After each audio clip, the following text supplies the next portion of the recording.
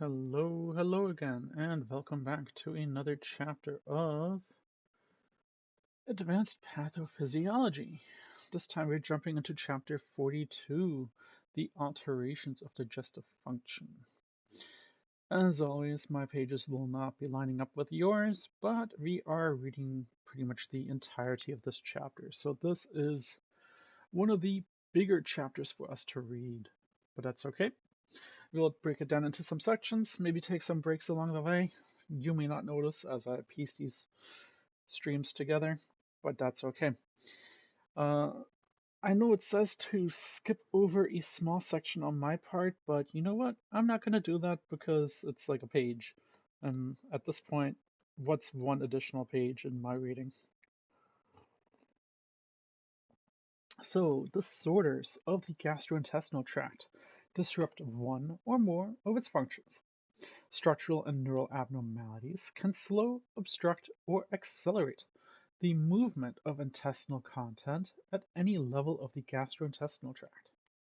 Inflammatory and ulcerative conditions of the gastrointestinal wall disrupt secretion, motility, and absorption. Inflammation or obstruction of the liver, pancreas, or gallbladder can alter metabolism and result in local or systemic symptoms, or both. Many clinical manifestations of the gastrointestinal tract disorders are nonspecific and can be caused by a variety of impairments. These manifestations are described in the following section. So again, this is one of those sections that would have liked for me to skip over, but you know what? I feel like anorexia and vomiting are just as important as anything else. So we'll jump right into it. Anorexia. Anorexia is a lack of a desire to eat despite physiologic stimuli that would normally produce hunger. Anorexia is a nonspecific symptom that is often associated with nausea, abdominal pain, diarrhea, physiologic stress, and aging. Side effects of drugs and disorders of organ systems, including cancer, heart disease, and renal disease, are often accompanied by anorexia.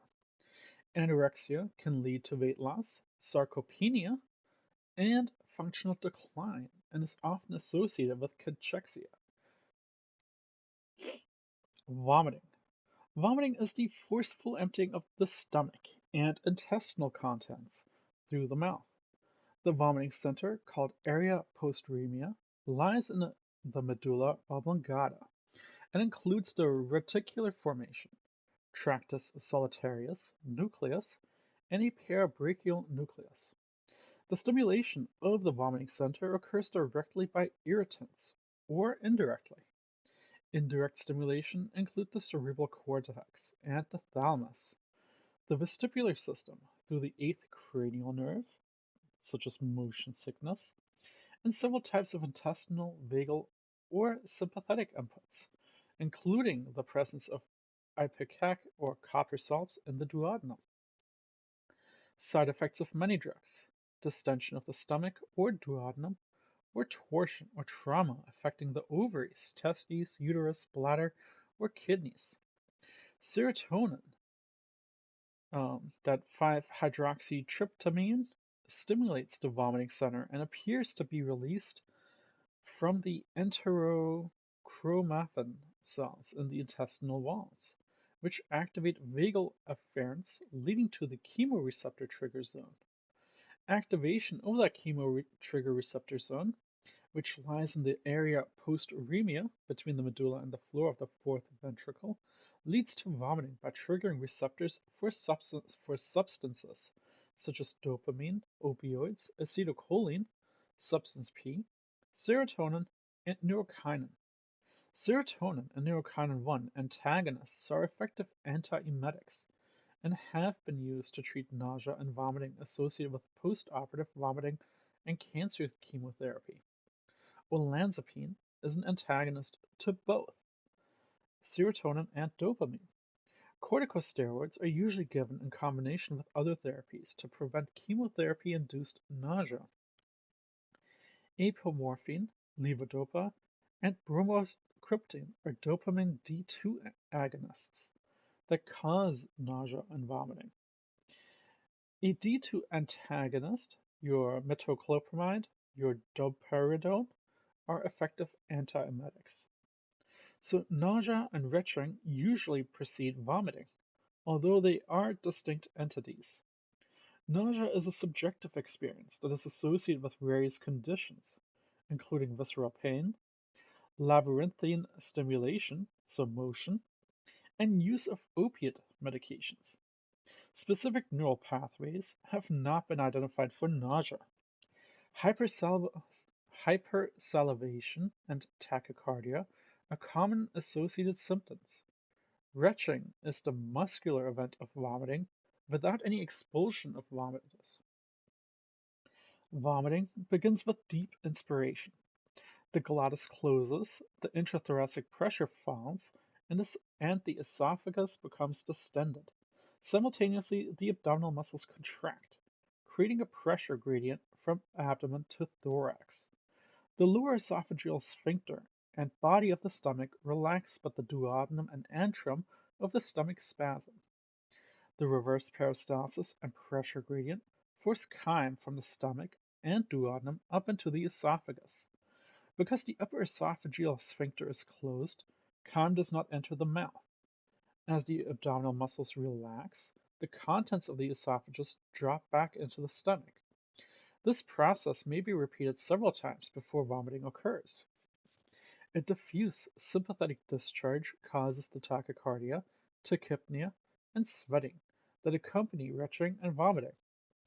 Parasympathetic system mediates copious salivation, increased gastric motility, and relaxation of the upper and lower esophageal sphincter.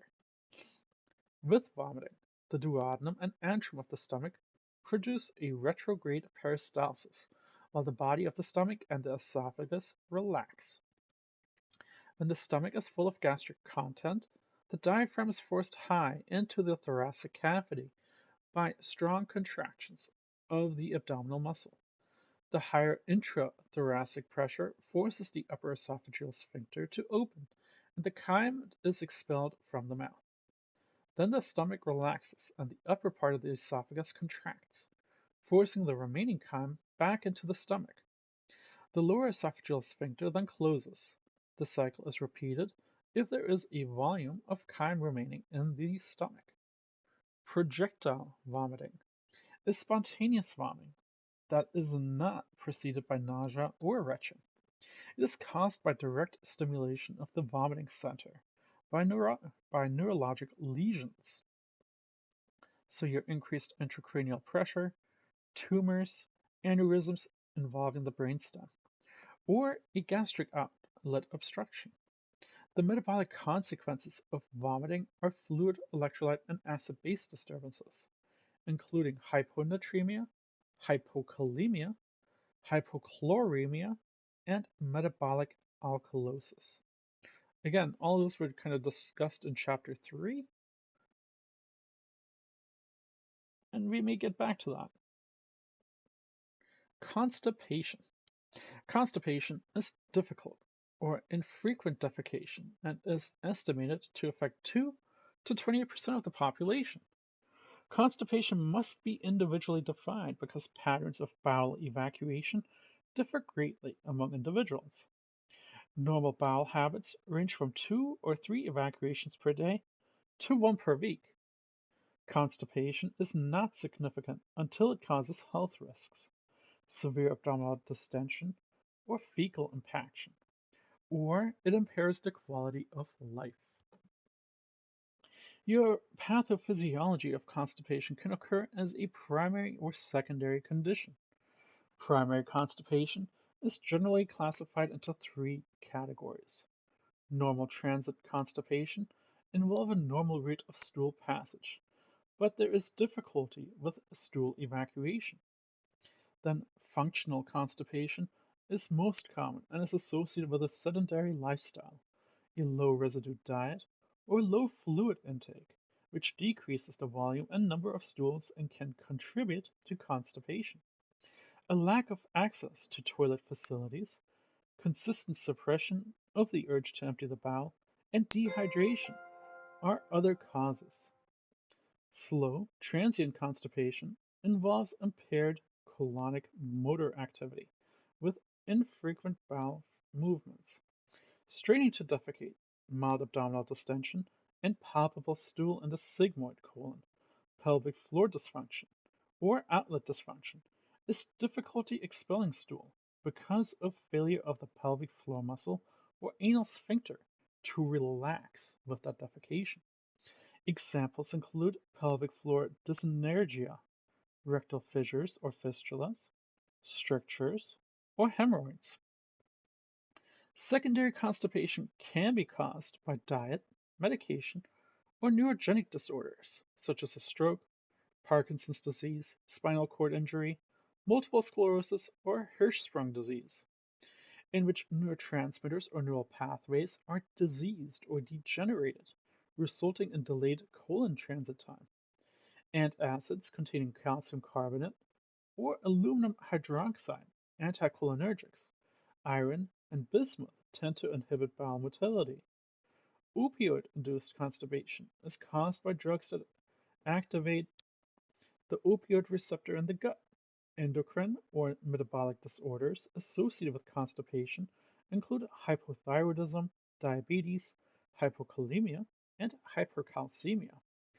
Pelvic hiatal hernia, diverticular disease, irritable bowel syndrome, constipation predominant, and pregnancy also are associated with constipation. Aging can result in constipation caused from changes in neurons in the mesenteric plexus, and decreased neurotransmitters function with decreased colon motility. The use of medications and comorbid medical medications. Many mechanical conditions can slow intestinal transit time. The abdominal muscles are normally used to create the intra-abdominal pressure required to evacuate the rectum. Weakness or pain can interfere with the generation of adequate intra-abdominal pressure. With the urge to defecate, the sphincter becomes hypertonic and the stool is not eliminated. Depression often impairs bowel evacuation, partly because depressed individuals tend to be sedentary and lack the motivation to eat a healthy diet. The problem is made worse if antidepressant drugs, your anticholinergics, are used to treat that depression. So, what kind of clinical manifestations do we see? Well, indicators of constipation include two of the following for at least 3 months: straining with defecation at least 25% of the time, lumpy or hard stools at least 25% of the time, the sensation of incomplete emptying at least 25% of the time, and manual maneuvers to facilitate stool evacuation at least 25% of defecation, and finally, fewer than 3 bowel movements per week. So, changes in bowel evacuation patterns, such as less frequent defecation, smaller stool volume, hard stool, difficulty passing stool, or feeling of bowel fullness and discomfort, or blood in the stool, require investigation. Fecal impaction is associated with rectal bleeding, abdominal or cramping pain, nausea and vomiting, weight loss, and episodes of diarrhea. Compression of capillary perfusion in the intestinal wall can lead to ischemia and necrosis. Straining to evacuate stool may cause engorgement of hemorrhoidal veins and hemorrhoidal disease, or thrombosis with rectal pain, bleeding, and itching. Passage of hard stools can cause painful anal fissures. So, how do we treat that? The history, current use of medications, physical exam, and stool diaries provide precise clues regarding the nature of constipation. A sudden onset constipation can accompany the development of colorectal cancer and require careful evaluation. The individual's description of frequency, stool consistency, associated pain, and presence of blood, or whether evacuation was stimulated by enemas or cathartics or laxatives is important. Cramping, abdominal pain, may be asymptomatic or partial bowel obstruction. Palpable discloses colonic distension, masses, and tenderness. Blood may be caused by bleeding hemorrhoids or a neoplastic lesion of the colon. A digital exam of the rectum and the anorectal manometry are performed to assess sphincter tone and detect anal lesions. A colonoscopy is performed with serious symptoms or for colon cancer screenings. Colonic transit studies and imaging techniques can assist in identifying the etiology of the constipation. The treatment for constipation is to manage the underlying cause or disease for each individual. Management usually consists of bowel retraining, in which the individual establishes a satisfactory bowel evacuation routine without becoming preoccupied with bowel movements. Moderate exercise, increased fluid and fiber intake, bulking agents, stool softeners, and laxative agents are useful and inexpensive for some individuals. Glycerin suppositories and enemas can be used to establish bowel routine, but they should not be used habitually. A biofeedback training may be effective for dysenergic defecation. Drugs used to treat severe constipation include colonic secretagogues, lubiprostone, linaclotide, and plecanatide, and 5-HT4 antagonists. Your prucalopride. I'll be honest, I've never heard of any of those. Peripherally acting opioid receptor antagonists, your methylnaltrexone,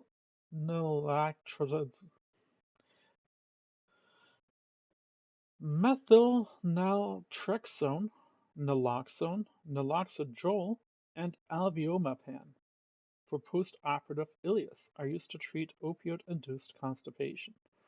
I'll be honest, most of that sounds pretty false. Again, this book is from 2018.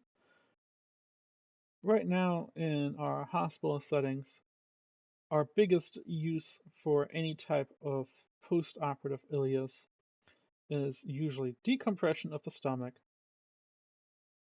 and then giving motility stimulators. So your dulcolase, your senna, your colase, and then laxatives.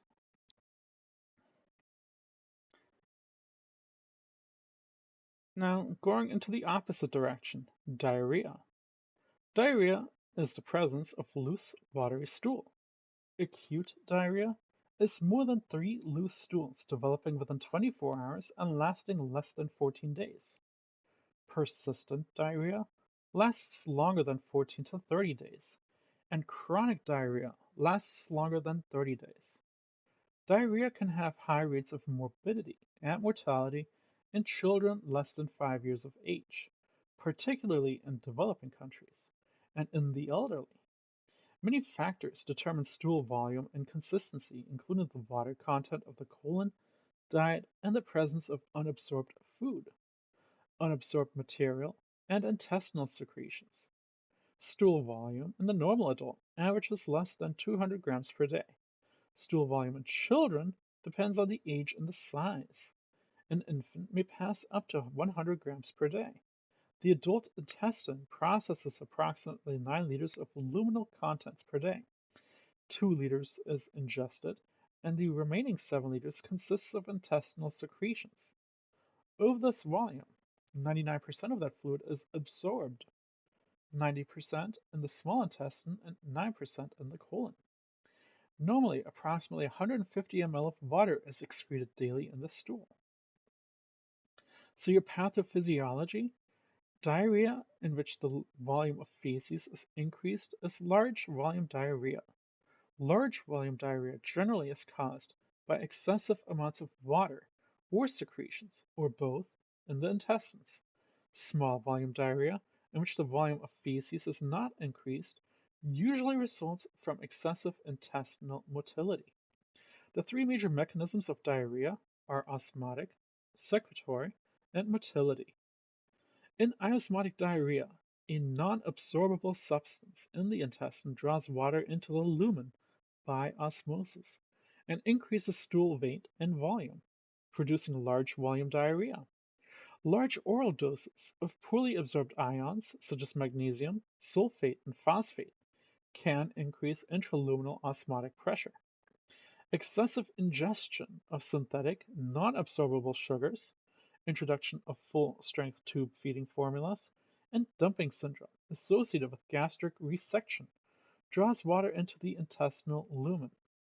Osmotic diarrhea disappears when ingestion of the osmotic substance stops.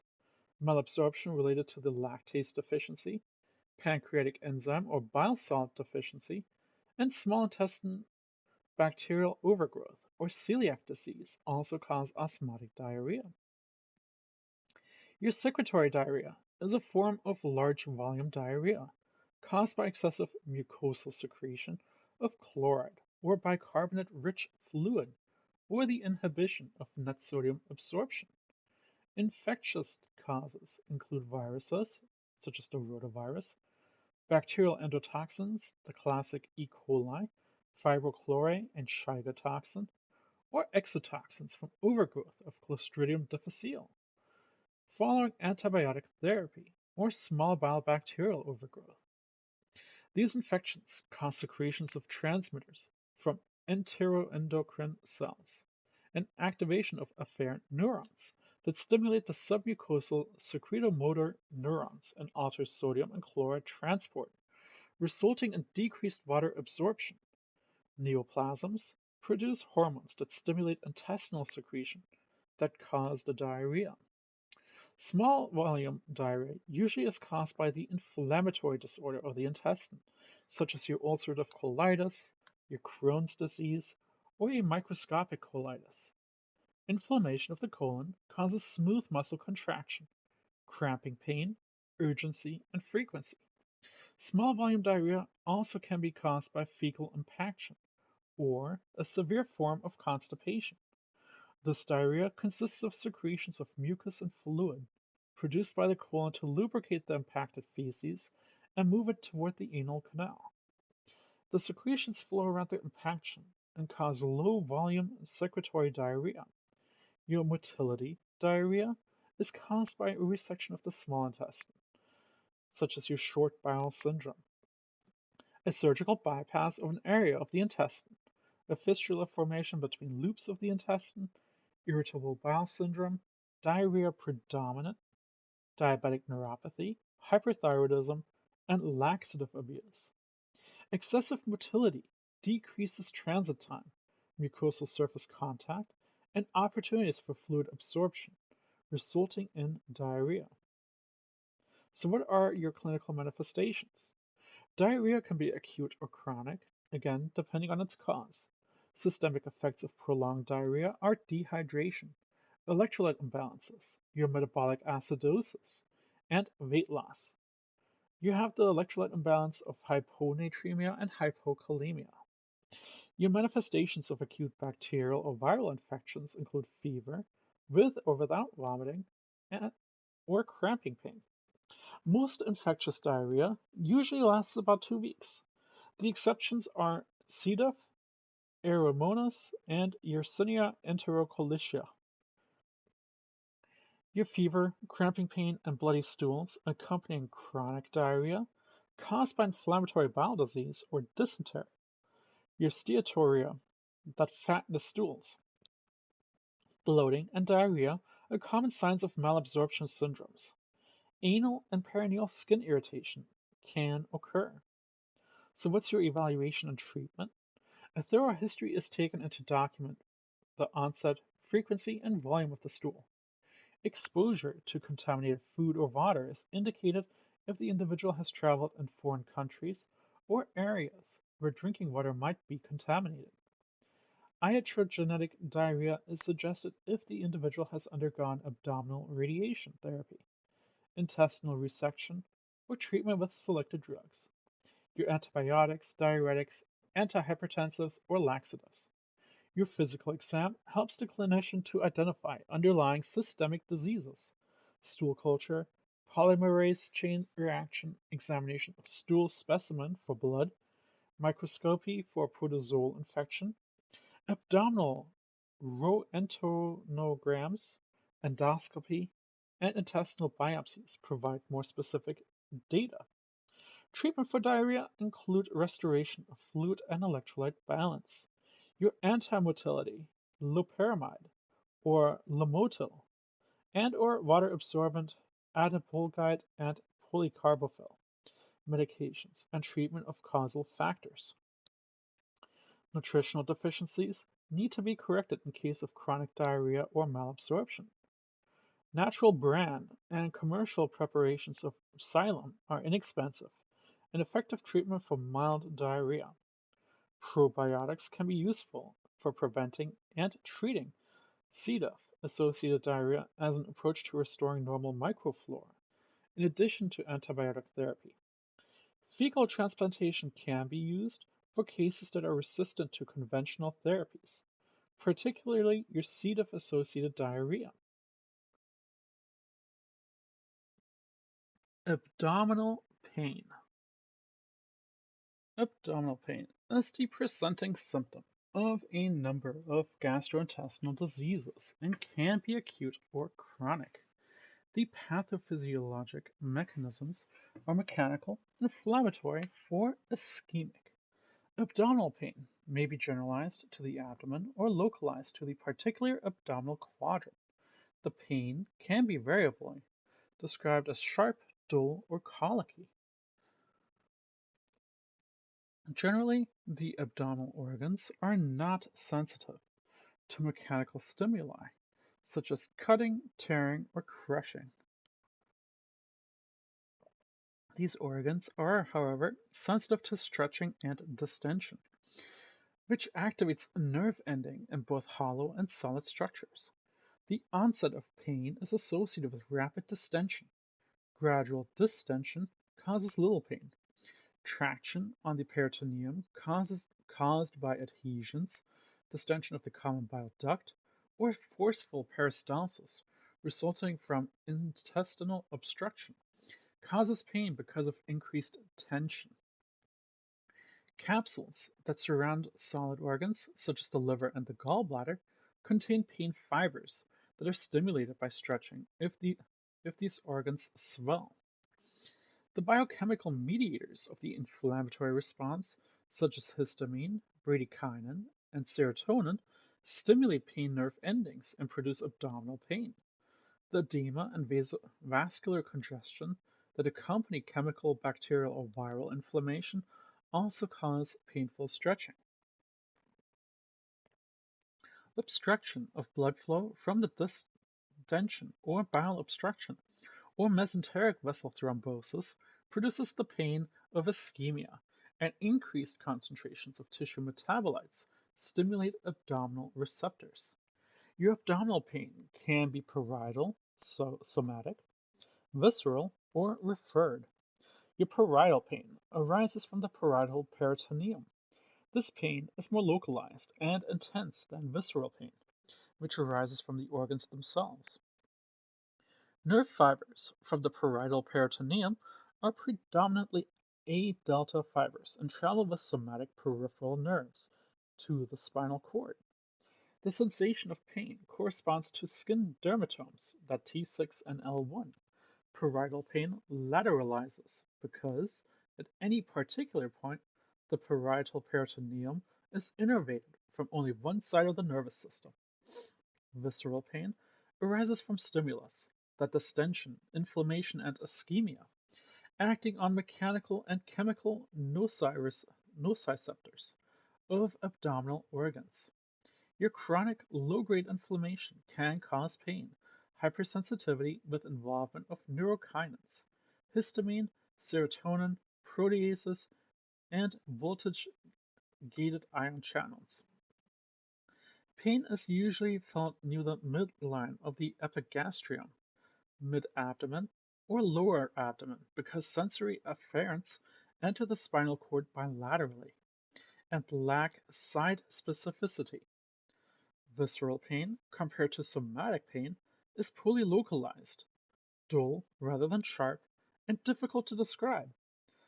Visceral pain is diffuse and vague because the nerve endings in abdominal organs are predominantly unmyelinated C fibers, sparse and multi-segmented. Pain arising from the stomach, for example, is experienced as a sensation of fullness, cramping, or gnawing in the mid-epigastric area.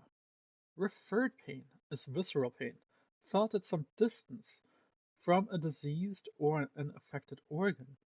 Referred pain is usually well localized and is felt in the skin dermatomes or deeper tissue because visceral afferent neurons and regional somatic neurons converge on second-order neurons at the same level of the spinal cord. Gallbladder pain, for example, is referred to as right shoulder or scapula pain. That leads us to now the fun stuff. Your gastrointestinal bleeding. Your upper gastrointestinal bleeding, or GI bleed, is bleeding in the esophagus, stomach, or duodenum and is characterized by frank, bright red bleeding in the emesis, or dark, grainy digestive blood, your coffee grounds, in stool. Your upper GI bleeding is caused by bleeding esophageal or gastric varices, a Mallory Weiss tear at the esophageal gastric junction from severe retching, cancer, arteriovenous malformations, or peptic ulcers, and is associated with various drugs, your nonsteroidal anti-inflammatories, aspirin, selective serotonin reuptake inhibitors, and antiplatelet and anticoagulant medications. Those lower gastrointestinal GI bleeds is bleeding from the jejunum or ileum of the small intestine, colon, or rectum, and can be caused by polyps, inflammatory bowel disease, diverticular disease, cancer, mucosal vascular ectasias, or hemorrhoids. Occult bleeding is usually caused by slow, chronic blood flow. It is not obvious and results in iron deficiency anemia as iron stores in the bone marrow are slowly depleted. Your physiologic response to gastrointestinal bleeding depends on the amount and rate of the loss. Changes in blood pressure and heart rate are the best indicators of massive blood loss in the gastrointestinal tract. During the early stages of blood volume depletion, the peripheral arteries and arterioles constrict to maintain blood pressure and shunt blood to vital organs, including the brain. Blood loss of 1,000 ml or more over a short time cause a decrease in blood pressure and corresponding increase in heart rate. With losses of 1,000 ml or more, the heart rate is greater than 100 beats per minute, and systolic blood pressure is less than 100 milligrams of mercury. Signs of large volume blood loss are postural hypotension, a drop in the blood pressure that occurs with a change from the recumbent position to a sitting or upright position. You have lightheadedness and loss of vision. Tachycardia develops as a compensatory response to maintain cardiac output and tissue perfusion. If blood loss continues, hypovolemic shock develops. Diminished blood flow to the kidneys cause decreased urine output and may lead to oliguria, tubular necrosis, and renal failure. Ultimately, insufficient cerebral or coronary blood flow causes irreversible anoxia and death. So here we're taking a sweet little pic where it shows the pathophysiology of gastrointestinal bleeding and how it affects our body.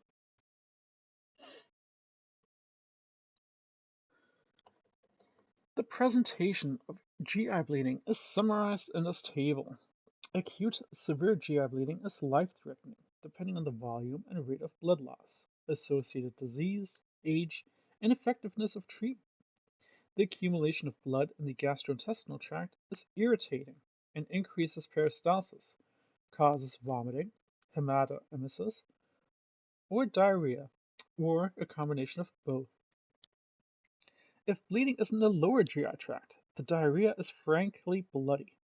Bleeding from the upper GI tract also can be rapidly enough to produce bright red stools, the hematochezia, but generally some digestion of the blood components will have occurred, producing melena, black or tarry stools that are sticky and have a characteristic foul odor. The digestion of blood proteins originating from the massive upper GI bleeding is reflected by an increase in blood urine nitrogen, your BUN levels. So here we're taking a look at this table, presentations of GI bleeding. So in your acute bleed, you have your hematoemesis, melena, and hematochezia, and then your occult bleeding.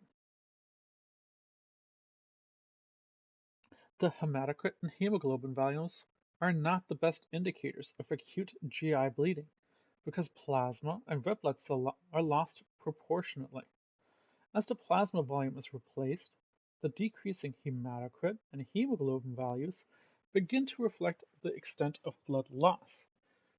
The interpretation of these values is modified to account for exogenous replacement of fluid and the hydration status of the tissues. Anemia associated with the chronic GI bleeding is caused by iron depletion. Evaluation and treatment involve identifying and treating the source of the bleed and replacing iron losses. The administration of blood products may be used for massive hemorrhage. Guidelines are available for the diagnosis and management for GI bleeding. Just remember, for every 1 unit of blood or packed red blood cells that you give, you should be going up 1 whole point in hemoglobin. So if you aren't, that means you are bleeding more than you are receiving blood. Disorders of motility. That is your dysphagia. Dysphagia is difficulty in swallowing or perception of obstruction during swallowing. Dysphagia can be classified as a oropharyngeal or substernal esophageal, depending on the location of the sensation. It can result from mechanical obstruction of the esophagus or a function disorder that impairs esophageal motility. Mechanical obstruction can be intrinsic or extrinsic. Intrinsic obstructions originate in the wall of the esophageal lumen. Your tumors, strictures, and diverticular herniations, those outpouchings, are all causes of intrinsic mechanical obstruction. Your extrinsic mechanical obstruction originates outside of the esophageal lumen and near the esophagus by pressing inward on the esophageal wall. The most common cause of extrinsic mechanical obstruction is usually a tumor, though.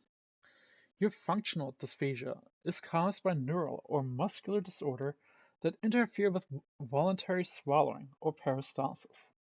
Disorders that affect the striated muscles of the upper esophagus interfere with the oropharyngeal phase of swallowing.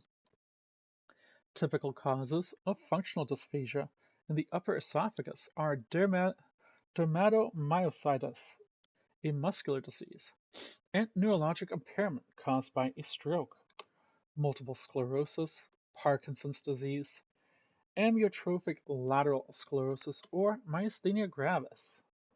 Achalasia is a rare disorder related to loss of inhibitory neurons in the mesenteric plexus with smooth muscle atrophy in the middle and lower portions of the esophagus.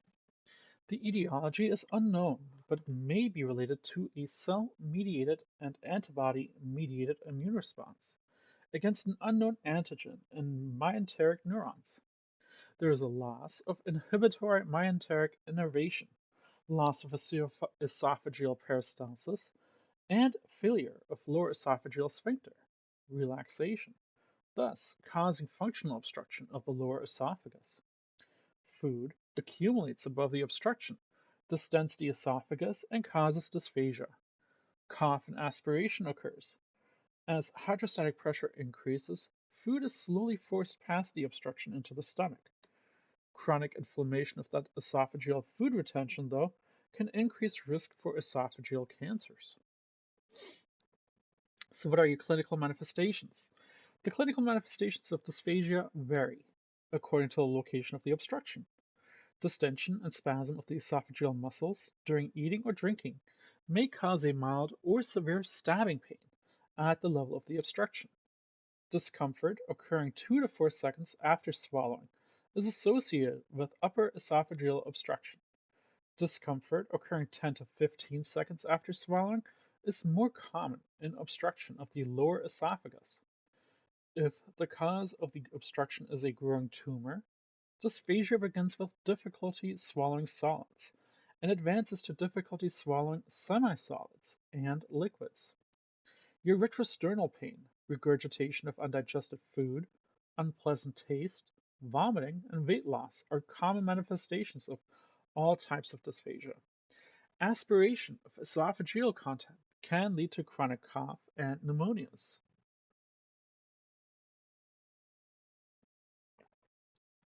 Your evaluation and treatment, therefore.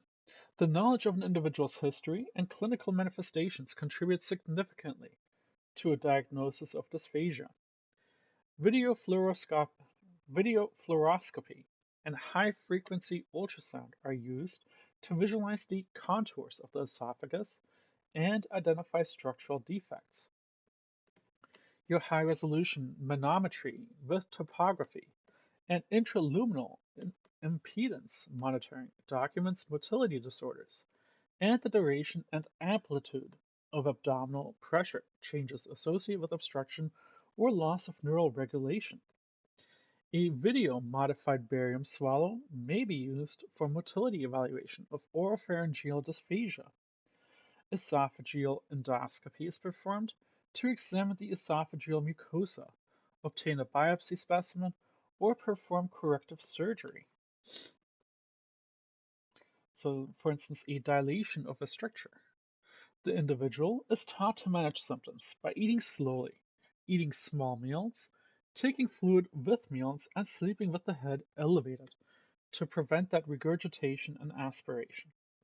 Oral medications may need to be formulated so that they can be swallowed. Tube feeding may be required for some individuals, particularly those following a stroke. Definitive treatments include dilation or surgical myomotomy of the lower esophageal sphincter, or a botulinum toxin injection if surgery or dilation is not an option. So here it mentions that dilation of a stricture, for instance. That leads us to gastroesophageal reflux disease, GERD. GERD is a reflux of acid and pepsin or bile salts from the stomach to the esophagus that causes esophagitis. The prevalence of GERD is estimated anywhere between 18 to 27% in North America alone. Your risk factors for GERD include obesity, hiatal hernias, and drugs or chemicals that relax the LES, your anticholinergic nitrates, calcium channel blockers, and nicotine. GERD may be a trigger for asthma, chronic cough, or sinusitis. GERD reflux or GERD that does not cause symptoms is known as a physiologic reflux. In non-erosive reflux disease, or NERD, individuals have symptoms of reflux disease but no visible or minimal esophageal mucosal injury, such as functional heartburn. So, our pathophysiology. Your abnormalities in lower esophageal sphincter function, esophageal motility, and gastric motility or emptying can cause GERD. The resting tone of the LES tends to be lower than normal from either transient relaxation or weakness of the sphincter in those who develop GERD. Vomiting, coughing, lifting, bending, obesity, or pregnancy increases that abdominal pressure that contributes to the development of the reflux esophagitis. Hiatal hernia can weaken the LES.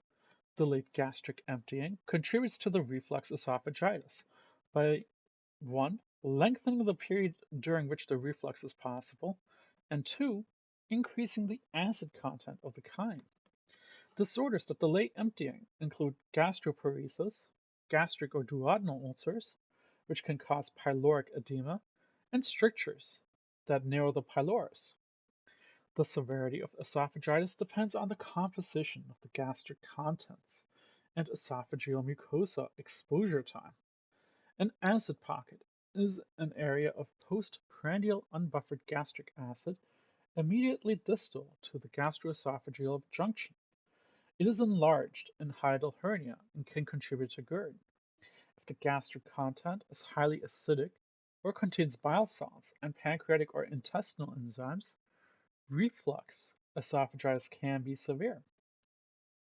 In individuals with weak esophageal peristalsis, reflux chyme remains in the esophagus longer than usual. This increases the amount of time the esophageal mucosa is exposed to acids, enzymes, and bile. The refluxate causes mucosal injury and inflammation with hyperemia, increased capillary permeability, edema, tissue fragility, erosion, and ulceration. Fibrosis and thickening may develop. Precancerous lesions, your Barrett esophagus, with progression to adenocarcinoma can be long-term consequences. So here we're taking a look at the esophagitis with esophageal ulceration.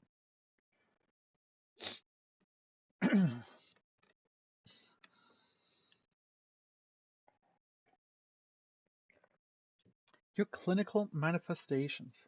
The clinical manifestations of reflux esophagitis are related to mucosal injury from acid regurgitation and the frequency and duration of reflux events. Manifestations include heartburn, a chronic cough, asthma attacks, laryngitis, sinusitis, and upper abdominal pain within 1 hour of eating. The symptoms worsen if the individual lies down or if intra-abdominal pressure increases. Symptoms may be present when no acid is in the esophagus. Edema, your fibrosis, those strictures, esophageal spasm, or decreased esophageal motility may result in dysphagia. With weight loss, alcohol or acid-containing foods such as citrus fruits can cause discomfort during swallowing. So what is your diagnosis? The diagnosis of GERD is based on the history and clinical manifestation. Esophageal endoscopy can show hyperemia, edema, erosion, and strictures. Your dysplastic changes, your Barrett's esophagus, can be identified by tissue biopsy. Impedance, your pH monitoring measurements, measures the movement of the stomach content upward and into the esophagus, and the acidity of the refluxate. Proton pump inhibitors are the agents of choice for controlling symptoms and healing esophagitis. Other therapies include histamine 2 receptor antagonists, your prokinetics, and antacids. Weight reduction, smoke cessation, elevation of the head of the bed 6 inches, and avoiding tight clothing help alleviate some symptoms. Your laparoscopic fundoplication is the most common surgical intervention when medical treatment fails. Your eosinophilic esophagitis is a rare idiopathic inflammatory disease of the esophagus characterized by esophageal infiltration of eosinophils associated with atopic disease, including asthma and food allergies. It usually occurs in adults and children. Dysphagia, food impaction, vomiting, and weight loss are common symptoms. Endoscopy with biopsy identifies the eosinophilic infiltration and differentiation from GERD. Treatment is symptomatic, including elimination diets and topical corticosteroids. Proton pump inhibitors are effective also for many individuals. This leads us to a hiatal hernia. A hiatal hernia is a type of diaphragmatic hernia with protrusion, herniation, of the upper part of the stomach through the diaphragm and into the thorax.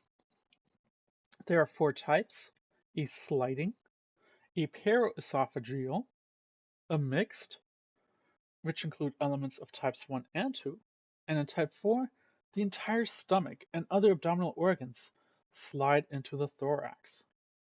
So here you can see how that could occur.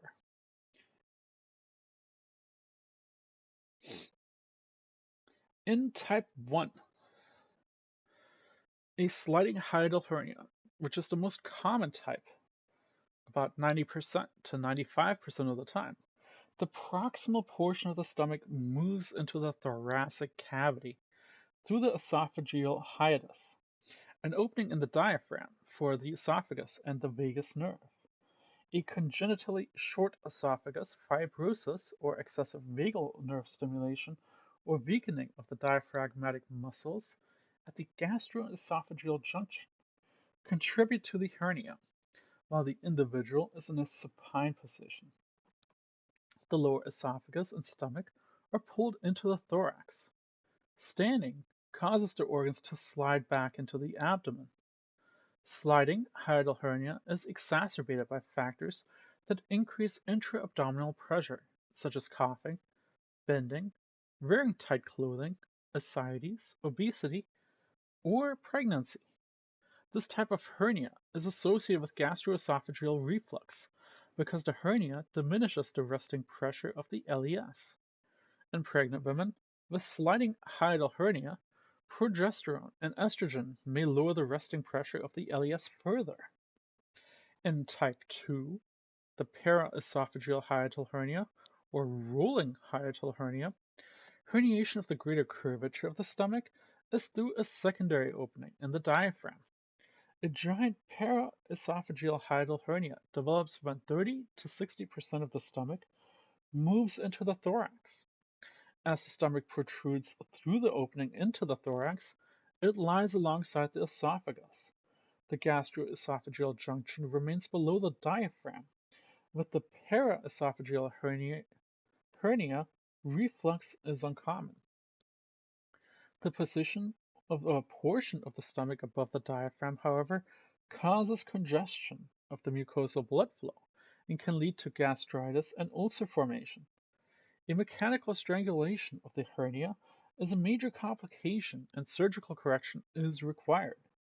Strangulation occludes blood vessels and causes vascular engorgement, edema, ischemia, and hemorrhage. Your type 3, that mixed hiatal hernia, is a combination of both types 1 and 2 and tends to occur in conjunction with several other diseases, including gastroesophageal reflux, peptic ulcers, cholecystitis, such as the gallbladder inflammation, cholelithiasis, your gallstones, chronic pancreatitis, and diverticulosis. Type 4 is an aggravated form of type 3 and includes herniation of other abdominal viscera. So, what are your clinical manifestations? Hiatal hernias are often asymptomatic. Generally, a wide variety of symptoms develop later in life and are associated with other gastrointestinal disorders, primarily GERD. Manifestations of the various types of hiatal hernia are difficult to distinguish. Symptoms include heartburn, regurgitation, dysphagia, and epigastric pain. Ischemia from hernia strangulation causes acute, severe chest or epigastric pain, nausea and vomiting, and GI bleeding. Your evaluation and treatment, therefore. Your diagnostic procedures include a chest x-ray with oral barium, endoscopy, high-resolution manometry, and reflex monitoring. A chest x-ray often will show the protrusion of the stomach into the thorax, indicating a paraesophageal hiatal hernia. Treatment for sliding hiatal hernia is usually conservative. The individual can diminish reflux by eating small, frequent meals and avoiding the recumbent position after eating. Abdominal supports and tight clothing are avoided, and weight control is recommended for obese individuals. Your proton pump inhibitors alleviate reflux esophagitis. Your histamine 2 receptors, agonists, and antacids are less effective. Drugs that relax the LES, your anticholinergic, nitrates, calcium channel blockers, are contraindicated because they delay gastric emptying. Your laparoscopic surgery, your laparoscopic fundoplication, may be performed for paraesophageal hiatal hernia or if medical management fails to control your symptoms. Gastroparesis is delayed gastric emptying in the absence of mechanical gastric outlet obstruction. It is the most common associated with diabetes, surgical vagotomy, or fundoplication. It can be idiopathic. The pathophysiology is not well understood, but involves abnormalities of autonomic nervous system, smooth muscle cells, enteric neurons, and gastrointestinal hormones. Your diabetic gastroparesis represents a form of neuropathy involving the vagus nerve and loss of interstitial cells of Cajal. Symptoms include nausea, vomiting, abdominal pain, postprandial fullness or bloating, and weight loss. Treatment options include dietary management, prokinetic drugs, and in some cases gastric electrical stimulation, or a pyeloplasty or surgical venting gastrostomy. Your pyloric obstruction. So what is pyloric obstruction? The pathophysiology. Well, it is the gastric outlet obstruction, or is the narrowing or blocking of the opening between the stomach and the duodenum. This condition can be congenital, infantile hypertrophic pyloric stenosis, or acquired. Acquired obstruction is caused by peptic ulcer disease or carcinoma near the pylorus. Duodenal ulcers are more likely than gastric ulcers to obstruct the pylorus. Ulceration causes obstruction, resulting from inflammation, edema, spasm, fibrosis, or scarring. Tumors cause obstruction by growing into the pylorus. So what kind of clinical manifestations do we see? Early in the course of pyloric obstruction, the individual experiences vague epigastric fullness, which becomes more distressing after eating and later in the day. Nausea and epigastric pain may occur as the muscles of the stomach contract in attempts to force chyme past the obstruction. These symptoms disappear when the chyme finally moves into the duodenum. As obstruction progresses, anorexia develops, sometimes accompanied by weight loss. Severe obstruction causes gastric distension and atony, the lack of muscle tone, and gastric motility. Gastric distension stimulates gastric secretion, which increases the feeling of fullness. Rolling or jarring of the abdomen produces a sloshing sound called a succussion splash. At this stage, vomiting is a cardinal sign of obstruction. It is usually copious and occurs several hours after eating. The vomitus contains undigested food, but no bile. Prolonged vomiting leads to dehydration, which is accompanied by the hypokalemic and hypochloremic metabolic alkalosis, caused by the respective loss of gastric potassium and acid. Because food does not enter the intestine, stools are infrequent and small. Prolonged pyloric obstruction causes severe malnutrition and dehydration. So what's your evaluation and treatment? Well, your diagnosis is based on the clinical manifestations, a history of peptic ulcer disease, and examination of residual gastric contents. Your endoscopy is performed if gastric carcinoma is suggested. Is the suggested cause of pyloric obstruction? Obstructions regulating from ulceration often resolve with conservative management.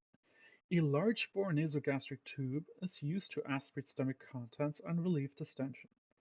Nasogastric suctioning is then maintained for 2 to 3 days to decompress the stomach and restore normal motility. Gastric secretions that contribute to inflammation and edema can be suppressed by proton pump inhibitors and histamine 2 receptor antagonists. Fluids and electrolytes are given intravenously to effect rehydrate and correct hypochloremia, alkalosis, and hypokalemia. Severely malnourished individuals may require parenteral hyperalimentations, pretty much IV nutrition. Surgery or stenting may be required to treat gastric carcinoma or persistent obstruction caused by fibrosis or scarring. So your intestinal obstruction and paralytic ileus. Intestinal obstruction can be caused by any condition that prevents the normal flow of chyme through the intestinal lumen, or failure of normal intestinal motility in the absence of an obstructing lesion, an ileus. Obstructions can occur in either the small or the large intestine. The small intestine is more commonly obstructed because of its narrow lumen. Classification of intestinal obstruction are summarized in Table 42.3. Intestinal obstruction is classified by a cause as simple as functional. Simple obstruction is mechanical blockage of a lumen by a lesion, but blood flow is preserved. It is the most common type of intestinal obstruction. In a strangulated obstruction, blood flow is compromised, leading to intestinal ischemia and, if left untreated, necrosis and perforation. A paralytic ileus, or functional obstruction, is a failure of motility after intestinal or abdominal surgery, acute pancreatitis, or hypokalemia. Anesthetic agents, local inflammatory reactions, use of opioid analgesia, and hyperactivity of the sympathetic nervous system contribute to postoperative ileus. So here's a list of the most common causes: herniation, intussusception, torsion, diverticulosis, a tumor, a paralytic ileus, or fibrous adhesions. And here are some classifications of intestinal obstruction: acute versus chronic, partial versus complete, intrinsic versus extrinsic, a simple, a strangulated, a closed loop, and then mechanical versus functional. Simple obstruction of the small intestine from fibrous adhesions is the most common type of intestinal obstruction. Acute obstructions usually have mechanical causes, such as an adhesion or hernia. Chronic or partial obstruction are more often associated with tumors or inflammatory disorders, particularly of the large intestine. So here we have an intestinal obstruction, a hernia, a constriction from an adhesion, a volvulus, and an intussusception. I'm going to scroll back up here for just a moment so that we don't quickly go through it. I want you to be able to read this. So, common causes of intestinal obstruction. I'll leave that up for just a moment, and then we'll go back down.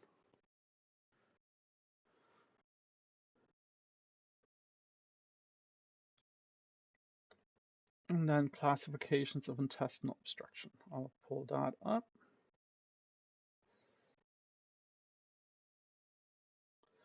Can't get it all on one spot, so I'll leave this up for a little bit, and then I'll scroll down a little bit further.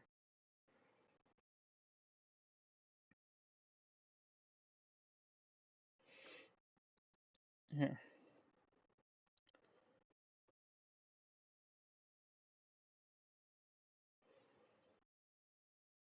Okay. So we'll keep going. So what is the pathophysiology? The consequences of intestinal obstruction are related to its onset and location, the length of intestinal tract proximal to the obstruction, and the presence and severity of ischemia. The major pathophysiologic alterations are present or presented in figure 42.5.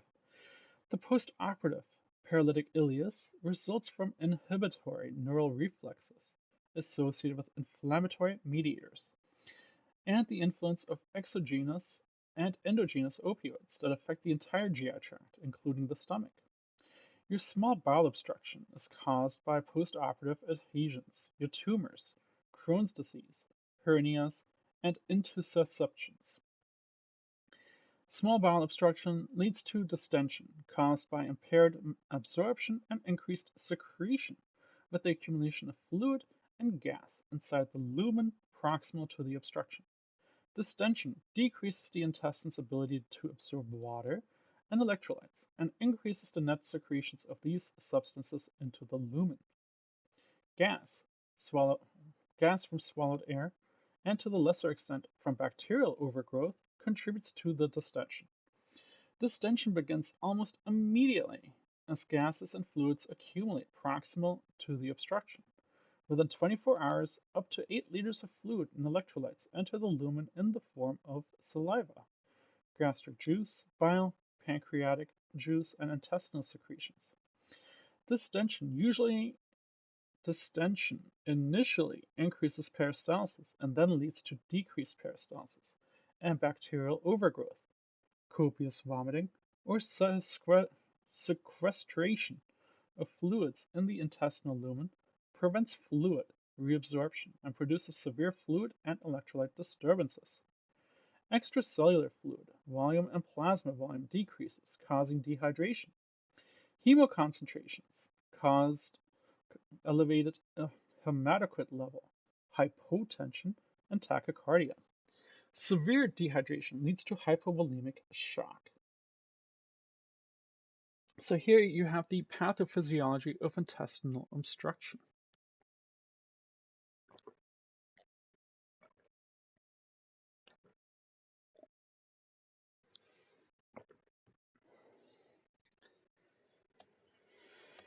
If the obstruction is at the pylorus or high in the small intestine, metabolic alkalosis develops initially as a result of excessive loss of hydrogen ions that normally would be reabsorbed from the gastric juice and vomiting.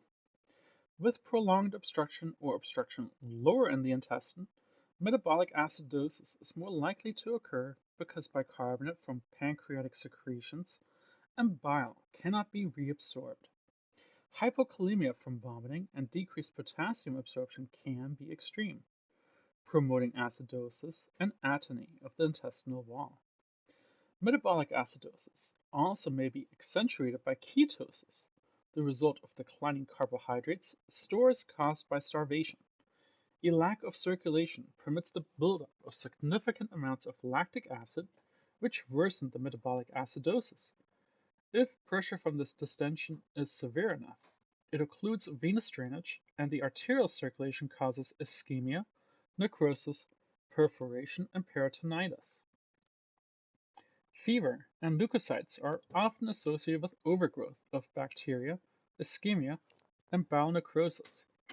Bacterial proliferation and translocation across the mucosa to the mesenteric lymph nodes or systemic circulation cause sepsis.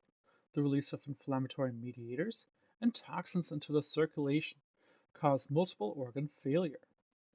Large bowel obstruction is less common and often related to carcinomas, diverticulitis, inflammatory bowel disease, volvulus, and other causes of obstruction are less common.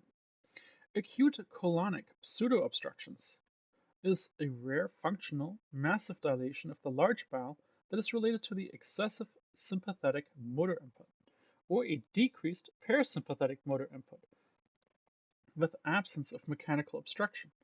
It occurs primarily in people who are critically ill and immobilized older adults. So, our clinical manifestations. Signs and symptoms of the small intestine obstruction include colicky pains caused by intestinal distension, followed by nausea and vomiting. Pain intensifies for seconds or minutes as the peristaltic wave of muscles contraction meets the obstruction. Pain may be continuous with severe distension and then diminishes in intensity. If ischemia occurs, the pain loses its colicky character, becoming more constant and severe.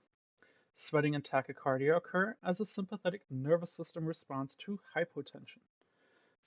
Fever, severe leukocytosis, abdominal distension, and rebound tenderness develop as ischemia progresses to necrosis, perforation, and peritonitis. Obstruction at the pylorus causes early profuse vomiting of clear gastric fluid. Obstruction in the proximal small intestine causes mild distension and vomiting of bile-stained fluid.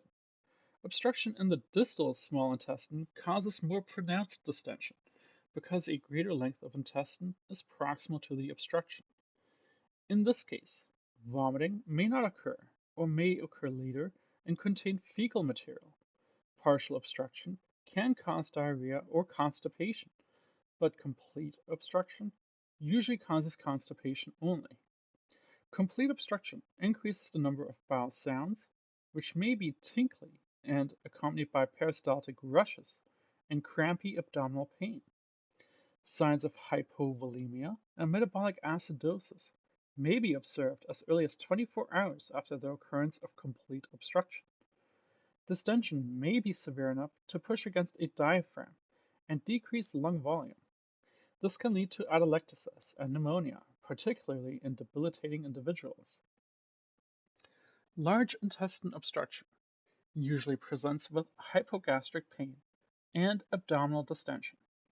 Pain can vary from vague to excruciating depending on the degree of ischemia and the development of peritonitis. Vomiting occurs later in the obstructive process. Small and large intestine perforation presents the same with acute, persistent abdominal pain, nausea, vomiting, and fever. Acute colonic pseudo-obstruction is characterized by abdominal distension, abdominal pain, and nausea and vomiting without any kind of mechanical cause. Bowel sounds are usually present. So what's your evaluation and treatment? The evaluation is based on the clinical manifestations and imaging studies. Successful management requires early identification of the site and type of obstruction, replacement of fluid and electrolytes, and decompression of the lumen with gastric or intestinal suctioning are essential forms of therapy. Laparoscopic procedures can release adhesions. Immediate surgical intervention is required for strangulation or complete obstruction or perforations. Colonic stents may be placed for malignant obstruction. Neostigmine, a parasympathomimetic, is used for colonic pseudo-obstructions, and colonoscopic decompression may be required. Management of the intestinal perforation requires IV antibiotics, fluid resuscitation, and surgery related to the underlying cause of that perforation. That leads us to gastritis. Gastritis is the inflammatory disorder of the gastric mucosa. It can be acute or chronic and can affect the corpus, fundus, or antrum, or the entire mucosa. Pangastritis. So, acute gastritis is caused by injury of the protective mucosal barrier via drugs, chemicals, your H. pylori infection. So, mucosal lesions can be superficial or deep erosion with or without hemorrhage.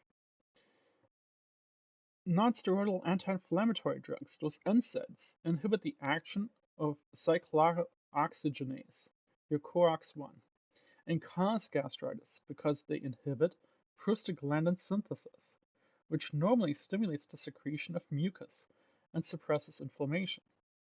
With the exception of aspirin, NSAIDs also cause gastric hypermotility, causing mucosal compression and injury. Alcohol, histamine, and metabolic disorders, such as uremia, are contributing factors. H. pylori associated acute gastritis causes inflammation, increased gastric secretion in antral gastritis, decreased gastric suction in fundal gastritis, pain, nausea, and vomiting. Shock and hypotension can decrease mucosal blood flow, contributing to an acute gastritis. So here we're looking at the acute erosive gastritis. And that's shown in the opened stomach. The mucosa appears hyperemic, and the foci as superficial ulceration are manifested as scattered small red areas, termed erosions.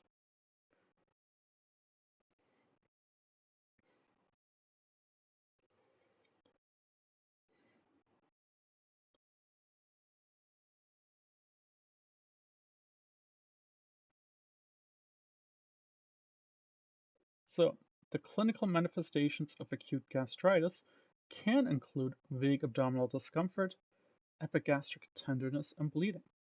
Healing usually occurs spontaneously within a few days. Discontinuing injurious drugs, using antacids, decreasing acid secretion with a histamine H2 receptor antagonist or proton pump inhibitor, also promote that healing. Your chronic gastritis can occur at any age and involves chronic inflammation, mucosal atrophy, and epithelial metaplasia that progresses over years.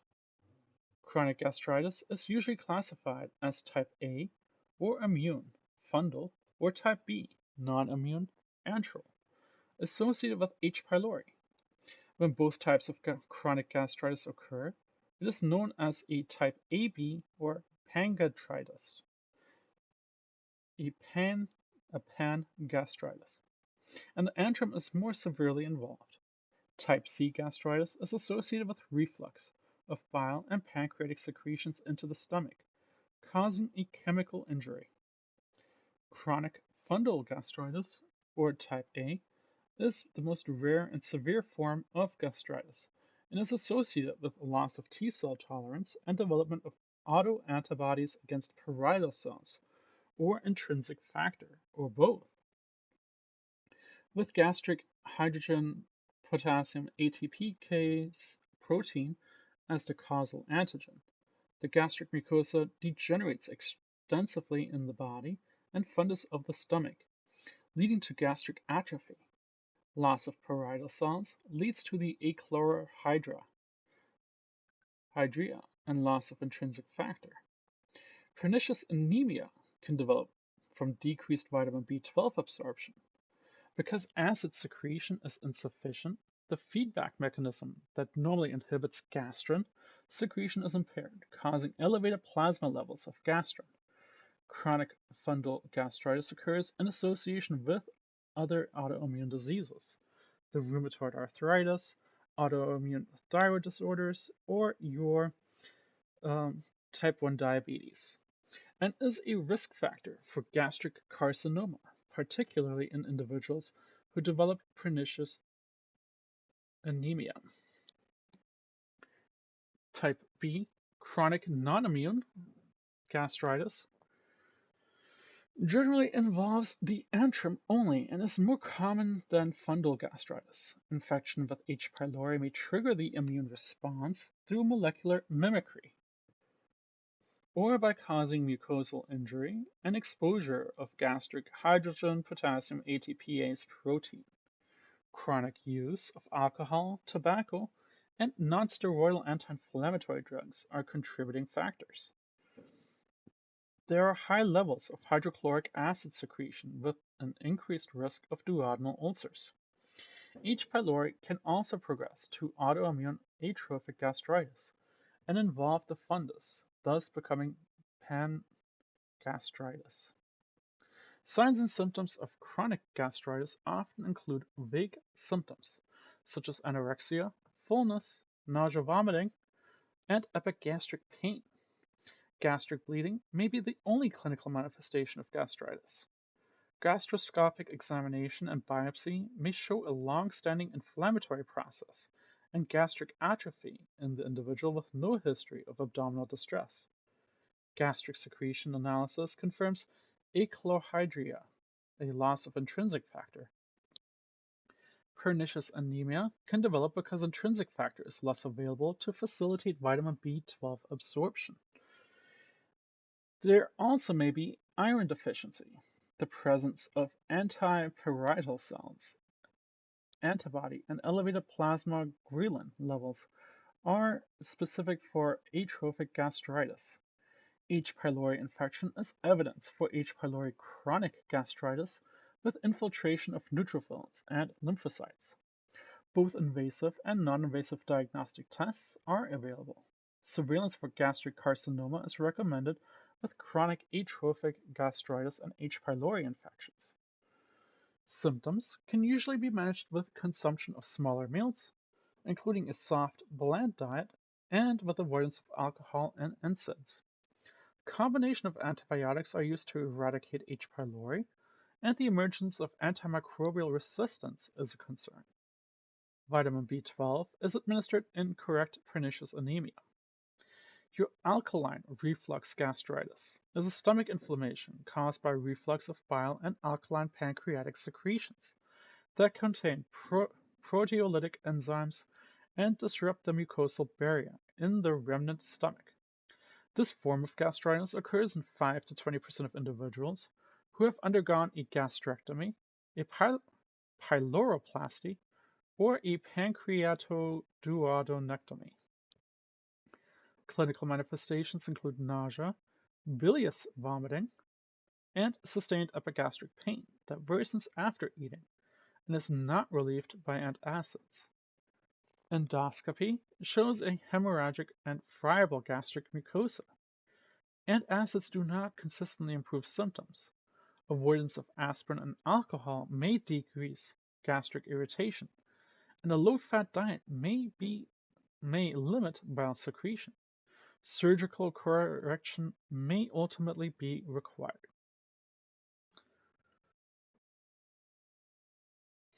Peptic ulcer disease.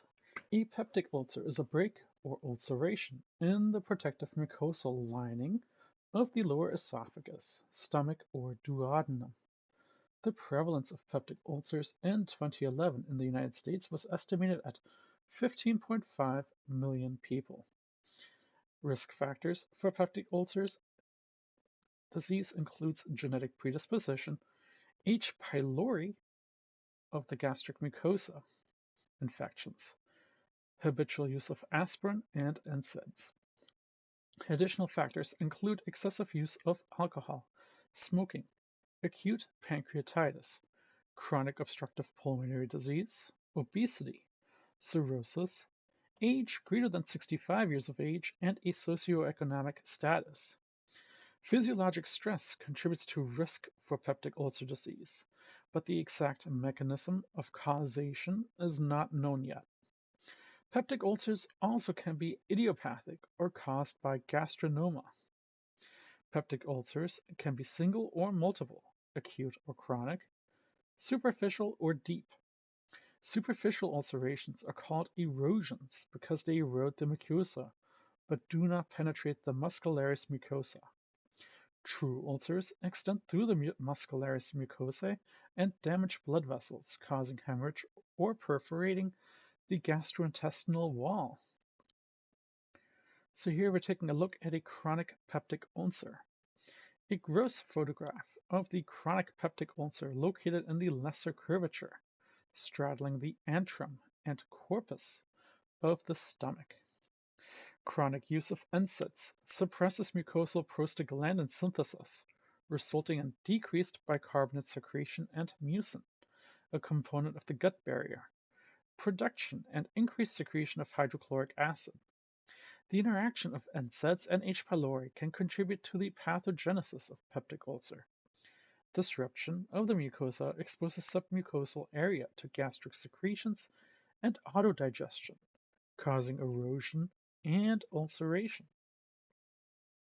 The Solinger-Ellison syndrome is a rare syndrome also associated with peptic ulcers caused by the gastrin-secreting neuroendocrine tumor or multiple tumors, eugastronoma, of the pancreas or duodenum. Gastrin stimulates the proliferation of gastric parietal cells and chronic secretion of gastric acid. The resulting excess acid caused by gastric and duodenal ulcers, gastroesophageal reflux with abdominal pain, and diarrhea. Diagnosing includes secretin or calcium-stimulating measures of gastrin levels, gastric pH levels less than 2, and symptomatic evidence of peptic ulcer disease. Proton pump inhibitors reduce gastric acid secretion, and surgical removal of tumors limits metastasis. Your duodenal ulcers. Duodenal ulcers occur with greater frequency than other types of peptic ulcers and are commonly caused by H. pylori, infection, and NSAID use. Idiopathic duodenal ulcers are rare and can be associated with altered mucosal defenses, rapid gastric emptying, elevated serum gastrin levels, or acid production stimulated by smoking. Your pathophysiology is a causative factors, singly or in combination, cause acid and pepsin concentration in the duodenum to penetrate the mucosal barrier and lead to ulceration. Acid in the duodenum facilitates H. pylori infection. So here we're taking a look at the duodenal ulcer. So in figure A, a deep ulceration in the duodenal wall, extending as a crater through the entire mucosa and into the muscle layers. Section B shows the duodenal ulcer, and number C, a bilateral kissing duodenal ulcer in a person using a non-steroidal anti-inflammatory drug. So what are our clinical manifestations? The characteristic manifestation of a duodenal ulcer is a chronic intermittent pain in the epigastric area. It begins 30 minutes to 2 hours after eating when the stomach is empty. It is not unusual for pain to occur in the middle of the night and disappear by the morning. The pain results from the sensory neural stimulation by acid or muscle spasm, or a combination of both. Pain is relieved rapidly by ingestion of food or antacids, creating a typical pain-food relief pattern. Some individuals with duodenal ulcers have no symptoms, particularly older adults. The first manifestation may be hemorrhage or perforation, particularly with the history of NSAIDs and anticoagulant use. Healing accompanied by pain or relief of pain. Constant, unremitting pain may be caused by complications such as intestinal obstruction or perforation. Bleeding from duodenal ulcers causes hematemesis or melena. It is not clear why individuals infected with H. pylori duodenal ulcers are negatively associated with gastric cancer, but it may be related to the heterogeneity of host and H. pylori genetic factors. So what is our evaluation and treatment? Several diagnostic approaches are used to differentiate duodenal ulcers from gastric ulcers, or gastric carcinoma. Endoscopic evaluation allows visualization of lesions and biopsy. Radioimmune assays of gastrin levels are evaluated to identify ulcers associated with gastric carcinomas. H. pylori is detected using the urea breath test. H. pylori-specific serum immunoglobulin G or IgG and immunoglobulin A antibodies and measurement of H. pylori stool antigen levels. Findings from gastric biopsy tests and can detect H. pylori infection and confirm eradication after treatment. Polymerase chain reaction testing provides additional virulence and antibiotic sensitivity profiling. So, management of duodenal ulcers is aimed at relieving the causes and effects of hyperacidity and preventing complications. And acids neutralize gastric contents, elevate pH, inactivate pepsin, relieve pain, and are cytoprotective. Acid secretion can be suppressed with proton pump inhibitors or H2 receptor blockers. Your H. pylori is eradicated with combinations of antibiotics, although there is an increasing drug resistance. Probiotics may provide an added benefit. Ulcer-coating agents such as sucralfate and colloidal bismuth promote healing. Anticholinergic drugs may be used to inhibit gastric secretion, suppress gastric motility, and delay gastric emptying. Diet therapy includes a diet high in vitamin A, vitamin C, zinc, selenium, and fiber. Surgical resection may be required for complications, including bleeding, perforation, obstruction, or peritonitis. Development of vaccine against H. pylori is progressing slowly. That leads us to gastric ulcers. Gastric ulcers are ulcers of the stomach and usually occur between the ages of 55 and 65. They are less common than duodenal ulcers. So here we're taking a look at the different characteristics of gastric and duodenal ulcers. I'll leave this up for a little bit so you can compare. Age of onset is different, the family history is different, your sex may or may not be prevalent, your stress factors, your ulcerogenic drugs, and cancer risk. Your pathophysiology, whether it's related to H. pylori, your abnormal mucus, parietal cells, acid production, serum gastrin, serum, serum pepsinogen, associated gastritis, pain, and the clinical course. So you can compare those. Here we're taking a look at the macroscopic appearance of a benign gastric ulcer. So our pathophysiology of gastric ulcers generally develop in the antral region, adjacent to the acid-secreting mucosa of the body. The primary defect is an abnormality that increases the mucosal barrier's permeability to hydrogen ions. Risk factors include H. pylori infection, duodenal reflux, and the use of NSAIDs. Gastric secretion may be normal or less than normal, and there may be a decreased mass of parietal cells.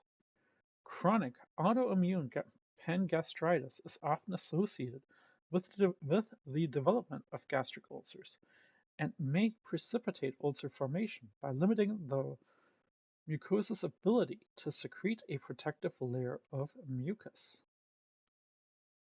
So again, here we have your H. pylori, bile salts, NSAIDs, alcohol, and ischemia, the pathophysiology of gastric ulcer formation.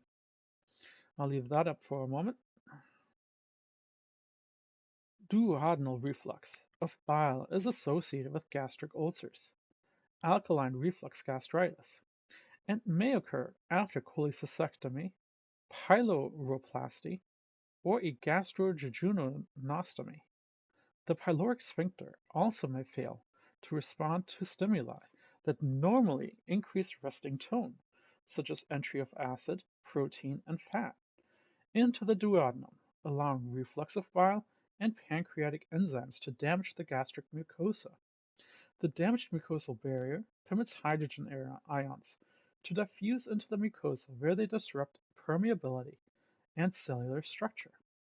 A viscous cycle can be established as the damaged mucosa liberates histamine, which stimulates the increase of acid and pepsinogen production, blood flow, and capillary permeability. The disrupted mucosa becomes edematous and loses plasma proteins. Destruction of small vessels causes bleeding. So our clinical manifestations of gastric ulcers are similar to those of duodenal ulcers. The patterns of pain, food, and relief is common, but the pain of gastric ulcers also occurs immediately after eating. Gastric ulcers also tend to be chronic rather than the alternate between periods of remission and exacerbation, and cause more anorexia, vomiting, weight loss. So that's usually more common than in duodenal ulcers. So our evaluation and treatment, well, gastric ulcers are treated and are similar to the evaluation of duodenal ulcers. So we'll do the exact same thing for them. That leads us to stress-related mucosal disease, or stress ulcers. They are an acute form of erosive, inflammatory peptic ulcers that tend to accompany the physiologic stress of severe illness, multi-system organ failure, major trauma, including severe burns or head injury. Usually, multiple sites of ulceration are distributed within the stomach or duodenum. Stress ulcers may be classified as ischemic ulcers or Cushing ulcers. Your ischemic ulcers develop within hours of an event such as a hemorrhage, multi-system trauma, severe burns, heart failure, or sepsis that causes ischemia of the stomach and duodenal mucosa. Stress ulcers that develop as a result of burn injury are often called curling ulcers. Cushing ulcers is a stress ulcer associated with severe head trauma or brain surgery. Decreased mucosal blood flow and hypersecretion of acid caused by overstimulation of the vagal nuclei damage the mucosal barrier, initiating the process.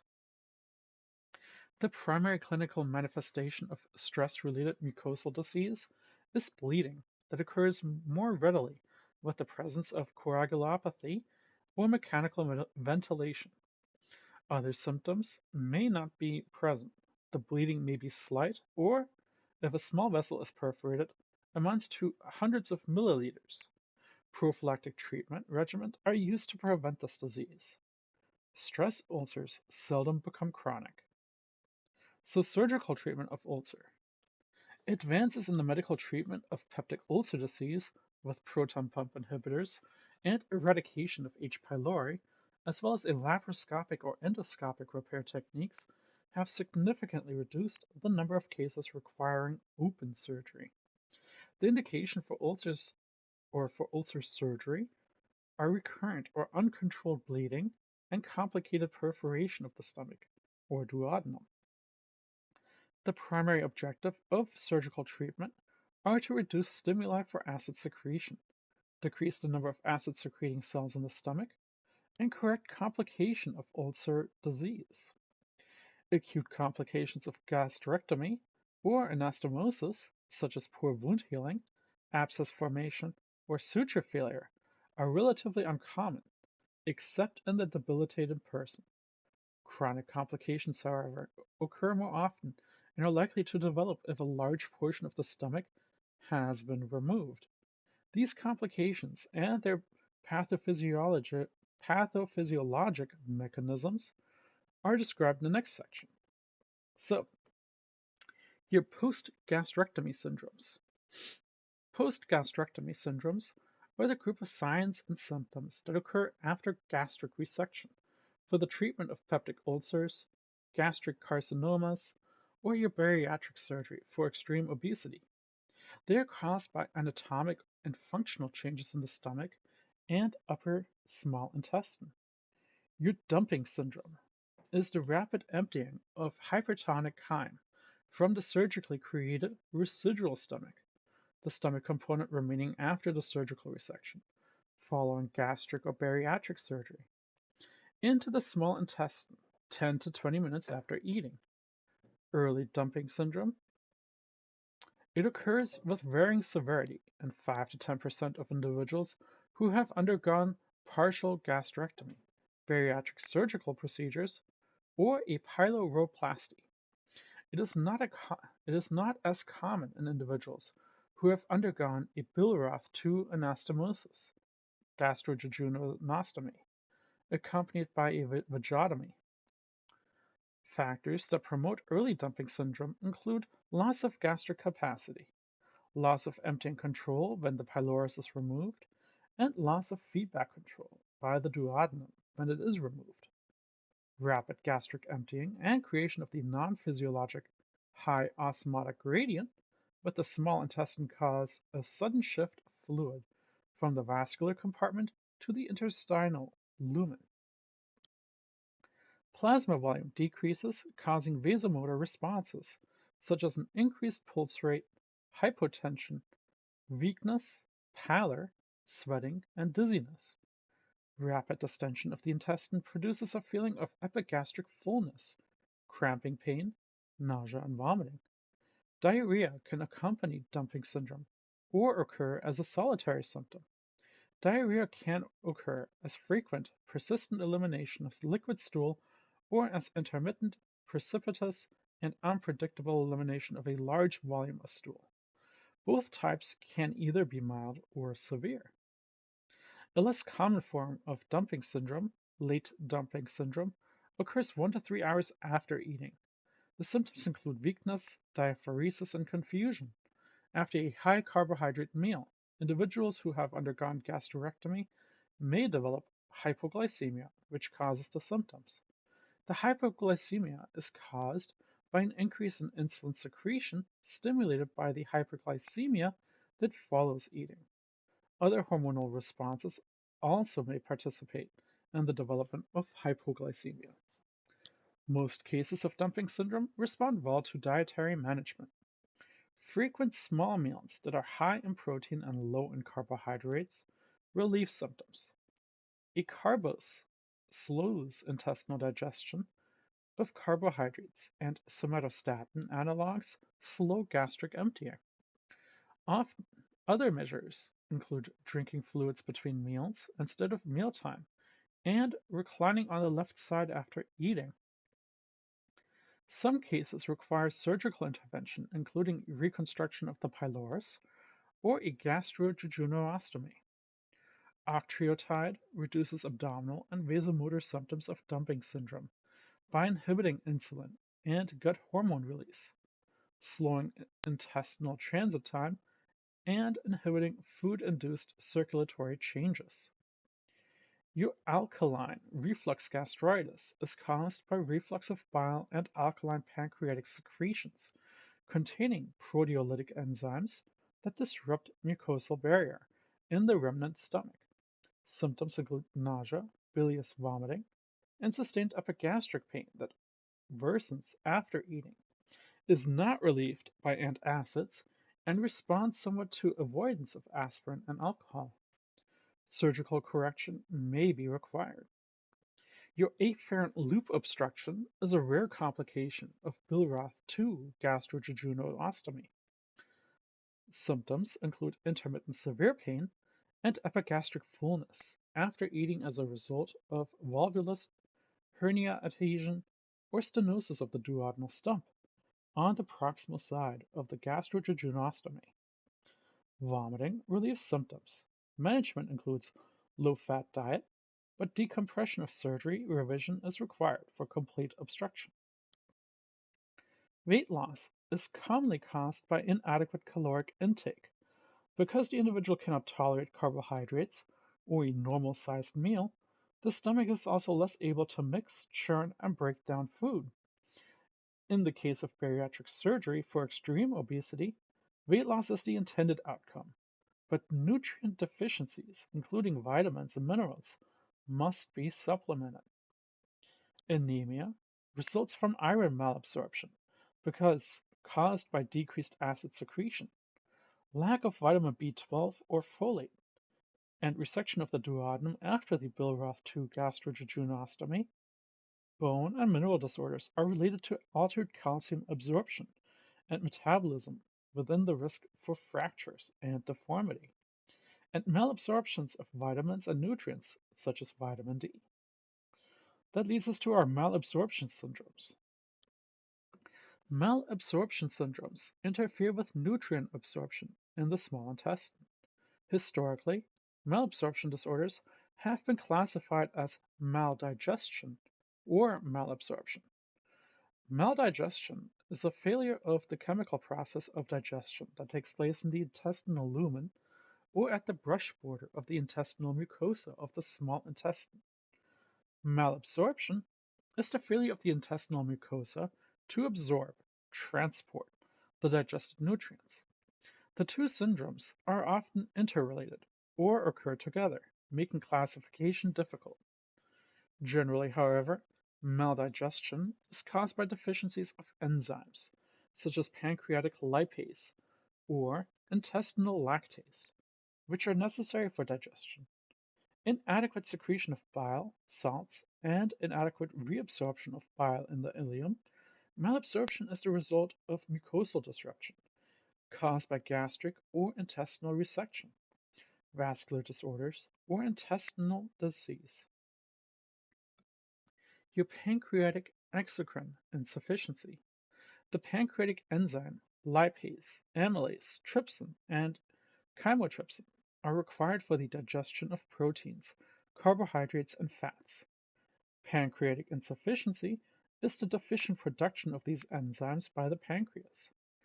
Causes of pancreatic insufficiency include chronic pancreatitis, pancreatic carcinoma, pancreatic resection, and cystic fibrosis. Significant damage to or loss of pancreatic tissue must occur before enzyme levels decrease sufficiently to cause maldigestion. Although pancreatic insufficiency causes poor digestion of all nutrients, fat maldigestion is a chief problem. Salivary amylase and enzymes secreted by the intestinal brush border assist in carbohydrate and protein digestion, but these enzymes do not digest fats. Absence of pancreatic bicarbonate in the duodenum and jejunum causes an acidic pH that worsens maldigestion by preventing activation of pancreatic enzymes that are present. A large amount of fat in the stool, your steatorrhea, and weight loss are the most common signs of pancreatic insufficiency. Several pancreatic function tests are available. Lipase supplementation, which may be in combination with antacids or secretory therapy, is usually successful. Your lactase deficiency or lactose intolerance. Deficiency of the disaccharides at the villus brush border of the small intestine is caused by a genetic defect in which a single enzyme, usually lactase, is lacking. Lactase deficiency inhibits the breakdown of lactose, milk sugar, into monosaccharides and therefore prevents lactose digestion and absorption across the intestinal wall. Lactase deficiency is most common in Blacks, Latinos, and Native Americans and usually does not develop until adulthood. Congenital lactase deficiency causing watery diarrhea in breast milk or lactose-containing formulas in infants. Lactase expression is lost before adulthood in adult-type lactose intolerance.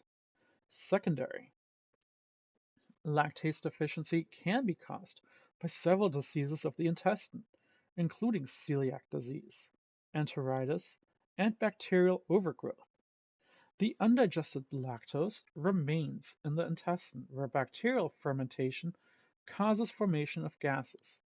Undigested lactose also increases the osmotic gradient in the intestine, causing irritation and osmotic diarrhea.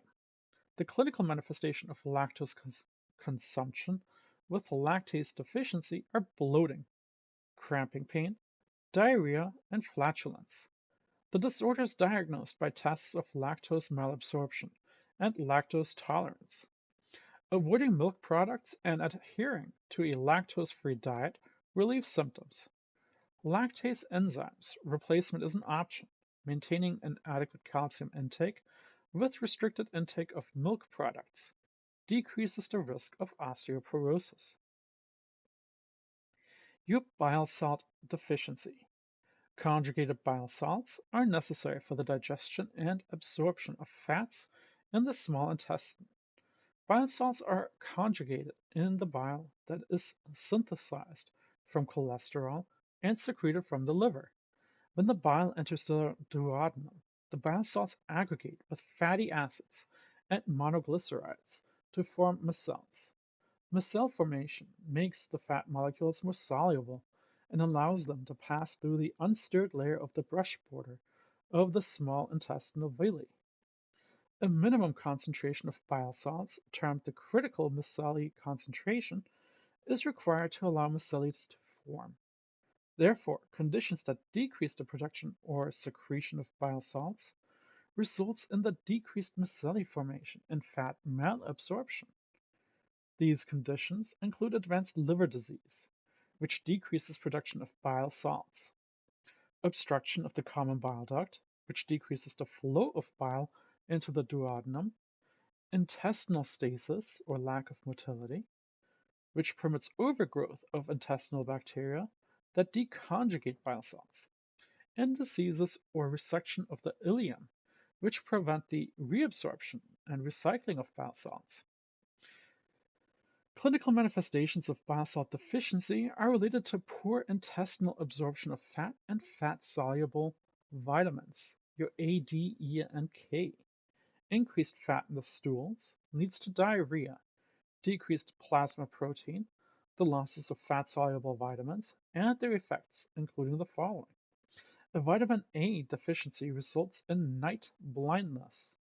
Vitamin D deficiency results in decreased calcium absorption, with bone demineralization, osteoporosis, bone pain, and fractures.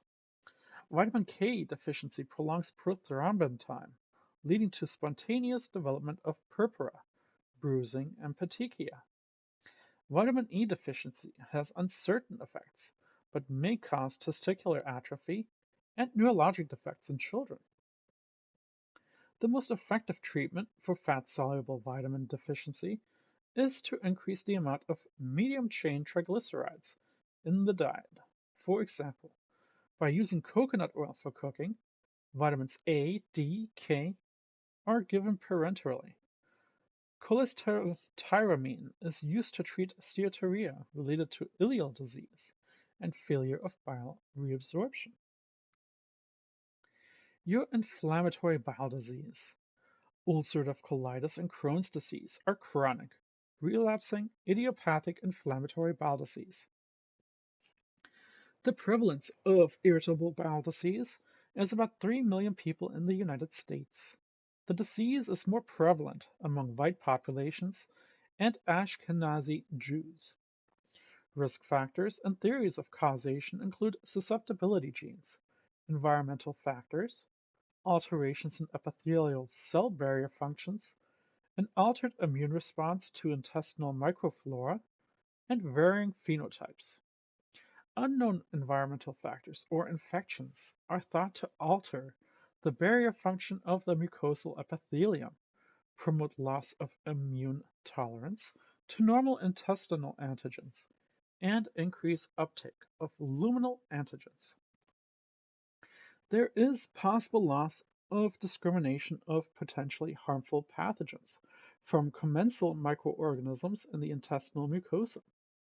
The loss of tolerance activates dendritic cells, triggering their transport to mesenteric lymph nodes, where they promote differentiation of naive T cells to T helper 1, T helper 2, and T helper 17 cells, or T regulatory cells, the production of pro-inflammatory cytokines and chemokines, including tumor necrosis factor, interleukins, toxic oxygen-free radicals, and interferon gamma, damages the intestinal epithelium.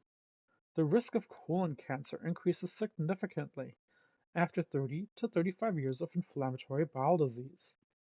Particularly in untreated disease, future research is directed at the integration of these factors to refine understanding of disease cause and trajectory, particularly interactions between genetics, the microflora, mucosa, and immune response. Ulcerative colitis. Ulcerative colitis is a chronic inflammatory disease that causes ulceration of the colonic mucosa, most commonly in the rectum and sigmoid colon. The lesion appears in susceptible individuals 20 to 40 years of age. Ulcerative colitis is less common in people who smoke, but smoking may not improve the natural history of ulcerative colitis.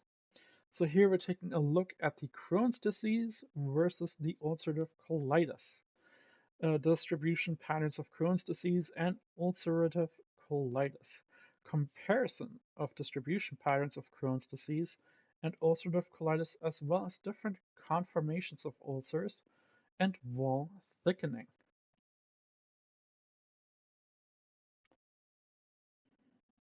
So what is our pathophysiology? The primary lesion of ulcerative colitis begins with inflammation at the base of the crypt of Leberkuhn. The disease involves the rectum, proctitis, and may extend proximally to the entire colon, pancreatitis.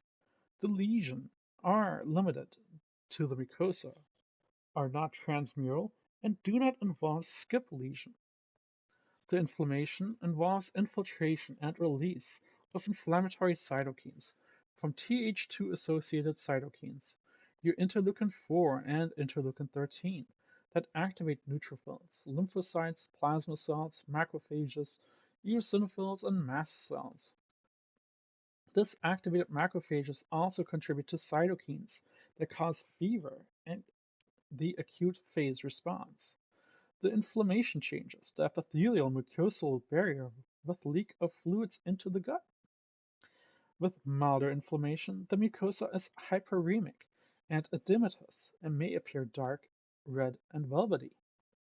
In more severe inflammation, the mucosa becomes hemorrhagic, and small erosions form and coalesce into ulcers. Abscess formation occurs in the crypts. Necrosis and ragged ulceration of the mucosa ensue with formation of granulation tissue. Edema and thickening of the mascularis mucosae may narrow the lumen of the involved colon. In chronic disease, inflammatory polyps develop in the colon from rapidly regenerating epithelium. Yummy! Acute ulcerative colitis, a gross specimen of subtotal ulcerative colitis showing diffuse continuous disease starting from the distal rectum and continuing up to the mid-portion of the ascending colon. So, our clinical manifestations. The course of ulcerative colitis consists of intermittent periods of remission and exacerbation. Clinical manifestations vary with the severity and extent of disease. Loss of the absorptive mucosal surface and decreased colonic transit time can cause large volumes of watery diarrhea. Mucosal destruction causes bleeding, cramping pain, and an urge to defecate. Frequent bloody diarrhea with passage of purulent mucus is common. Mild ulcerative colitis involves less mucosa and may be limited to proctitis, so that frequency of bowel movements, bleeding, and pain are minimal. Severe forms may involve the entire colon, pancreatitis, and are characterized by fever, elevated pulse rate, frequent diarrhea, urgency, obviously bloody stools, continuous crampy pain, dehydration, weight loss, and anemia. Complications include anal fissures, hemorrhoids, and perirectal abscesses. Severe hemorrhage is rare, but chronic blood loss may precipitate hypotension and shock. Edema, strictures, or fibrosis can obstruct the colon. Perforation is an unusual but possible complication. The risk of colon cancer increases significantly after many years of ulcerative colitis.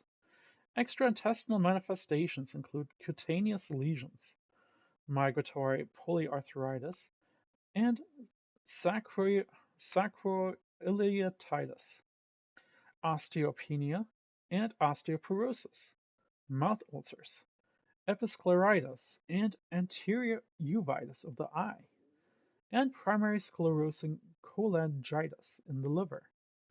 Gallstones are common. Chronic inflammation causes alterations in coagulation and can cause life-threatening microthrombi, deep vein thrombosis, and other thromboembolic events. So, our evaluation and treatment. Your diagnosis of ulcerative colitis is based on the medical history, clinical manifestations, imaging procedures, and biopsy findings.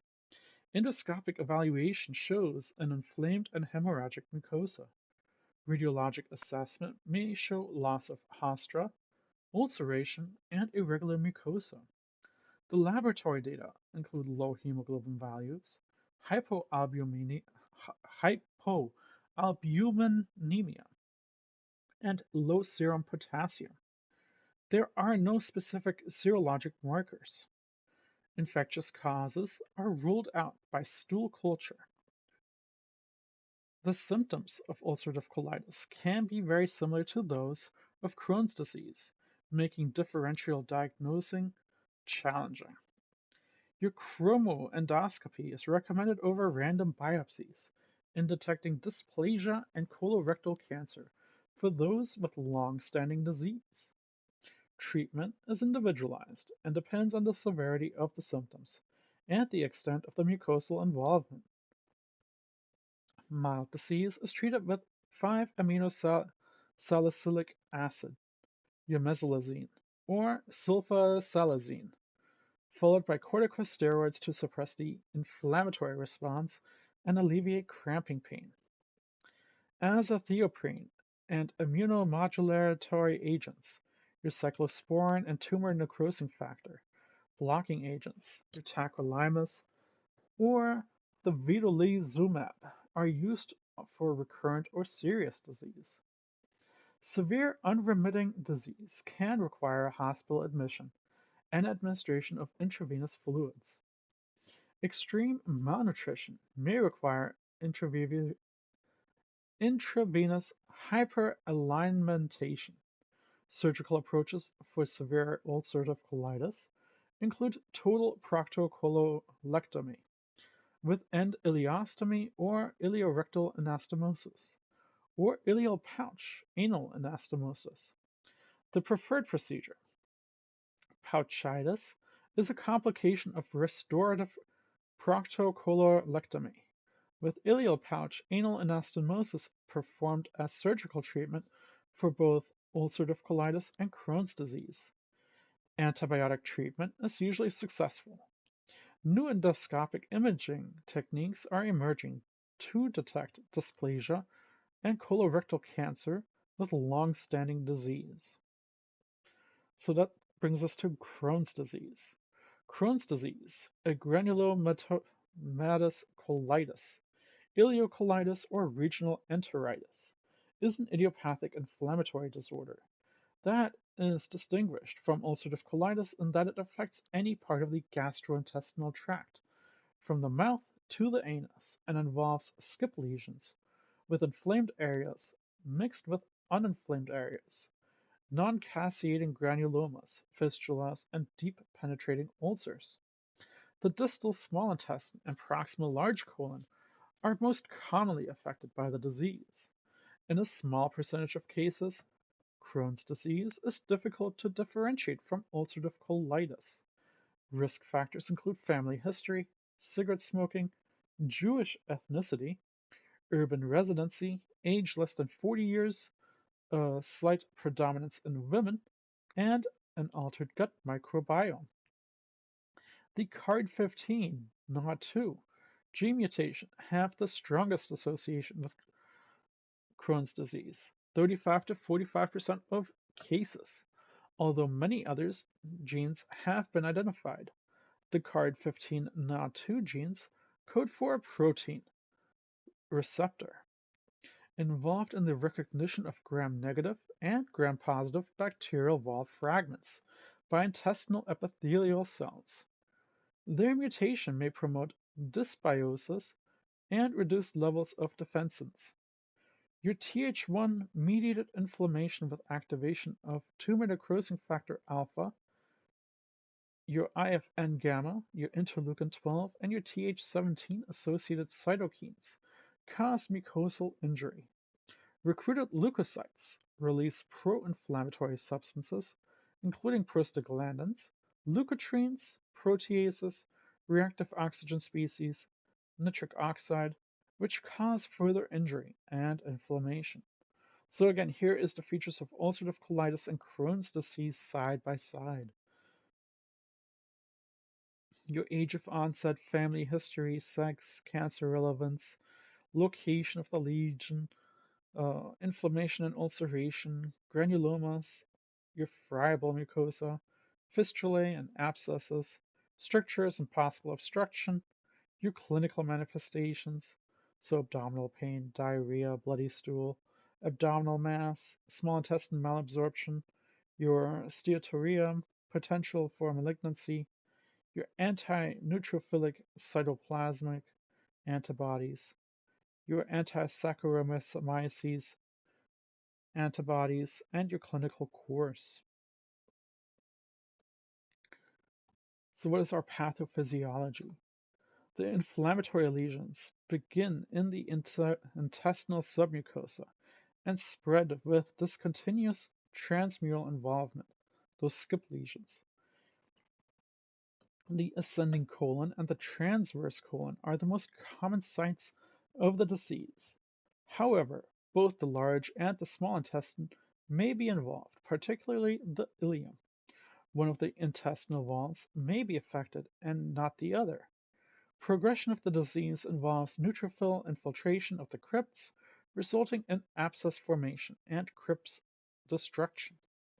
The ulceration of Crohn's disease produce longitudinal and transverse fissures that extend inflammation into the lymphoid tissue.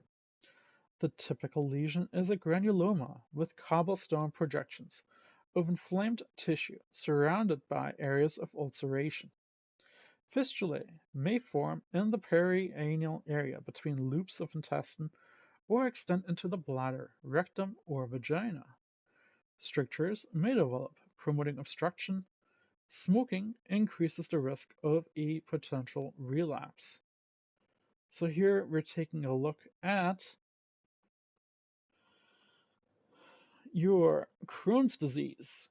A mucosa in Crohn's disease demonstrates the cobblestone pattern as a result of fissured ulcers, with intervening areas of edematous mucosa. Section B here, compared with normal small bowel wall, the Crohn's segment C shows wall thickening that has caused a stenosis.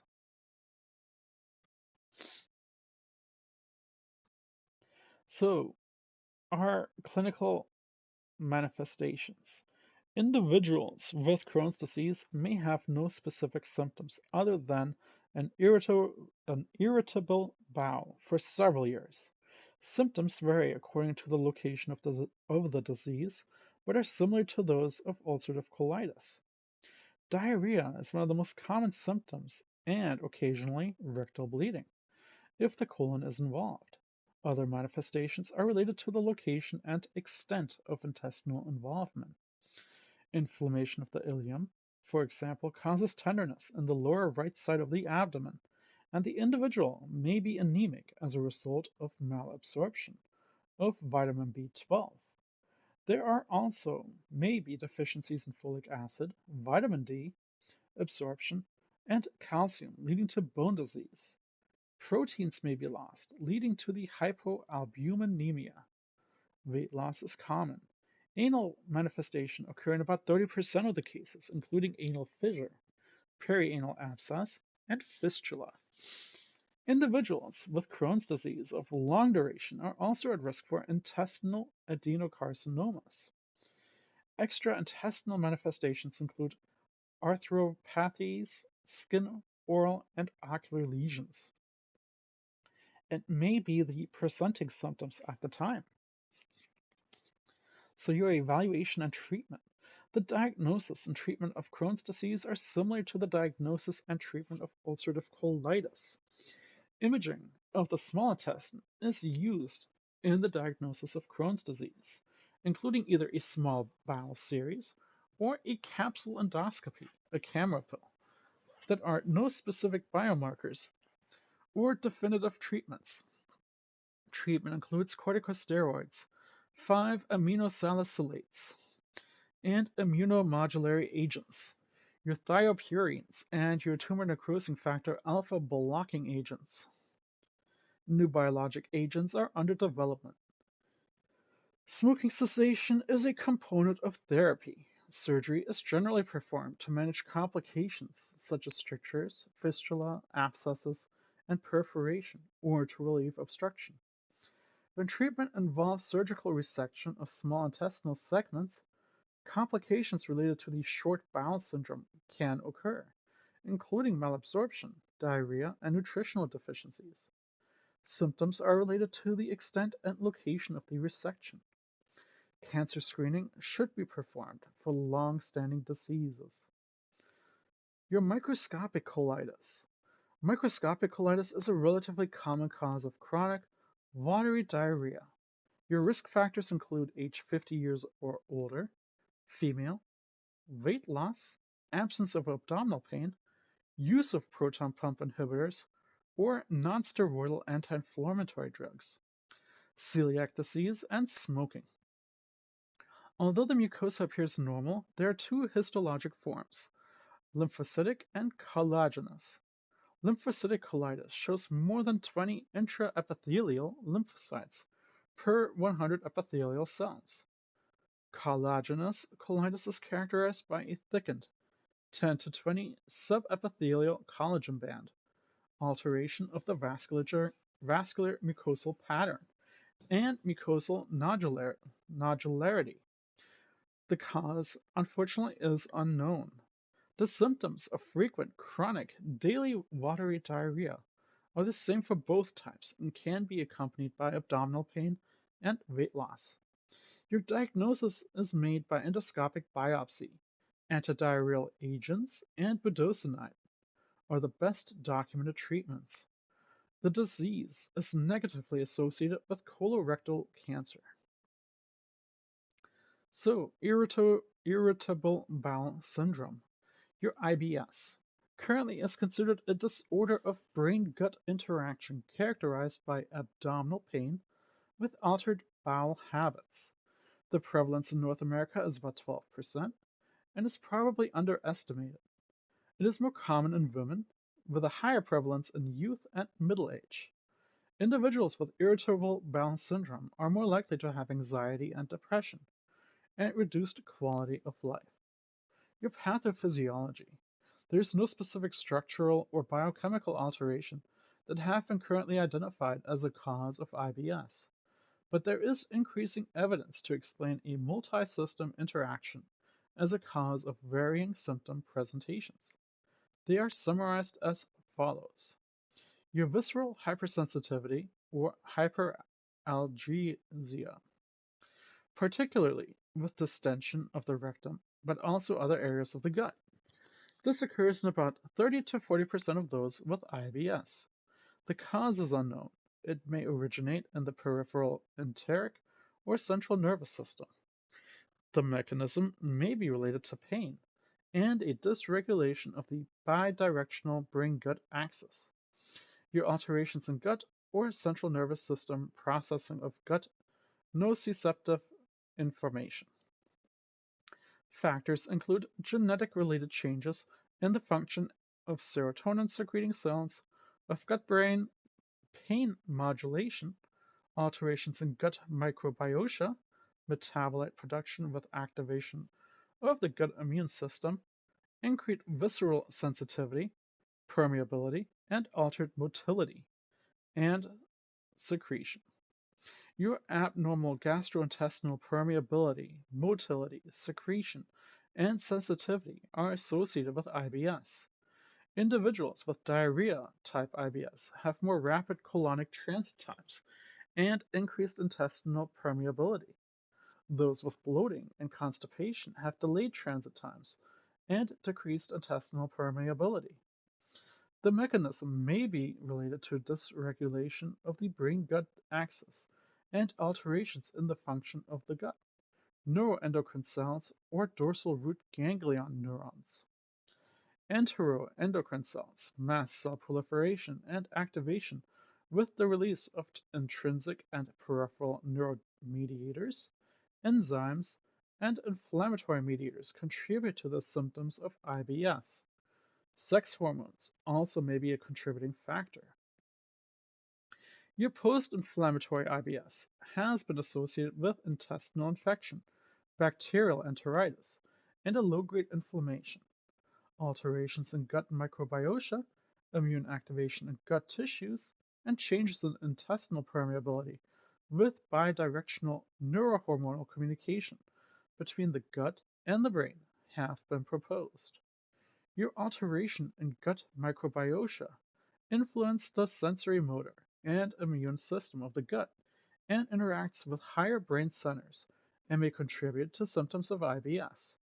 Your small intestine overgrowth of normal gut bacteria may be associated with IBS symptoms in some cases.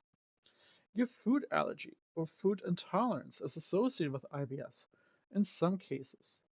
Food antigens may activate the mucosal immune system, alter intestinal flora, or mediate hypersensitivity reactions and IBS symptoms.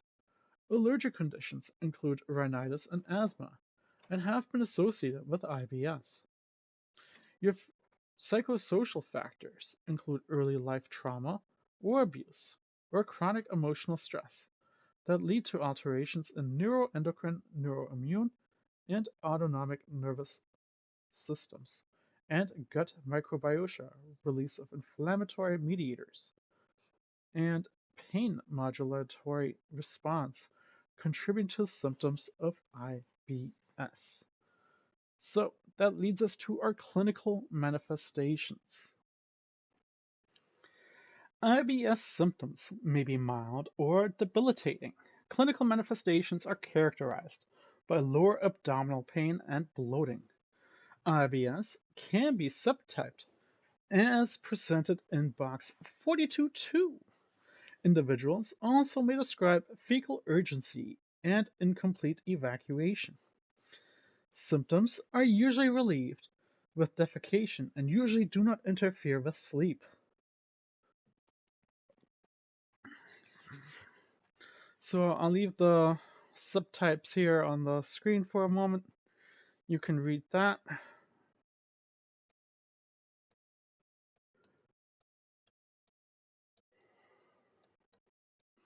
Your evaluation and treatment. The diagnosis of IBS is based on the personal history of signs and symptoms, physical examination, and the exclusion of structural or biochemical causes of other diseases with symptoms similar to IBS, your celiac disease, lactose intolerance, and inflammatory bowel disease. In the absence of alarm symptoms such as fever, weight loss, gastrointestinal bleeding, anemia, or abdominal mass, only limited diagnostic tests are needed. A complete blood count and inflammatory markers, your C-reactive protein or fecal calprotectin, the individual may be evaluated for food allergies, lactose intolerance, parasites or bacterial growth, and thyroid disease. A colonoscopy may be completed if clinically indicated. The Rome 4 criteria provide guidelines for diagnosing IBS and include IBS subtypes. Again, that was our previous box we just looked at.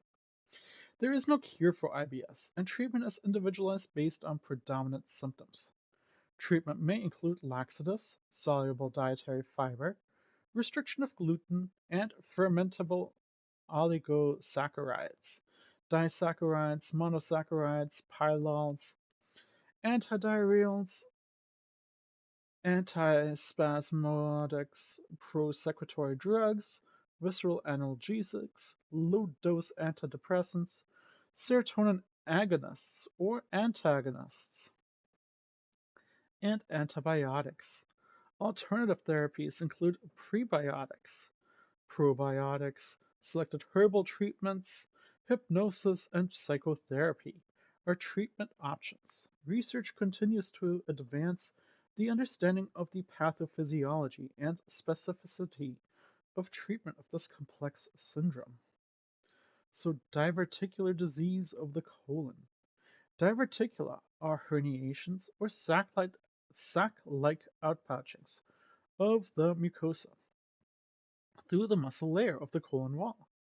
Diverticulosis is asymptomatic div- diverticular disease. Diverticulitis represents the inflammation. The cause of diverticular disease is unknown. Approximately 300,000 hospital admissions per year are related to diverticular disease. Your predisposing factors include older age, genetic predisposition, obesity, smoking, diet, lack of physical activity, and medication use, such as aspirin and nonsteroidal anti-inflammatory drugs.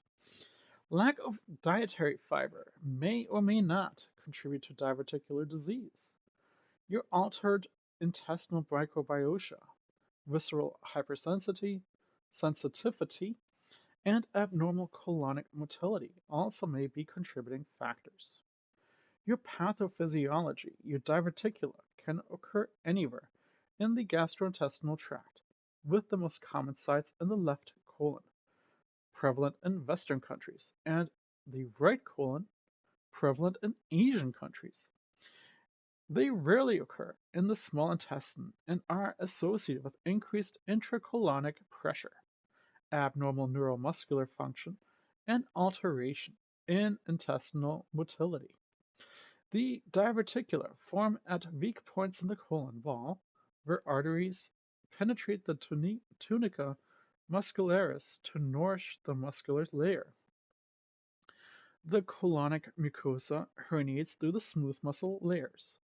A common associated finding is thickened or thickening of the circular and longitudinal muscles surrounding the diverticula, increased collagen and elastin deposition, not muscle hypertrophy, is associated with wall thickening and contributes to increased intraluminal pressure and herniation.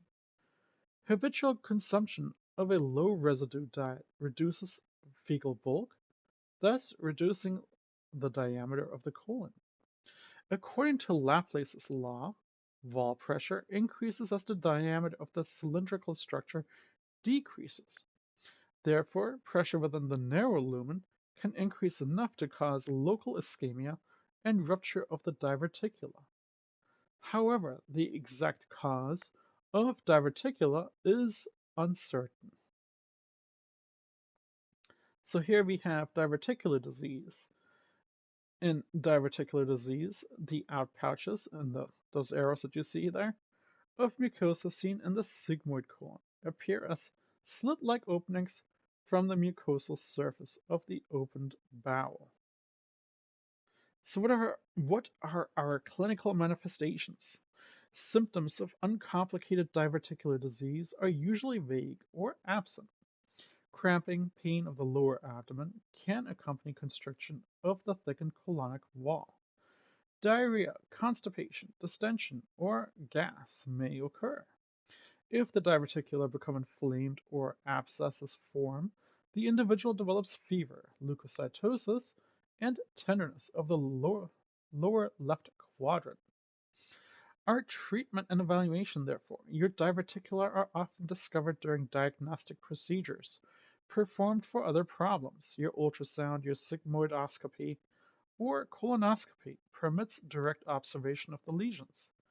Abdominal CT scans is used for complicated cases. An increase of dietary fiber intake, increased stool weight, lower colonic pressure, improved transit times, and often relieve our symptoms, although data is lacking. Uncomplicated diverticular disease is treated with bowel rest and analgesia. Your antibiotics, your rivaxamine, and surgical resection are used to treat severe disease. Your radiographic, endoscopic, and laparoscopic procedures are implemented for more severe complications, including hemorrhage, bowel stenosis, obstruction, abscesses, fistula, bowel perforation, and peritonitis. So here in diverticular disease and diet.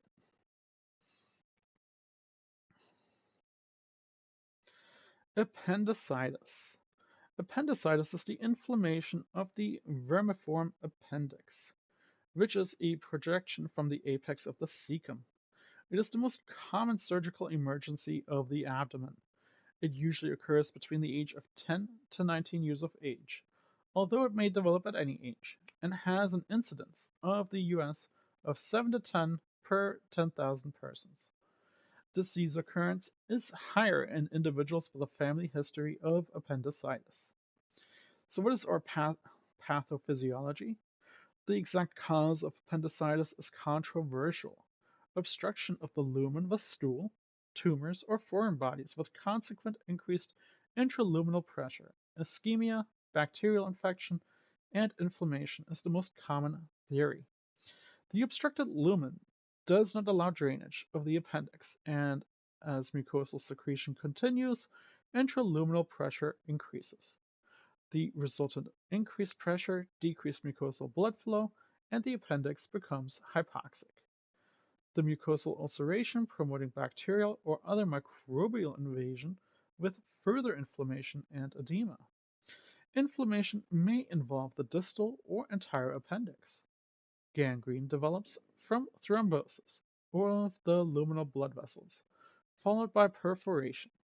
The appendix may harbor bacteria that contribute to the development of appendicitis. So our clinical manifestations are epigastric or periumbilical pain. It is the typical symptom of an inflamed appendix. The pain may be vague at first, increasing in intensity over 3 to 4 hours. It may subside and then reoccur with a shift of location to the right lower quadrant with rebound tenderness. Right lower quadrant pain is associated with extension of the inflammation to the surrounding tissue. Nausea, vomiting, anorexia follow the onset of pain, and fever is common. Diarrhea occurs in some individuals, particularly in children. Others have a sensation of constipation. Perforation, peritonitis, and abscess formation are the most serious complications of appendicitis. So are evaluation and treatment. In addition to clinical manifestations, the clinician can usually locate the painful site with one finger. Rebound tenderness is usually referred to the right lower quadrant. There are no specific biomarkers, but the white blood cell count ranges from 10,000 to 16,000, with elevations in levels of neutrophils and C-reactive protein. Your abdominal ultrasound, CAT scan, and MRI assist with diagnostic accuracy and help rule out non-appendiceal disease. Your clinical decision, rules, and risk scores can assist with diagnosis. Antibiotics and an appendectomy are the treatment for uncomplicated or perforated appendicitis. There is controversy regarding antibiotics first, then surgery. Laparoscopic surgery provides quick recovery for uncomplicated appendicitis and provides an opportunity to recover malignancy. Non-operative management is an option for some individuals. Recovery is more complicated in cases of perforation or abscess formation and in individuals of older age. Your mesenteric vascular insufficiency. Mesenteric vascular insufficiency is rare and with an incidence of about 2 to 3 cases per 100,000 persons. Mesenteric vascular insufficiency includes arterial, venous, occlusive, or non-occlusive etiology. 3 branches of the abdominal aorta supply the stomach and intestines. The celiac artery and the superior and inferior mesenteric arteries. The inferior mesenteric vein drains into the splenic vein. The superior mesenteric vein combines with the splenic vein to form the hepatic portal vein. Mesenteric venous thrombosis is the least common of the causes of mesenteric vascular insufficiency.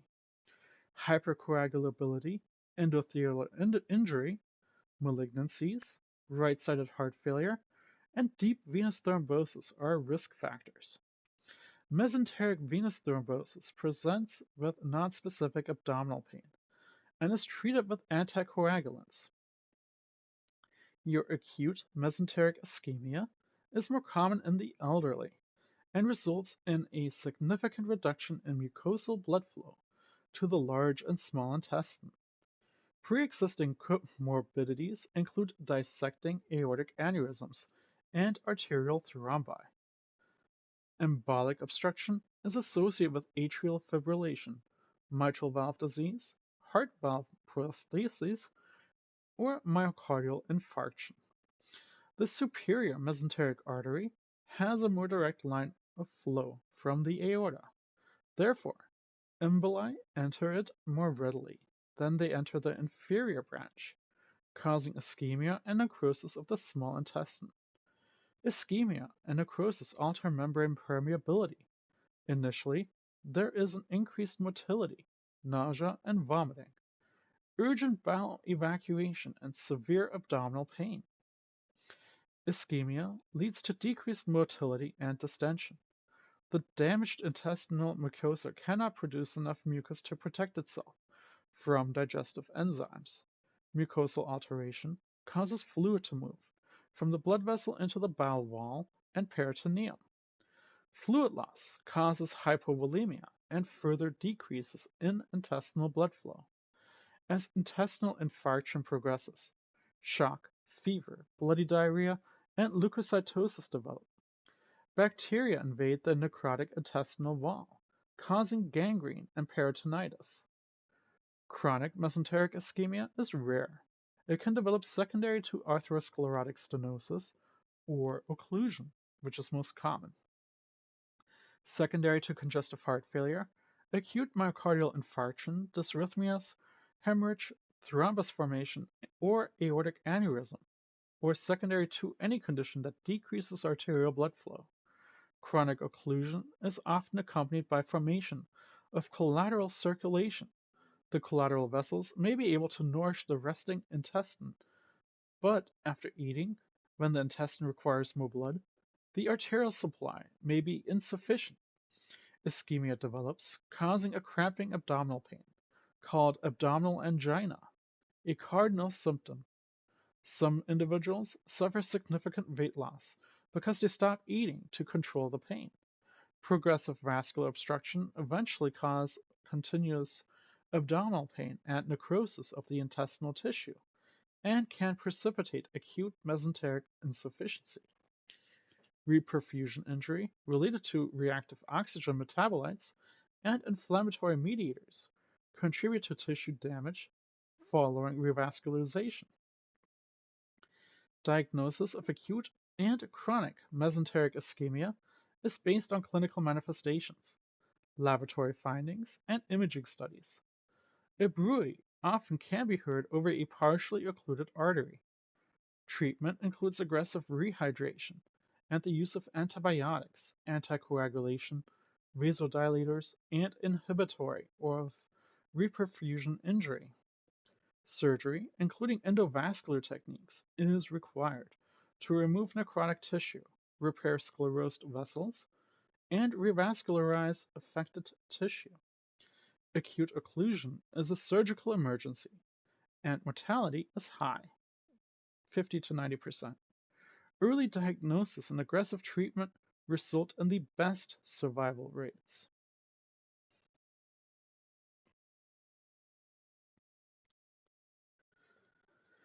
That leads us to disorders of the accessory organs of digestion.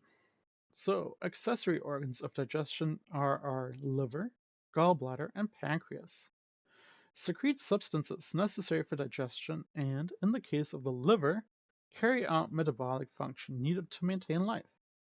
Disorders of these organs include inflammatory disease, obstruction of ducts, and tumors. Cancers of the digestive system are described at the end of this chapter. So, common complications of the liver disorders. Of all the accessory organs or organ disorders, acute or chronic liver disease leads to the most systemic, life-threatening complications. Complications of chronic liver disorders include portal hypertension, varices, splenomegaly, hepatopulmonary syndrome, and portopulmonary syndrome, ascites, hepatic encephalopathy, jaundice, and hepatorenal syndrome. So, portal hypertension. Portal hypertension is abnormally high blood pressure in the portal venous system caused by resistance to portal blood flow. Pressure in this system is normally 3 to 5 milligrams of mercury. Portal hypertension is therefore the elevation of the hepatic venous pressure above 5 milligrams of mercury. Your pathophysiology. Your portal hypertension is caused by disorders that obstruct or impede blood flow through any component of the hepatic portal system. Your intrahepatic cause result from vascular remodeling with intrahepatic shunts, thrombosis, inflammation, or fibrosis, as occurs in cirrhosis of the liver, viral hepatitis, or schistosomiasis, a parasitic infection. Posthepatic causes occur from hepatic vein thrombosis or cardiac disorders that impair the pumping ability of the right side of the heart. This causes blood to back up and increase pressure in the portal system. The most common cause of portal hypertension is fibrosis, an obstruction caused by cirrhosis of the liver. Thrombosis or narrowing of the hepatic portal vein is the major prehepatic cause. Long-term portal hypertension causes several pathophysiologic problems that are difficult to treat and can be fatal. These problems include varices, splenomegaly, hepatopulmonary syndrome, ascites, and hepatic encephalopathy. Varices are distended, tortuous collateral veins.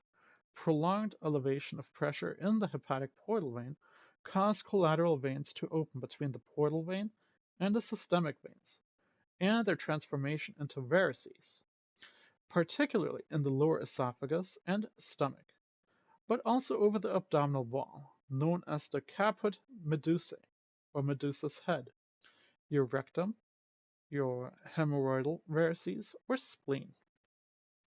Rupture of varices can cause life-threatening hemorrhage.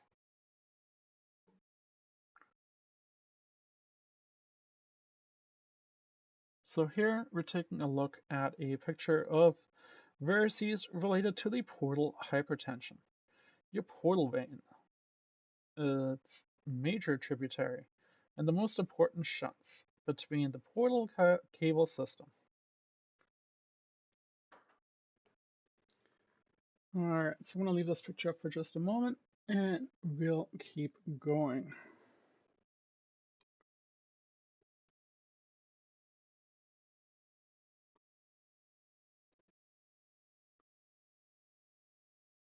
Your splenomegaly is enlargement of the spleen. Portal hypertension contributes to congestive splenomegaly caused by increased pressure in the splenic vein, which branches from the portal vein. Thrombocytopenia from platelet sequestration is the most common symptom of congestive splenomegaly and can contribute to an increased bleeding tendency. Splenomegaly also can be predictive of severity of esophageal varices. Your hepatopulmonary syndrome, or HPS, your intrapulmonary vasodilation, intrapulmonary shunting, hypoxia, and portopulmonary hypertension, or PPH, your pulmonary vasoconstriction and vascular remodeling, are respiratory complications of advanced liver disease and portal hypertension, and occur in about 15 to 30% of the cases. In HPS, there is pulmonary vasodilation, probably because of increased nitric oxide synthesis, increased pulmonary venous congestion, and right-to-left shunting that induces hypoxemia. PPH is associated with vascular remodeling and pulmonary artery vasoconstriction.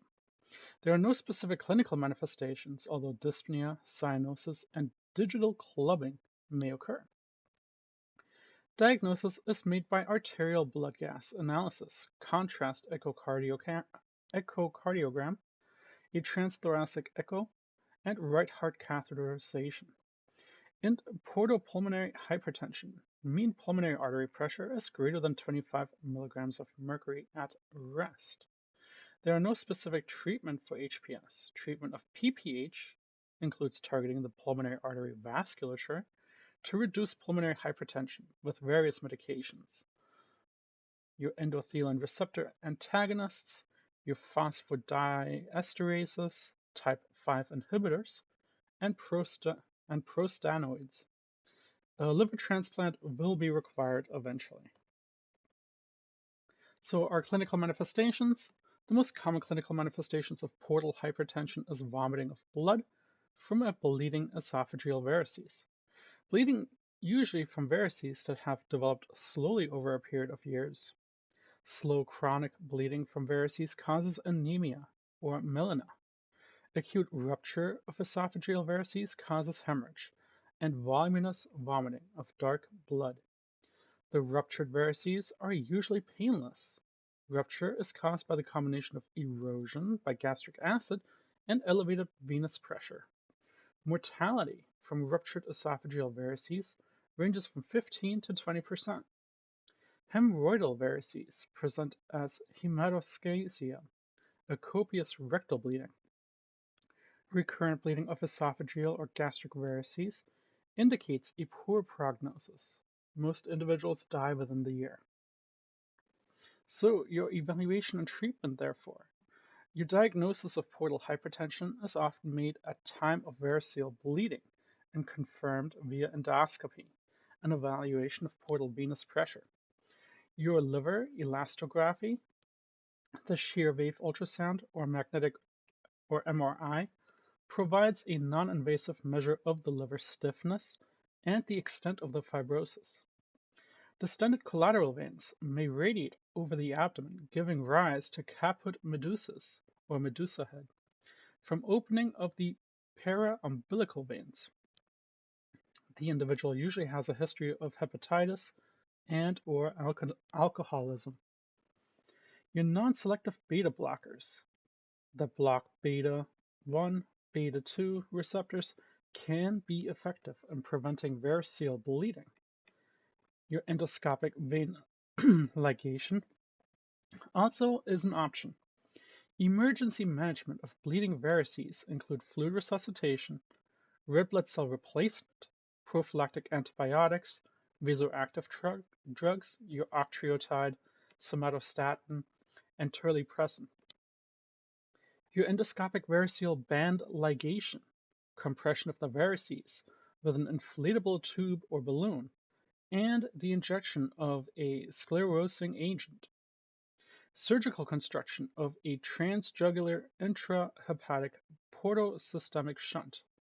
The TIPS procedure, anastomosis of the portal vein to the inferior vena cava, may decompress the varices, but this treatment can precipitate encephalopathy or liver failure resulting from reduced hepatic blood flow. There's no definitive treatment for portal hypertension. Your ascites. Ascites is the accumulation of fluid in the peritoneal cavity and is a complication of portal hypertension. Ascites traps body fluid in peritoneal cavity from which it cannot escape. The effect reduces the amount of fluid available for normal physiologic function. Cirrhosis is the most common cause of ascites. Ascites is the most common complication of cirrhosis. Other diseases associated with ascites include right heart failure, abdominal malignancies, nephrotic syndrome, and malnutrition. 25% of individuals who develop ascites caused by cirrhosis die within the year. Continued heavy drinking of alcohol is associated with this mortality and related to cirrhosis. So what does that mean for our pathophysiology? Well, several factors contribute to the development of ascites, including portal hypertension, decreased synthesis of albumin by the liver, splanchnic arterial vasodilation, and renal sodium and water retention.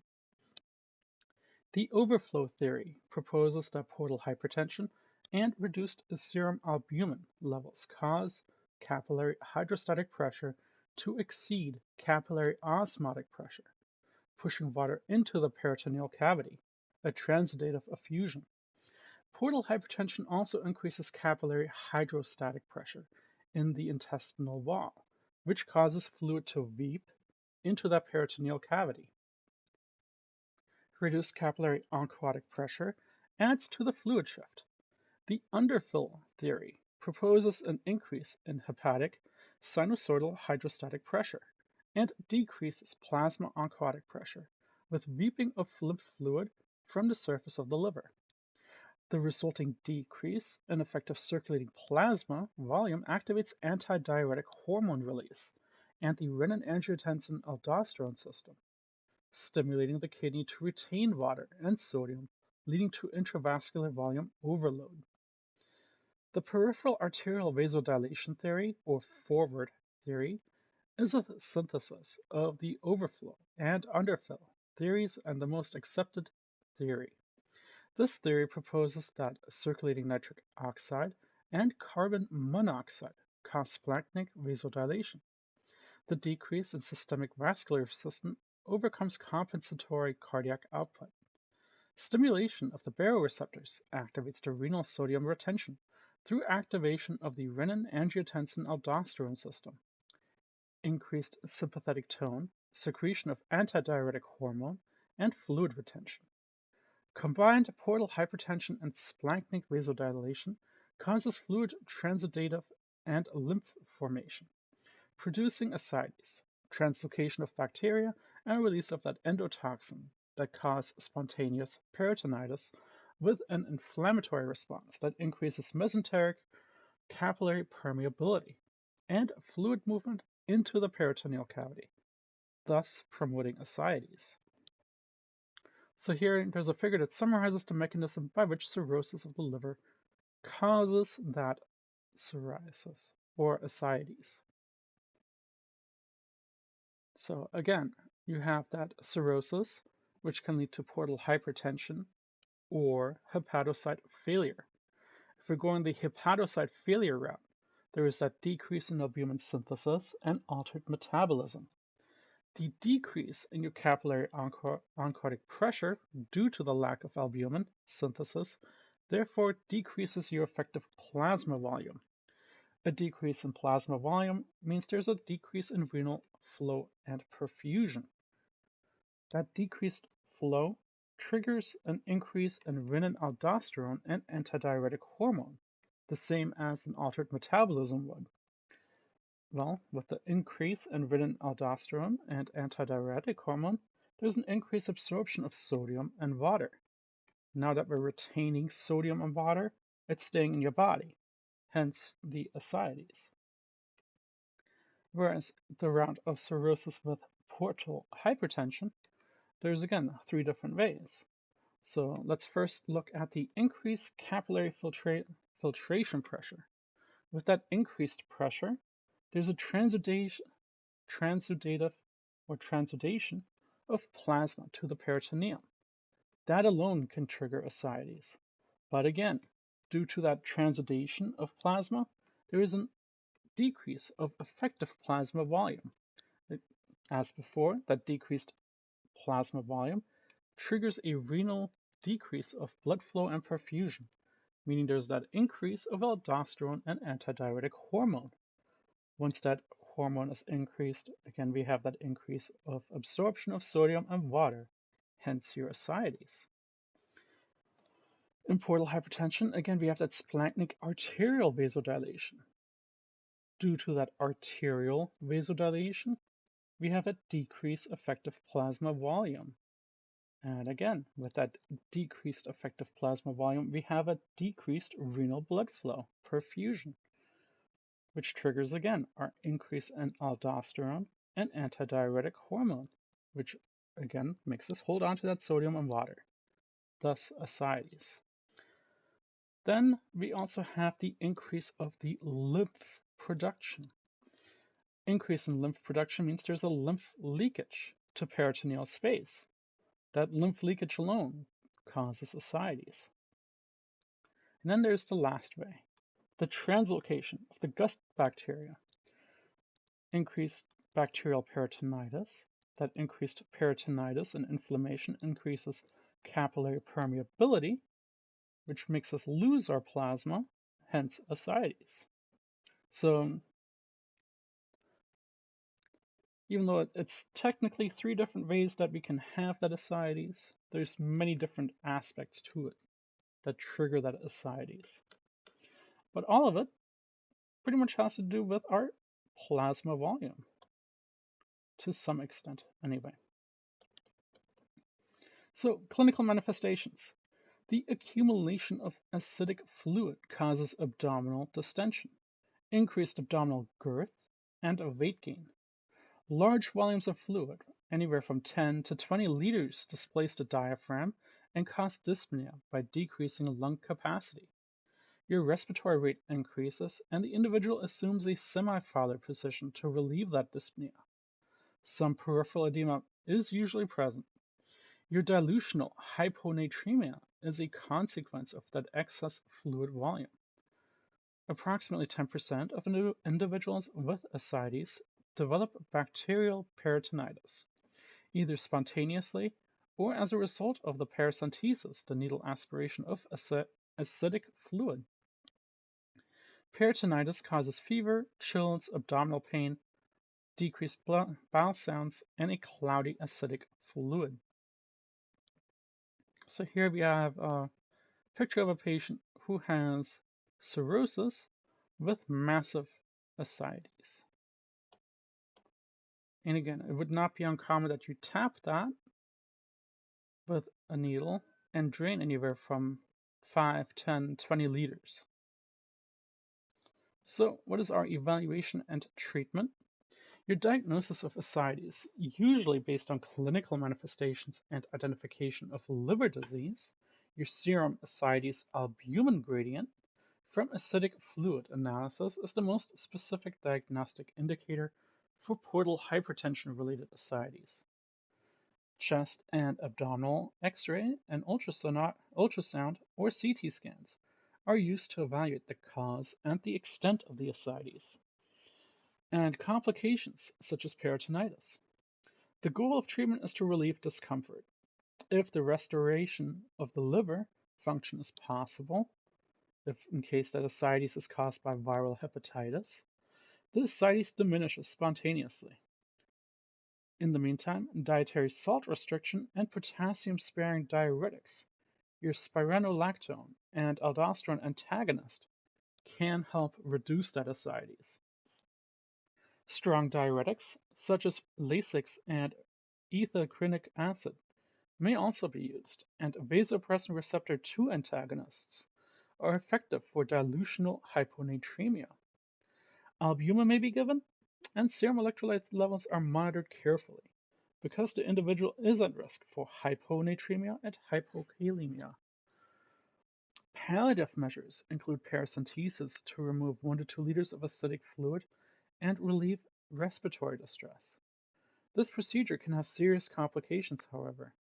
The removal of too much fluid too fast relieves pressure on blood vessels, causing arteriolar vasodilation, which carries the risk of hypotension, shock, or death.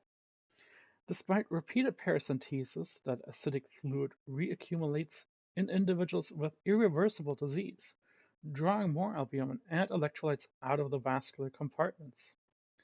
A paracentesis is also likely to cause peritonitis. Bacterial peritonitis is treated via antibiotics. Other procedures include a peritoneous shunt, a peritoneal fluid into the veins, and transjugular intrahepatic portal-system shunts, the TIPS procedure, which bypass of blood flow into the portal venous branch into the hepatic venous branch.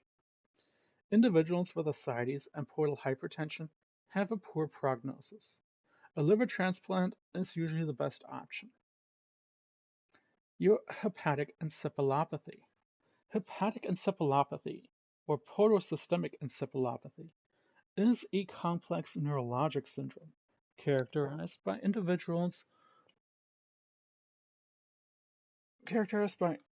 impaired behavior, cognitive, and motor function. The syndrome has 3 types and may develop rapidly during acute fulminant hepatitis, or type A, after portosystemic bypass or shunting without liver disease, type B, or slowly during the course of cirrhosis, chronic liver disease, or your portosystemic bypass, which is your type C. Risk factors in the presence of advanced liver disease include gastrointestinal bleeding, increased dietary protein, and electrolyte imbalance and hypoxia. So the pathophysiology includes hepatic encephalopathy, which results from the combination of biochemical alterations that affect neurotransmission. Your liver dysfunction and collateral vessels that shunt blood around the liver to the systemic circulation permit neurotoxins and other harmful substances absorbed from the gastrointestinal tract to accumulate and circulate freely to the brain. Substances include inflammatory cytokines, short-chain fatty acids, serotonin, tryptophan, and false neurotransmitters. The most hazardous substances are end products of intestinal protein digestion, particularly ammonia, which cannot be converted to urea by the diseased liver. The digestion of blood from leaking or ruptured varices adds to the amount of ammonia present in systemic blood, as does the action of ammonia-forming bacteria in the colon. Ammonia that branches or reaches the brain is metabolized to glutamine with osmotic disturbances and alterations in cerebral blood flow that interfere with neurotransmitters and cause astrocyte edema or cytotoxic edema and oxidation. Permeability of the blood-brain barrier also may be increased, your vasogenic edema, contributing to astrocytes swelling. Brain edema and intracranial hypertension. Excessive amounts of gamma aminobutyric acid, your GABA, and inhibitory neurotransmitter from benzodiazepine-like compounds from the intestinal flora may contribute to reduced levels of consciousness. Infection, hemorrhage, inflammation, electrolyte imbalances, sedatives, and analgesics all can precipitate stupor and coma in the presence of liver disease. So how would your patient present? Your clinical manifestations, there would normally be subtle changes in personality, memory loss, irritability, lethargy, sleep disturbances are common, and initial manifestations of hepatic encephalopathy can be covert. In acute liver failure, symptom onset can be rapid, with confusion, disorientation to time and space, a flapping tremor of the hands, or asterixis, slow speech, bradykinesia, stupor, convulsions, and coma. Coma is usually a sign of severe liver dysfunction and ultimately results in death. Variceal bleeding and ascites may develop concurrently. Symptoms may be episodic, recurrent, or persistent. So, how do we evaluate and treat this? There is no specific diagnostic test for hepatic encephalopathy. Diagnosis is based on the history of liver disease, clinical manifestations, and psychometric testing. Electroencephalopathy, encephalography, and blood chemistry tests, including blood ammonia levels, provide supportive data. Tracking levels of serum ammonia assesses treatment effectiveness and liver function. The correction of fluid and electrolyte imbalances and withdrawal of depressant drugs metabolized by the liver are usually the first steps in the treatment of hepatic encephalopathy. Cerebral edema can be managed with a hypertonic saline, mannitol, or hypothermia. Your dietary protein is maintained to prevent malnutrition, but at levels that reduce blood ammonia levels. Your non-absorbable disaccharides, your lactulose, prevent ammonia absorption in the colon.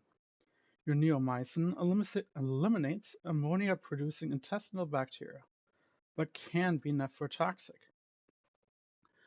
Glutaminase inhibitors reduce gut ammonia. Rifaximin decreases intestinal production of ammonia and is used for lactulose non-responders. Extracorporeal liver support systems remove toxins from the blood and are an option for managing overt hepatic encephalopathy. So our big one for treatment is usually lactulose because it helps with that non-absorbable disaccharide and binding in the colon. Side effect though to that is massive diarrhea. That leads us to jaundice. Jaundice, or icterus, is a yellow or greenish pigmentation of the skin caused by hyperbilirubemia, the total plasma bilirubin concentration that's greater than 2.5 to 3. That hyperbilirubemia and jaundice can be the result from one of two causes, or three causes rather. The extrahepatic obstruction to bile flow, so gallstones, your intrahepatic obstruction, the hepatocellular disease, such as cirrhosis or hepatitis, or your prehepatic excessive production of unconjugated bilirubin, that excessive hemolysis of red blood cells. Jaundice in newborn is caused by the impaired bilirubin uptake and conjugation, which is why we have to put the babies under lights. Alright, so here we have several different mechanisms of jaundice. Going down the green line here, your hematologic mechanism, a hemolytic jaundice. We have our excessive lysis of red blood cells, which leads to a hepatocytes cannot conjugate and excrete that bilirubin as rapidly as it is formed. the bilirubin enters the bloodstream. So unconjugated hyperbilirubinemia then causes the bilirubin deposition in the tissues, which is our jaundice. And then we have our hepatobiliary mechanism, which leads us into two routes.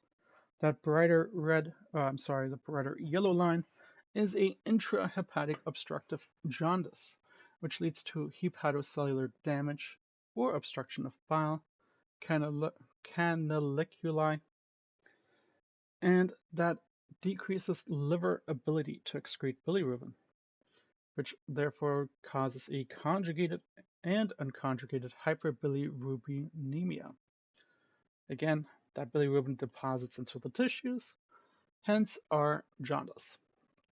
And then we have that lighter yellow, the extrahepatic obstruction or obstructive jaundice. Our bile duct is obstructed from our cholecystitis. That leaves us with light-colored stools, and conjugated bilirubin accumulates in the liver and enters the bloodstream. The conjugated hyperbilirubemia means there is an increased excretion of bilirubin in the urine, but also the bilirubin deposits in the tissues with our jaundice. So, obstructive jaundice can result from extrahepatic or intrahepatic obstruction. The extrahepatic obstruction jaundice develops in the common bile duct and is occluded by gallstones, tumors, or inflammation. Bilirubin conjugated by the hepatocytes cannot flow through the obstructed common bile duct into the duodenum. Therefore, it accumulates in the liver and enters the bloodstream, causing that hyperbilirubinemia and jaundice. Intrahepatic obstructive jaundice involves disturbances in the hepatocyte function and obstruction of bile canaliculi. The uptake, conjugation, and excretion of bilirubin can be affected with elevated levels of both conjugated and unconjugated bilirubin. Your hepatocellular damage increases plasma concentrations of unconjugated bilirubin. The major disorders, however, is obstruction of bile canaliculi, which diminishes flow of conjugated bilirubin into the common bile duct, with elevations in the plasma. In mild cases, the bile canaliculi open. Consequently, the amount of bilirubin in the intestinal tract may be only slightly decreased. Your excessive hemolysis, the destruction of your red blood cells, or the absorption of hematoma causes hemolytic jaundice. Your prehepatic or non-obstructive jaundice. Increased unconjugated bilirubin is formed through metabolism of the heme component of destroyed red blood cells and exceed the conjugation ability of the liver, causing blood levels of unconjugated bilirubin to rise. A decreased bilirubin uptake or conjugation also causes unconjugated hyperbilirubinemia, as occurs with some reactions to some drugs, your rifampin, and in genetic disorders such as Gilbert's syndrome. Gilbert's syndrome is an inherited autosomal dominant deficiency of glucuronyl transferase enzyme, which is required for the hepatic uptake of unconjugated bilirubin. The causes of jaundice are summarized here on the table. So, something that I would add to that in all reality is injury.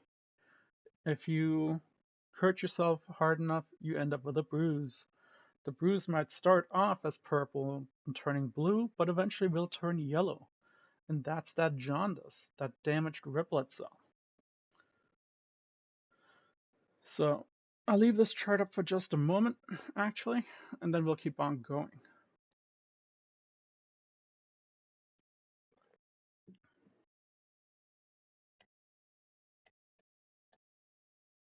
So what are our clinical manifestations? The clinical manifestations of jaundice vary and are related to the underlying pathology. Conjugated bilirubin is water-soluble and appears in the urine. Your conjugated hyperbilirubinemia may cause the urine to darken for several days before the onset of jaundice. The stools may be light-colored or clay-colored because they lack the bile component. The stools also lack urobilinogen because bile is not available for the conversion to urobilinogen. Extrahepatic biliary obstruction is associated with increased intestinal permeability and bacterial translocation and may contribute to the pathogenesis of sepsis. Fever, chills, and pain often accompany jaundice resulting from viral or bacterial inflammation of the liver, viral hepatitis. Manifestations of liver injury from any cause commonly include anorexia, malaise, and fatigue. Yellow discoloration may first occur in the sclera of the eye and then progress to the skin.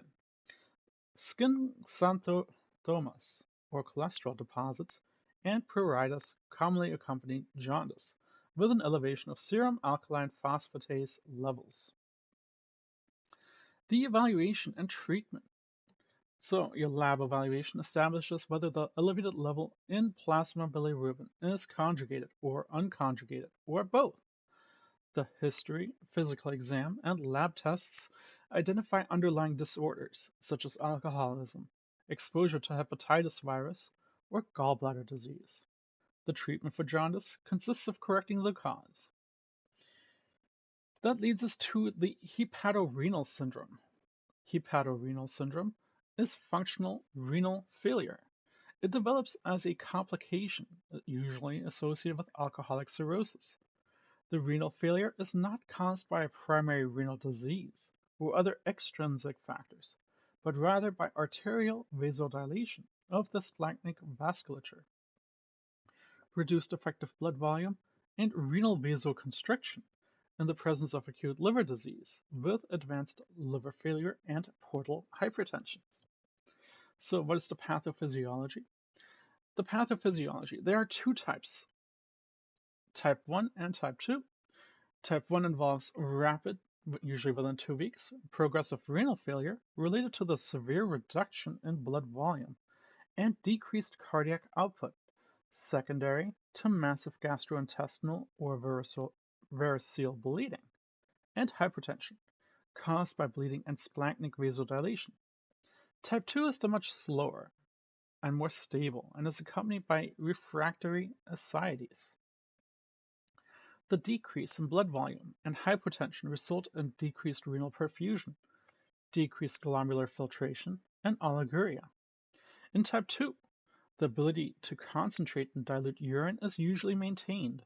Intrarenal vasoconstriction may result from the selective effects of vasoactive substances that accumulate in the blood because of the liver failure.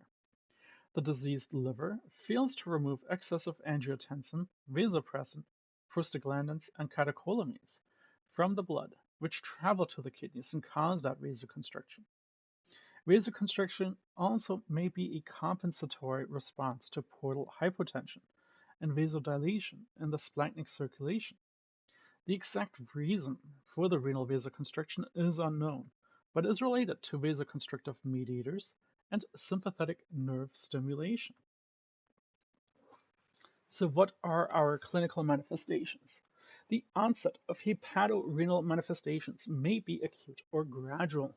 Type 1 is, again, rapidly progressive renal failure with a serum creatinine greater than 2.5 or a decrease of 50% of creatinine clearance in less than 2 weeks.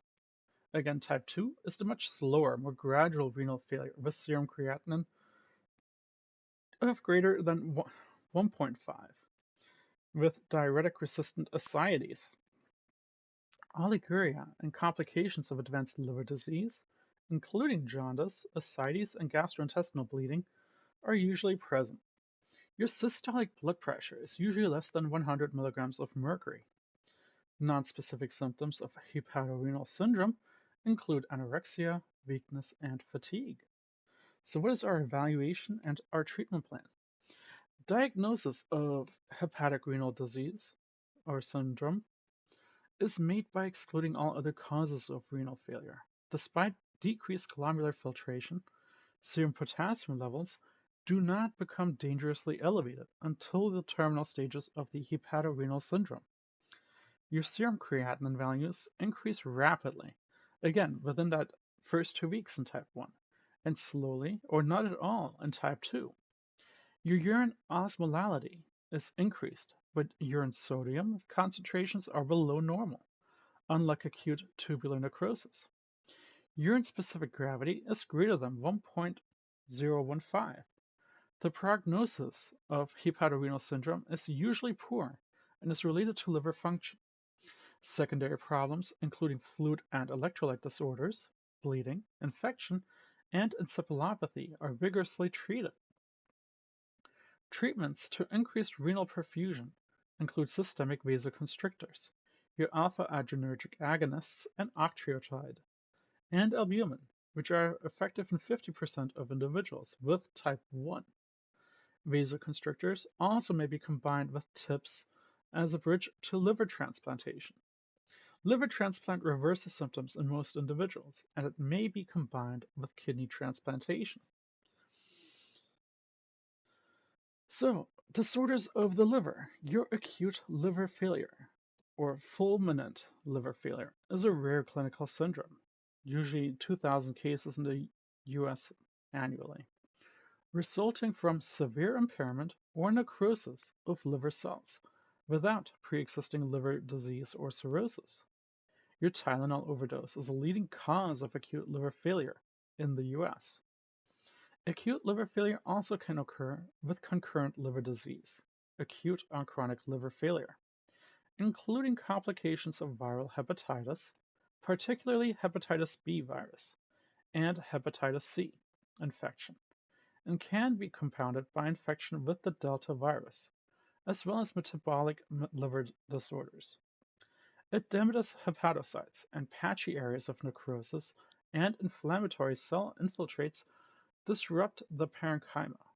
The death of hepatocytes may be caused by a viral or toxic injury, or immunologic and inflammatory damage with necrosis or apoptosis.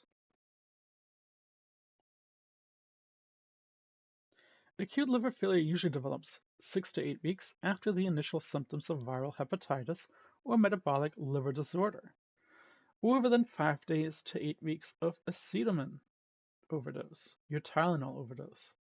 Anorexia, vomiting, abdominal pain, and progressive jaundice are initial signs, followed by ascites and gastrointestinal bleeding. Hepatic encephalopathy is manifested as lethargy and altered motor function. Coma is related to cerebral edema, ischemia, and brainstem herniation. Liver function tests shows elevation in levels of both conjugated and unconjugated serum bilirubin, serum transaminases, and blood ammonia. Prothrombin time is prolonged. Renal failure and pulmonary distress can occur. Treatment of acute liver failure requires rapid evaluation and critical care. N-acetylcysteine is used for acetaminophen poisoning. Antiviral therapy appears to improve survival in some cases of viral hepatitis, and lowering blood ammonia levels may improve prognosis. Liver transplantation is life-saving. Artificial liver support systems remove the toxins and can be the bridge to a transplant. Growth factors may promote hepatic regeneration, and stem cell therapy continues to be investigated at this time. Your autoimmune hepatitis. Autoimmune hepatitis is a rare, chronic, progressive, autoimmune inflammatory liver disease that affects genetically susceptible individuals, usually women and children. The cause is unknown, but certain infections and drugs are thought to trigger the autoimmune response. Autoreactive T cells trigger secretion of pro-inflammatory cytotoxic cytokines. Serologically, there are two types: type 1 with positivity for anti-nuclear and or anti-smooth muscle antibody, and type 2 with anti-liver, kidney, microsomal type 1 antibody or anti-liver cytosol type 1 antibody. There is hypergammaglobulinemia, and an elevation in aspartate and alanine aminotransferase. A biopsy confirms the diagnosis and shows lymphocytic infiltration with interface, your parenchymal connective tissue interface, hepatitis. There may be no symptoms or jaundice, fatigue, loss of appetite, amenorrhea, or acute liver failure. Most individuals respond to immunosuppressive drug therapy, your corticosteroids in combination with azathioprine, with remission within 24 months. Relapses are common with treatment withdrawal, and 10% of cases do require a liver transplant. Are viral hepatitis. Viral hepatitis is a relatively common systemic disease that affects primarily the liver. Different strains of viruses cause different types of hepatitis. The types and estimated incidences in the US in 2014 were 2,500 cases for hepatitis A, about 19,200 cases for hepatitis B. For some reason, an unknown number of hepatitis D virus associated with a HBV of 30,500 cases of hepatitis C. Again, an unknown number for hepatitis type E. Your hepatitis virus type A, B, and C are the most common in the US, and hepatitis C cases tripled from 2010 to 2015, with an estimated of 34,000 cases. Characteristics of various types of hepatitis are present in the following table. So, the big differentiating factors is, for instance, the size of the virus. The incubation period, again, a good indicator for differentiation. Your route of transmission, whether it's the fecal-oral route, the parenteral sexual route, the fecal-oral route, and then always the onset. Is it acute? Is it insidious? Our carrier, whether the carrier has to be negative or positive.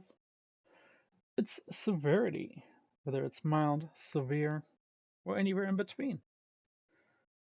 Whether or not it is a chronic disease. Your age group, whether it's children or young adults, or it could be any age. And your prophylaxis. So let's jump right into hepatitis A.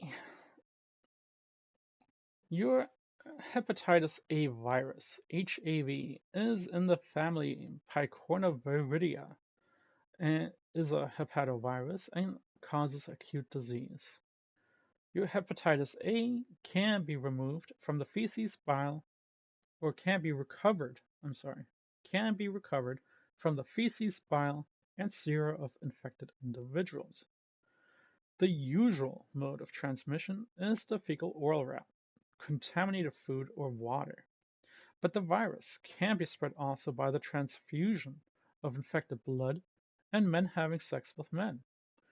Approximately 45% of adults in urban areas have hepatitis A antibodies in their blood. The disease spreads readily in crowded, unsanitary conditions, usually through contaminated food and water.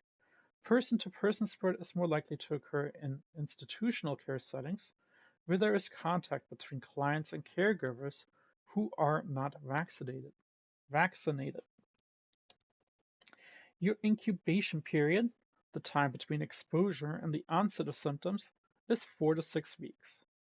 Fecal shedding of the virus is greater for 10 to 14 days before the onset of symptoms and during the first week of symptoms, and up to 3 months after the onset of symptoms. The disease is most contagious during this time. Your antibodies to hepatitis type A develop about 4 weeks after infection. The serum immunoglobulin M concentration increases initially and is followed by an increase in serum IgG, whose levels remain elevated for several years after infection, creating immunity to the disease. The administration of immunoglobulin before exposure or early in the incubation period can prevent hepatitis type A. The hepatitis vaccine and the combined hepatitis A and B vaccines are available and effective in preventing the disease and confer long-term immunity. Your transmission of hepatitis A is prevented by hand washing and the use of gloves when disposing fecal matter. Molecular procedures are available for direct surveillance of hepatitis A in food and water. So here we're taking a look at the course of infection with the hepatitis A. Hepatitis B. Your hepatitis B is parentally and sexually transmitted. Your hepatnavirus with 8 genotypes, A through H, with many subgenotypes. The pathogenic characteristics are unknown. The genotypes vary by geographic region, your disease progression, and treatment response. People who are immunosuppressed receive hemodialysis, multiple blood transfusions, or immunosupportive drugs, have multiple sex partners or share needles, syringes, or other drug equipment, as well as infants born to infected mothers, have a greater risk of exposure or less resistance to the hepatitis B virus. Co-infection with hepatitis C, D, and HIV is common because the viruses all share the same routes of transmission. The mother-infant transmission of hepatitis B occurs if the mother becomes infected during the third trimester of pregnancy. In women who are seropositive for both hepatitis B surface antigen and hepatitis B e antigen, vertical transmission is about 90%. Screening for hepatitis B should occur for all pregnant women, and infants born to positive mothers should receive the hepatitis B vaccine and hepatitis B immunoglobulin within 12 hours after birth, so very early on. Transmission among men having sex with other men may be the oral or congenital contact with bleeding lesions in the rectal mucosa. Hepatitis B is a major cause of chronic hepatitis, cirrhosis, hepatocellular carcinoma. 3 types of viral particles are involved in hepatitis B infection. The larger 47 nanometer Dane particle probably represents the intact HBV. The Dane particle has a double-layered outer coat and carries the hemoglobin or HBsAg, which was originally called the Australia antigen. We're going to call it the Australia antigen, can be identified in the serum by radioimmunoassay. Hepatitis B core antigen usually is not detected in the serum. Your hepatitis B EAG is a derivative of hepatitis CAG and is a marker of a hepatitis B replication. The HBV has an incubation period of 6 to 8 weeks. The initial serologic change is transient increase in that IgM level. Levels of IgG antibodies to hepatitis B rise more slowly and remain elevated for years. Chronic infection develops in 15 to 30% of those with acute infection. Your hepatitis B DNA and antigen measure viral load and the efficacy of drug treatment. Persistent liver cell injury, chronic low-grade inflammation, and deregulation of cellular growth. Control genes lead to increased risk for cirrhosis and liver failure, and foster oncogenic transformation and hepatocellular carcinoma. Cancer risk is greater with hepatitis B and C co-infection. So here we're looking at the course of infection with the hepatitis B.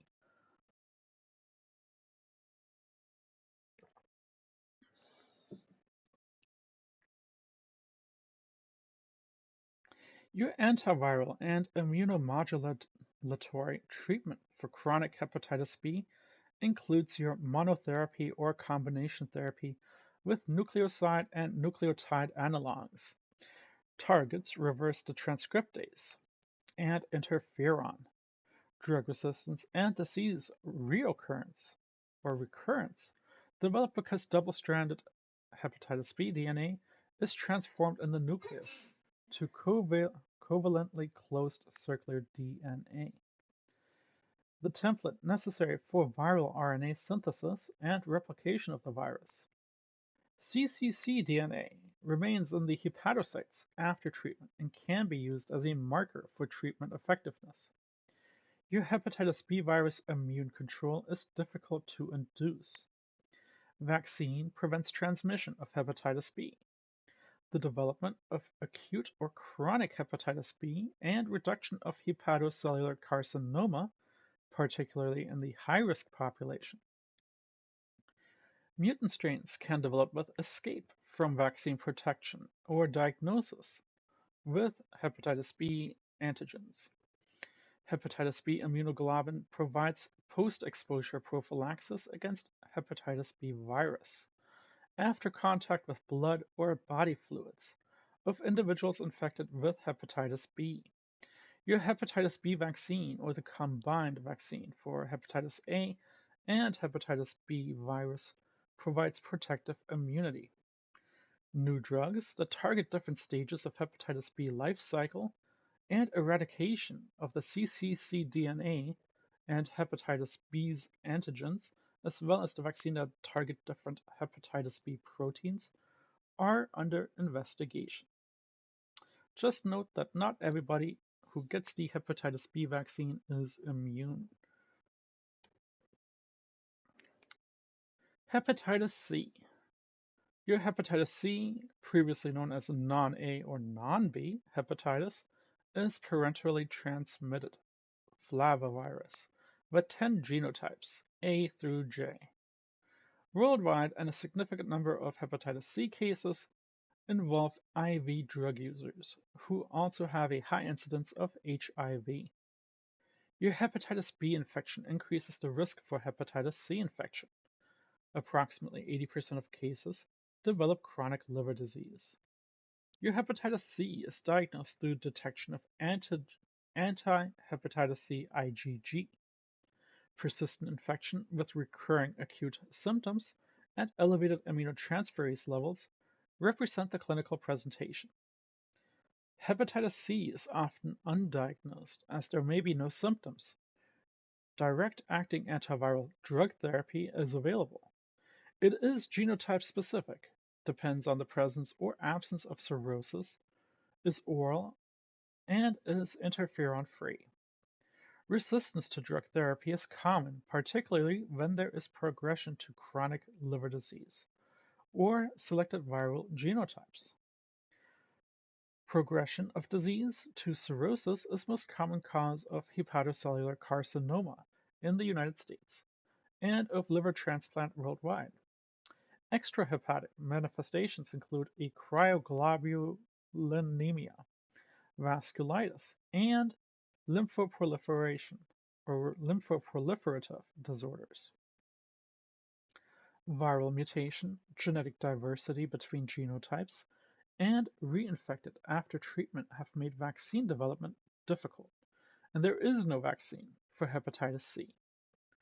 The Center for Disease Control and Prevention have recommended that all persons born between 1945 through 1965 be screened for hepatitis C infections. Individuals with hepatitis C and cirrhosis or liver failure also should be screened for esophageal viruses. Your hepatitis D virus. Hepatitis D virus is a defective, single-stranded RNA virus and occurs as a co-infection with hepatitis B. The delta virus depends on the viral coat of your hepatitis B antigen molecules on hepatitis B for its replication. Hepatitis D has been shown to suppress replication of the hepatitis B virus. Parenteral drug users have a high incidence of hepatitis D infection. Hepatitis D virus symptoms can be mild or severe with progression to fulminant liver failure. Your hepatitis D virus is diagnosed by the presence of antibodies directed against hepatitis D antigens and hepatitis D virus RNA in the serum.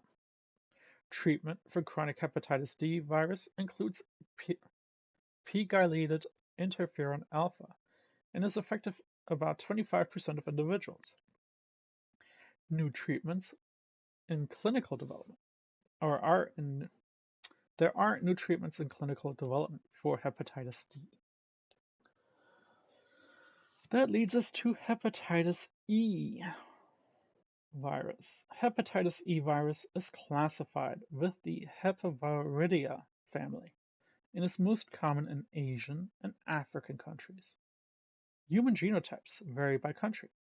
It is transmitted by the fecal-oral route, usually by the way of contaminated water or uncooked meat. It is also found in developed countries and must be differentiated from drug-induced liver injury. Animal reservoirs of hepatitis E virus with transmission to humans include domestic pigs, wild boars, deer, mongoose, and rabbits. It is more prevalent among adults and has the highest mortality in pregnant women and immunosuppressed individuals. Clinically, it can be asymptomatic and resemble hepatitis A virus, or progress to acute liver failure or chronic hepatitis. Extrahepatic manifestations include neurologic symptoms and impaired kidney function. Diagnosis is based on detection of antigen hepatitis E virus IgM. Your ribavirin and pegylated interferon are effective treatments. A vaccine for hepatitis E has been approved in China but not in other countries. So what is the pathophysiology behind it all? So the pathological lesions of hepatitis are similar to those caused by other viral infections.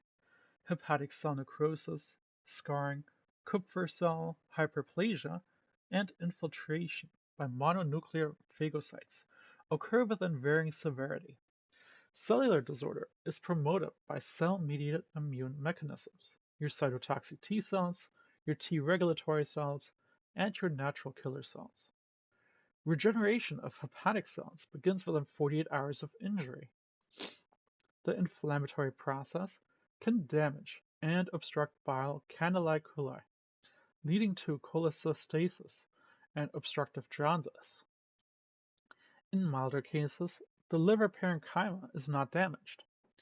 Damage tends to be most severe in cases of hepatitis B and C, as these viruses cause liver cell apoptosis. Hepatitis B is also associated with acute liver failure, a very rare form of disease that is characterized by massive hepatic necrosis. Your mortality is high, but the recovery can be complete. Our clinical manifestations of various types of hepatitis are very similar with nausea, malaise, abdominal pain, and jaundice. The spectrum of manifestation ranges from absence of symptoms to fulminating hepatitis, with rapid onset of liver failure and coma. Acute viral hepatitis causes abnormal liver function tests. The serum aminotransferase values, aspartate transaminase, and alanine transaminase, so your AST/ALT values, are elevated, but their elevation may not be consistent with the extent of cellular damage. The clinical course of hepatitis usually consists of 4 phases: our incubation phase, our prodromal phase, your icteric phase, and then finally the recovery phase. During the incubation phase, the virus is replicating and manifestations vary depending on the virus. Again, there may be no symptoms, but there can be serologic or serum enzyme markers during that incubation phase. The prodromal phase. The prodromal or pre-icteric phase of hepatitis begins about 2 weeks after exposure and ends with the appearance of jaundice. Fatigue, anorexia, malaise, nausea, vomiting, headaches, hyperalgia, cough, and low-grade fever are prodromal symptoms that precede the onset of jaundice. About 10% of individuals may develop extrahepatic symptoms, including a rash, arthralgias, and purpura. Your hepatitis B and C may cause nephritis, related to glomerular immune complex deposition. Infection with hepatitis C may have no symptoms. Right upper abdominal pain is common, and the weight loss of 2 to 4 kilograms is not unusual. The infection is highly transmissible during this phase. That leads us to the icteric phase, the jaundice phase. The icteric phase begins about 1 to 2 weeks after the prodromal phase and lasts 2 to 6 weeks. Individuals who develop chronic hepatitis B virus infection do not become jaundiced and may not be diagnosed.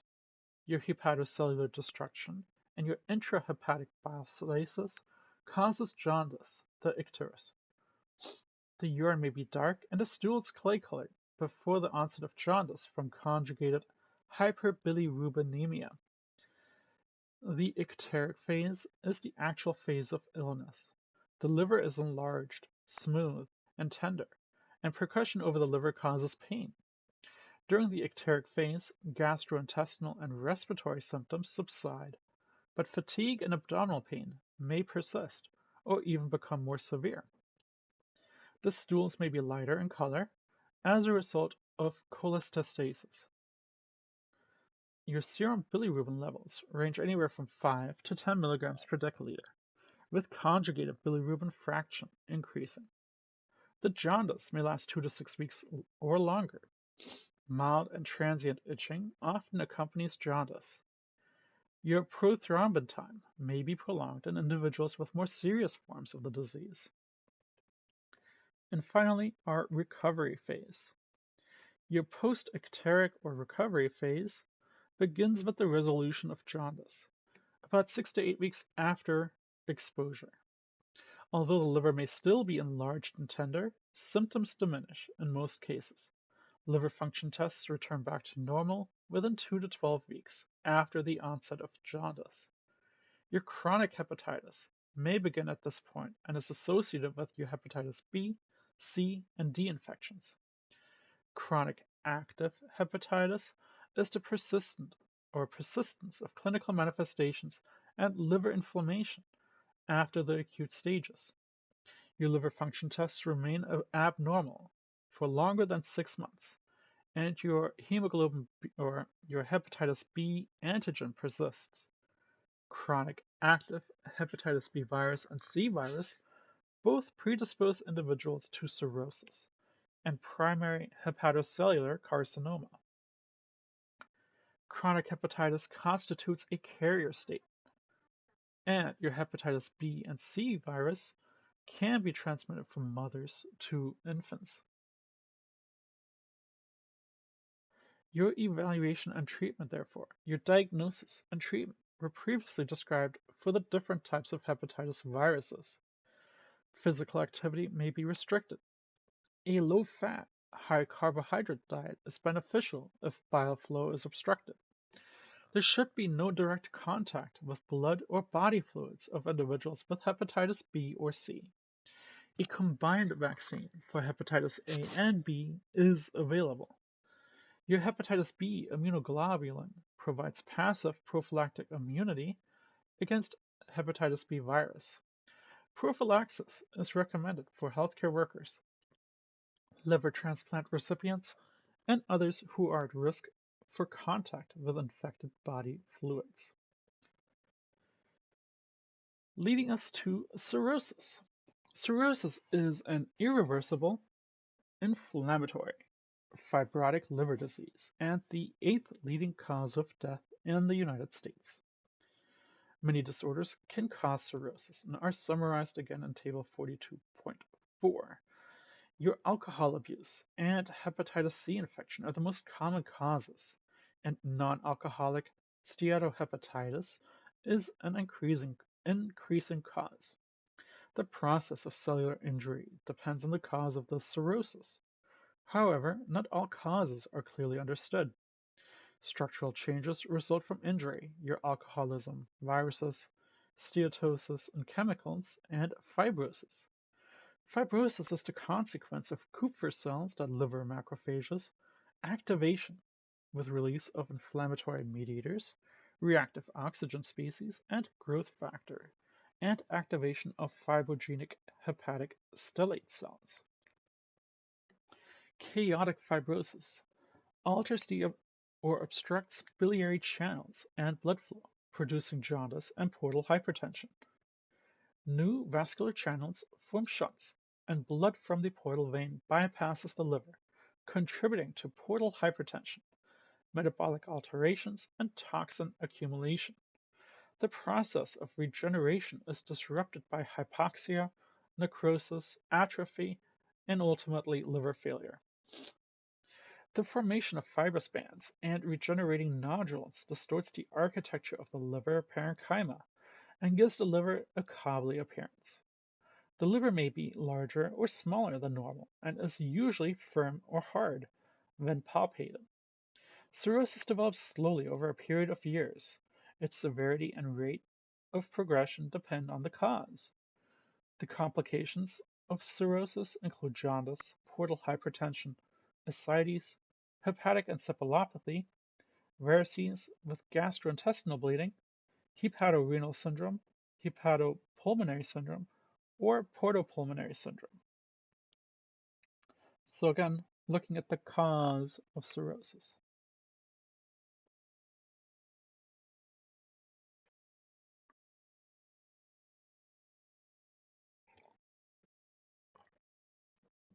If alcohol is involved, the rate of cell death and the severity of inflammation depend on the amount of alcohol present. Removal of alcohol slows progression of liver damage and enhances the process of regeneration. Your alcoholic liver disease. Abuse of any type of alcoholic beverage can cause alcoholic liver disease, and the severity of disease is related to the amount and duration of alcohol consumed and the formation of acetaldehyde. The spectrum of alcoholic liver disease includes steatosis, alcoholic hepatitis, and alcoholic cirrhosis. The incidence of alcoholic cirrhosis is greatest in middle-aged men. However, women develop more severe liver injury than men.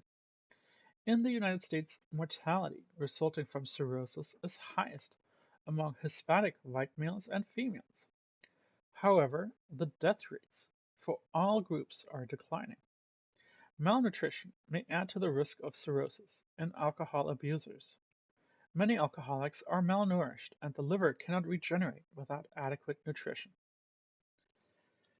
Your alcoholic fatty liver, your steatosis, is the mildest form of alcoholic liver disease and is reversible with abstinence. It can be caused by chronic ingestion of relatively small amounts of alcohol, more than one alcoholic drink per day for women and two alcoholic drinks per day for men. May be asymptomatic and is reversible with the cessation of drinking. Your fat deposition of triglycerides within the liver is caused primarily by increased lipogenesis and decreased fatty acid oxidation and fat metabolism of your hepatocytes. Lipids mobilized by adipose tissue or dietary fat intake may contribute to fat accumulation. Your alcoholic hepatitis is a precursor of cirrhosis characterized by inflammation, degeneration, and necrosis of hepatocytes, infiltration of neutrophils, macrophages, and lymphocytes, immunologic alterations, and oxidative stress, leading to lipid peroxidation. The injured hepatocyte contain Mallory bodies, your hyaline endoplasmic reticulum, indicating the onset of fibrosis. Your neutrophils infiltrate and surround degenerating hepatocytes. The mechanism of hepatocyte injury is not clearly understood, but inflammatory mediators acetaldehyde, reactive oxygen and nitrogen species, and genetic factors are involved. Alcohol also increases gut permeability, and translocation of bacteria-derived lipopolysaccharides contribute to the inflammation, oxidative stress, and the severity of alcoholic liver disease. Serum IgA level is often elevated in individuals with alcoholic hepatitis and liver antigens, and antibodies have been identified in persons with progressive alcoholic liver disease. The inflammation and necrosis caused by alcoholic liver hepatitis stimulates the fibrosis characteristic of cirrhotic stage of disease.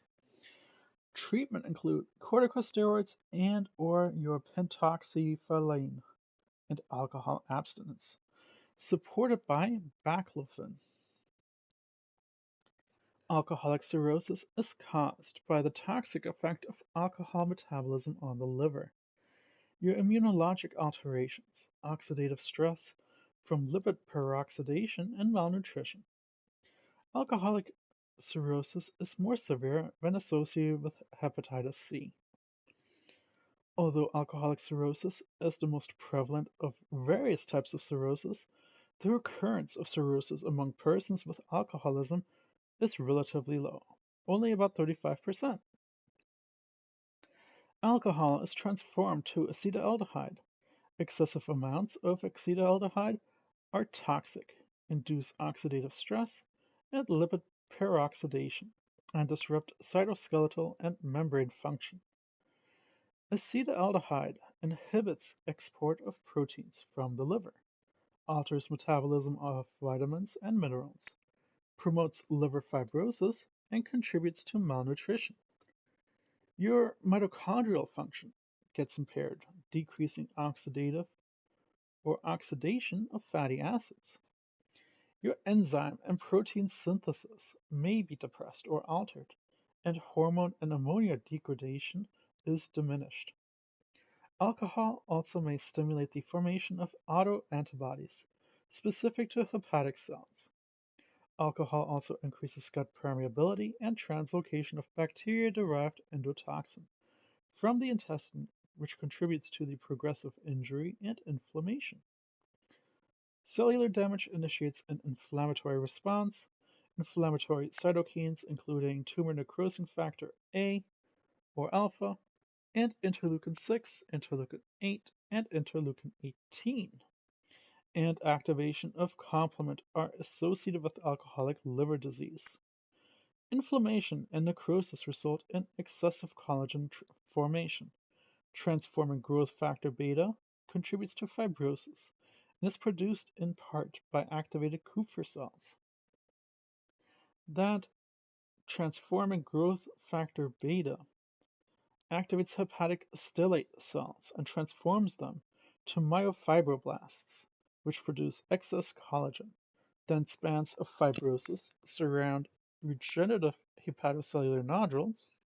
Your fibrosis and scarring alter the structure of the liver and obstruct biliary and vascular channels, and hepatocytes lose their ability to regenerate. There is an increased risk for hepatocellular carcinoma. Examples of liver damage are shown here. So this is a nice juicy liver. Cirrhosis. So picture a micronodular cirrhosis.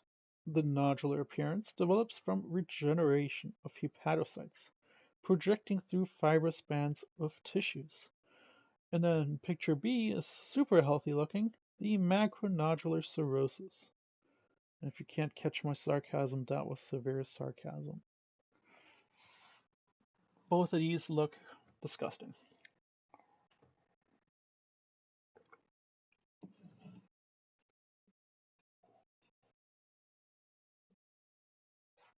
So, what are our clinical manifestations? Our clinical manifestations. Your steatosis causes no specific symptoms or abnormal liver function test results. The liver is usually enlarged, however, the individual has a history of continuous alcohol intake during the previous weeks or months. The clinical manifestations of alcoholic hepatitis can be mild or severe. Non-specific symptoms include fatigue, weight loss, or anorexia. Your manifestations of acute illness include nausea, anorexia, fever, abdominal pain, and jaundice. Your toxic effects of alcohol also can cause your gynecomastia, testicular atrophy, reduced libido, zoospermia, and decreased testosterone level in men. Cirrhosis is a multiple system disease and causes hepatomegaly, splenomegaly, ascites, gastrointestinal hemorrhage, portal hypertension, hepatic encephalopathy, and esophageal varices. Anemia results from blood loss, malnutrition, and hypersplenism. Your hepatorenal syndrome and portopulmonary syndrome are usually late complications. Risk for infection is greater in part because of innate immune dysfunction. The presence of numerous and severe manifestations increase the risk of death. The clinical features of alcoholic cirrhosis depends on the duration of the disease and the severity of the liver damage. So here we're taking a look at different pathways that lead to liver necrosis and death. The clinical manifestations of cirrhosis.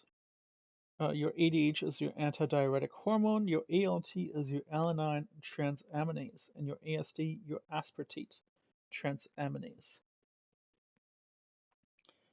So we could have the green route, your liver inflammation that leads to pain and fever and nausea, vomiting, anorexia, leading to fatigue, but those could all lead to liver necrosis due to that inflamed liver. That leads us down now the yellow route.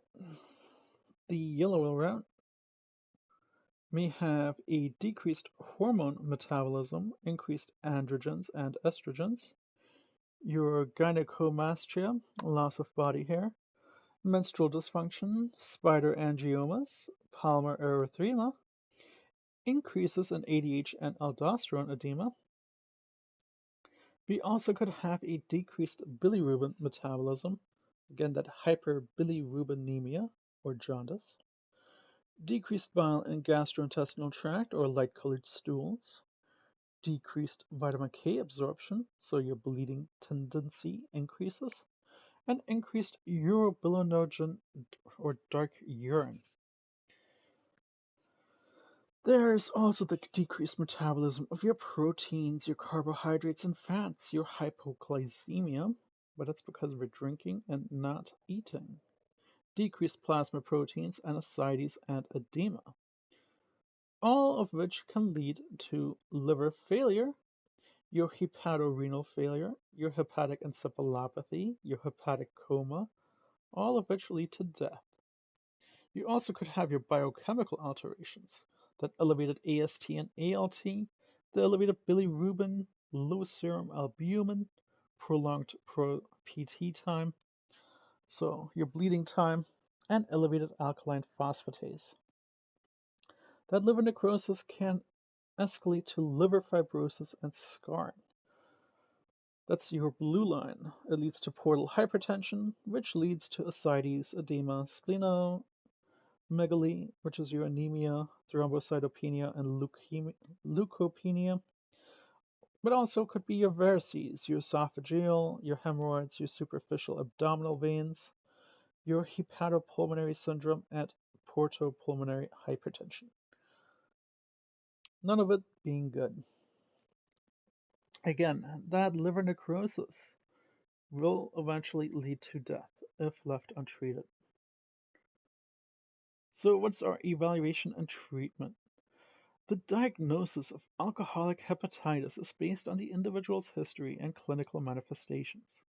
The results of liver function tests are abnormal, and serologic studies show elevated levels of serum enzymes, alanine aminotransferase, aspartate aminotransferase, and gamma glutamyltransferase, and your bilirubin, and decreased serum albumin levels. Your prolonged prothrombin time cannot easily be corrected with vitamin K therapy. Malnutrition is often present. Liver biopsy can confirm the diagnosis of the cirrhosis, but a biopsy is not necessary if clinical manifestations of cirrhosis are already present. There's no specific treatment for alcoholic liver disease, but many of the complications are treated or treatable. Rest, a nutritious diet, corticosteroids, antioxidants, drugs that slow fibrosis, and the management of complications such as your ascites, your gastrointestinal bleeding, anemia, infection, and encephalopathy all can slow disease progression. Most important factor though, cessation of alcohol consumption slows the progression of liver damage, improves clinical symptoms, and prolongs life. Although the liver damage is irreversible, meaning we cannot change it, measures that halt the inflammation and destruction of the liver cells and fibrosis can prolong your life. Your guidelines are available to guide treatment and predict clinical outcomes. Liver transplant is the treatment for liver failure, and artificial liver support systems are being developed. However, the chance of you getting a liver for alcoholic reasons are relatively low. Your non-alcoholic fatty liver disease and non-alcoholic steatohepatitis. Your non-alcoholic fatty liver disease is infiltration of hepatocytes with fat, primarily in the form of triglycerides, but it occurs in the absence of alcohol intake. It is associated with a polygenetic susceptibility, obesity, including obese children, high levels of cholesterol and triglycerides, metabolic syndrome, type 2 diabetes mellitus, and alterations in gut microbiome. It is the most common chronic liver disease in the United States.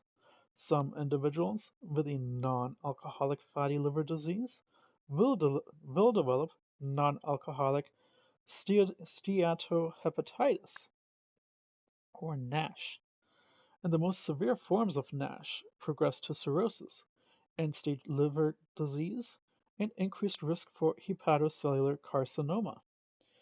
NASH is difficult to distinguish from alcohol-induced liver disease and does require a biopsy. Your non-alcoholic fatty liver disease is usually asymptomatic and may remain undetected for years. Treatment includes lifestyle modification with diet and exercise. Your pharmacotherapy with insulin sensitizers, vitamin E antioxidant, and lipid-lowering drugs may be considered. Your pioglitazone should be considered for those with NASH, especially those with fibrosis. Bariatric surgery may be an option. Liver transplant is the only option for liver failure. Your biliary cirrhosis. Biliary cirrhosis differs from alcoholic cirrhosis in that the damage and inflammation leading to that cirrhosis begin in bile canaliculi and bile ducts, rather than the hepatocytes. The two types of biliary cirrhosis are primary and secondary. Although both involve bile duct pathology, they differ with respect to cause, risk factors, and the mechanism of obstruction and inflammation. So, primary biliary cirrhosis, your PBC, primary biliary cirrhosis, is a chronic autoimmune cholestatic liver disease.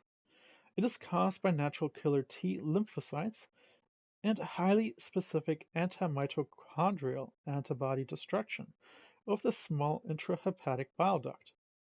The disease is thought to be caused by a superimposed environmental antigen, infectious agents, in genetically susceptible individuals, but the actual trigger of the autoimmunity is still considered unknown. Women are affected more commonly than men by 90%. Symptoms rarely develop before the age of 30. Your primary biliary cirrhosis often accompanies other autoimmune diseases. Your primary biliary disease or cirrhosis develops insidiously. Your anti-mitochondrial antibody is the hallmark of the disease, and 30 to 50% of individuals have a glycoprotein 210 antinuclear antibodies and anticentromere antibodies. Pathogenesis includes inflammation, destruction, fibrosis, and obstruction of the intrahepatic bile duct. Nodular regeneration, cirrhosis, and portal hypertension can develop during later stages of the disease. Your diagnosis is based on two of the following three criteria: a biochemical evidence of a cholestatic liver disease of at least 6 months of duration, an anti-mitochondrial antibody positivity, and a histologic feature of the primary biliary cirrhosis on liver biopsy. Serologic tests show an elevated level of alkaline phosphatase, that gamma-glutamyl transpeptidase, and a leucine aminopeptidase, hyperbilirubinemia, and hyperlipidemia, with or without other clinical manifestations. Most individuals have a circulating IgG antimitochondrial antibody that is not found in other types of liver disease. Biopsy shows cholangitis and excludes other inflammatory liver diseases. Evaluation involves ruling out biliary obstruction caused by gallstones, tumors, or inflammation of the common bile duct. Individuals with primary biliary cirrhosis may be asymptomatic or symptomatic at diagnosis. It may have minimal disease or rapid progression to cirrhosis and liver failure. The earliest manifestations are pruritus, fatigue, and abdominal pain. Jaundice and light-colored stools are symptoms of advanced disease. These symptoms are caused by intrahepatic obstruction of bile flow. Steatorrhea and fat-soluble vitamin deficiencies are present in some cases. The malabsorption can lead to osteomalacia and osteoporosis. Cirrhosis, symptoms of portal hypertension and encephalopathy, and ultimately liver failure or develop in untreated individuals. Your long-term treatment with urs- ursodeoxycholic acid, UDCA, is highly effective.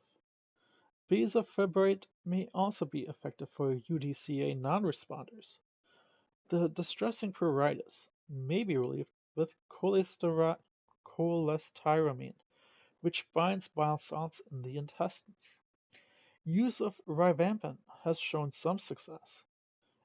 Intramuscular injections of vitamin D and K alleviate the vitamin deficiency.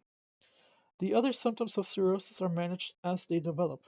A liver transplant is the only option for those with progressive disease not responding to medical treatment. That brings us to our secondary biliary cirrhosis. Secondary biliary cirrhosis develops when there is a prolonged, partial, or complete obstruction of the common bile duct or its branches. The obstruction may be caused by gallstones, tumors, fibrotic strictures, or chronic pancreatitis. Your biliary atresia and cystic fibrosis causes a secondary biliary cirrhosis in children. Chronic obstruction to bile flow increases pressure in the hepatic bile duct and results in the accumulation of bile in the centrilobular spaces. Necrotic areas develop and are followed by a proliferation and inflammation of the portal ducts that result in edema and fibrosis. Pools of bile form and the portal ducts rupture into surrounding necrotic areas. Injury is accompanied by regeneration of hepatic cells, with the development of finely nodular cirrhosis. Your clinical manifestations are similar to those of primary biliary cirrhosis, with jaundice and pruritus, the most distressing syndrome. Right upper quadrant pain is common, and a low-grade fever may be present from the bile duct inflammation, your cholangitis. Your cholangiography provides the most definitive diagnosis. Lab tests usually show elevated conjugated bilirubin and alkaline phosphatase levels. Your aminotransferase levels increase if there is an accompanying cholangitis. Surgery or endoscopy relieve obstruction, prolongs survival, and diminishes or resolves the symptoms. Continued obstruction leads to advanced cirrhosis and liver failure. So, getting rid of that obstruction is key. Sclerosing cholangitis. Your primary sclerosing cholangitis is a rare, chronic inflammatory fibrotic disease of the hepatic bile ducts that leads to secondary biliary cirrhosis. The disease is immune-mediated, but the exact mechanism is unknown and does not respond to immunosuppressants. Your primary sclerosing cholangitis is associated with proximal inflammatory bowel disease and primarily affects genetically susceptible young males.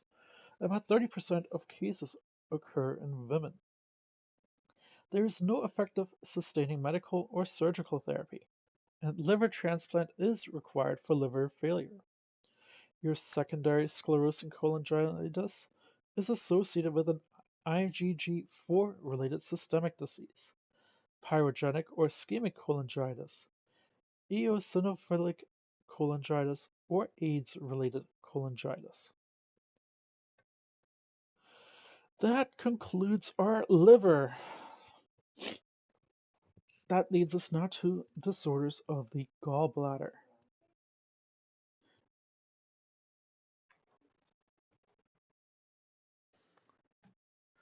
Disorders of the gallbladder. Obstruction and inflammation are the most common disorders of the gallbladder. Obstruction is caused by gallstones, your cholelithiasis, which are aggregates of substance in the bile. The gallstones may remain in the gallbladder or be ejected with bile into the cystic duct. Gallstones that become lodged in the cystic duct obstruct the flow of bile into or out of the gallbladder and cause inflammation.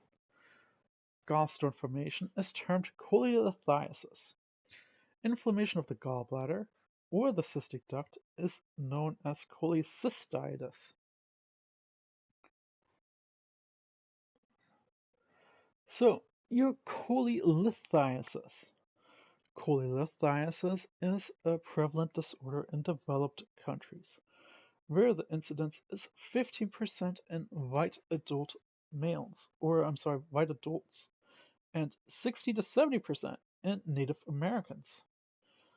Risk factors include obesity, rapid weight loss in obese individuals, middle-aged, female, and use of oral contraceptives. Native American ancestry, genetic predisposition, gallbladder, pancreatic or ileal disease, low high density lipoproteins, cholesterol level, and hypertriglyceridemia, and gene environmental interaction. So the pathophysiology. Gallstones are formed from impaired metabolism of cholesterol, bilirubin, and bile salts. All gallstones contain cholesterol, unconjugated bilirubin, bilirubin calcium salts, fatty acids, calcium carbonates, and phosphates, and mucin glycoproteins. Gallstones are three types depending on the chemical composition. Your cholesterol, which is the most common, about 70 to 80%.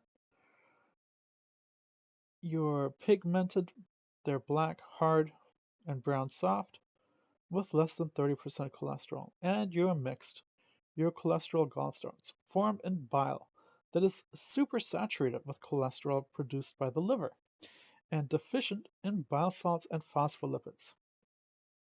Supersaturation sets the stage for cholesterol crystal formation, or the formation of microstones. More crystals then aggregate on the microstones, which grow to form macrostones. This process usually occurs in the gallbladder, which may have decreased motility and biliary stasis. The stones may lie dormant and silent and become lodged in the cystic or common duct, causing pain when the gallbladder contracts and cholecystitis. The stones can accumulate and fill the entire gallbladder.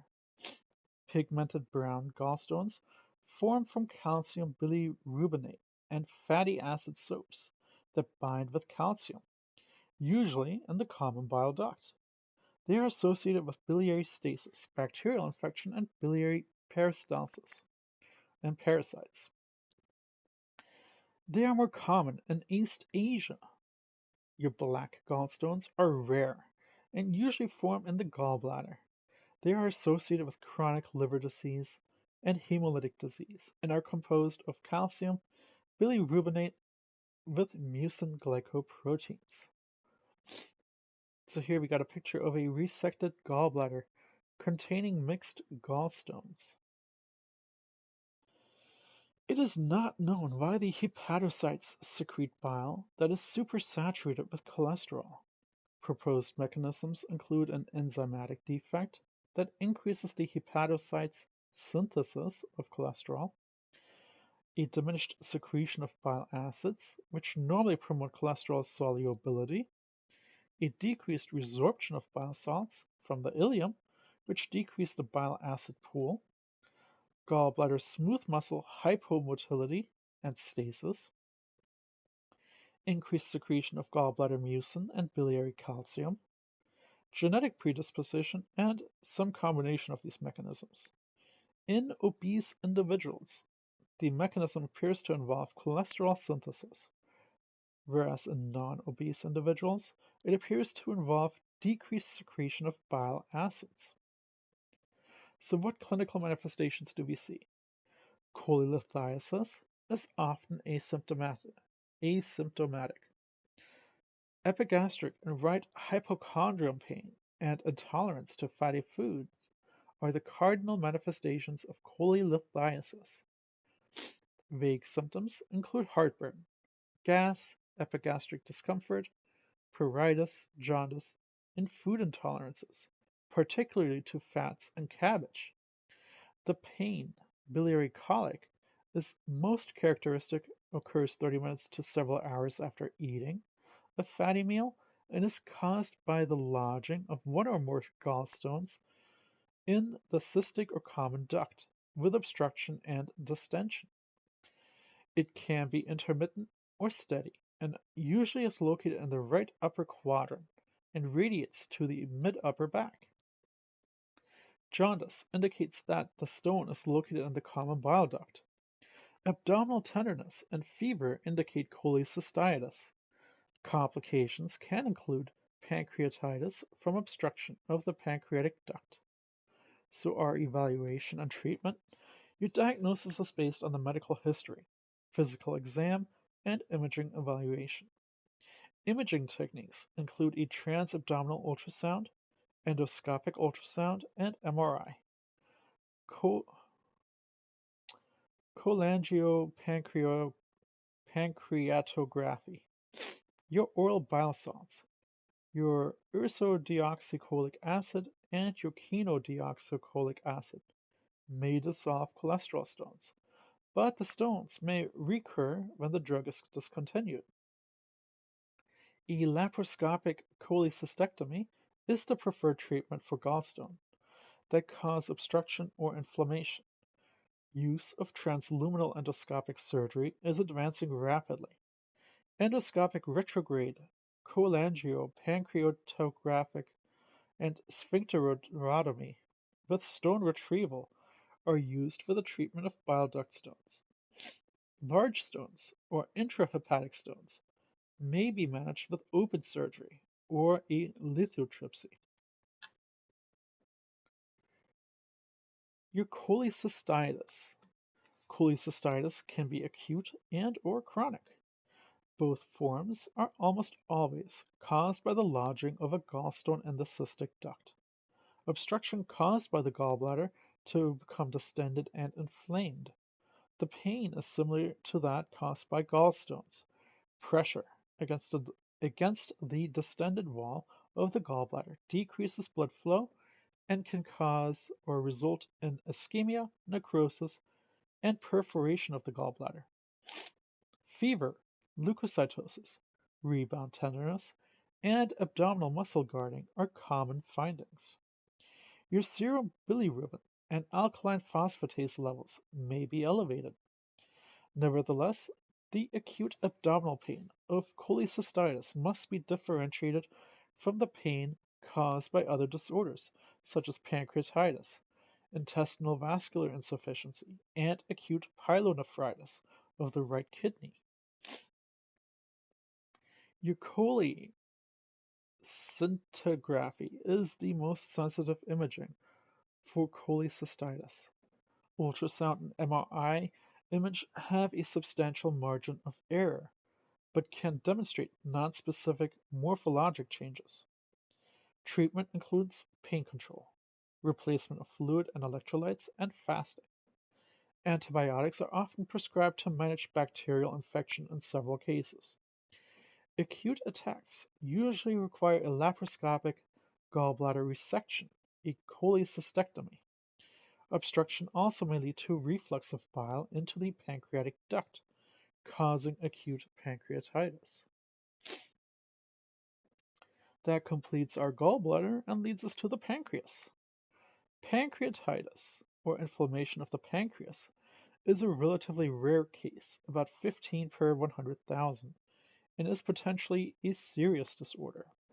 Your incidence is about equal in men and women, is more common between 50 to 60 years of age, and is more likely to occur in blacks. Risk factors include obstructive biliary tract disease, particularly your cholelithiasis, alcoholism, peptic ulcers, abdominal trauma, hyperlipidemia, smoking, certain drugs, and genetic factors. The cause is unknown in 15 to 25% of cases, and pancreatitis can be acute or chronic. Your acute pancreatitis is usually a mild disease and resolves spontaneously, but about 20% of those with the disease develop severe acute pancreatitis, which requires hospitalization. Pancreatitis develops because of obstruction to the outflow of pancreatic digestive enzymes, caused by bile duct or pancreatic obstruction.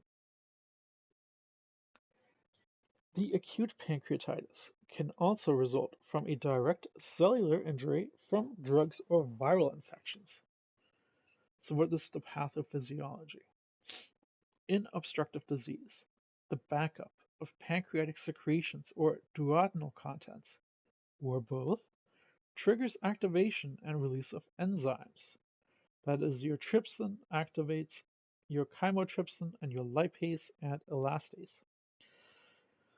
Within the pancreatic acinar cells, the activated enzymes cause autodigestion, your proteolysis and lipolysis of pancreatic cells and tissues, resulting in inflammation and release of inflammatory cytokines.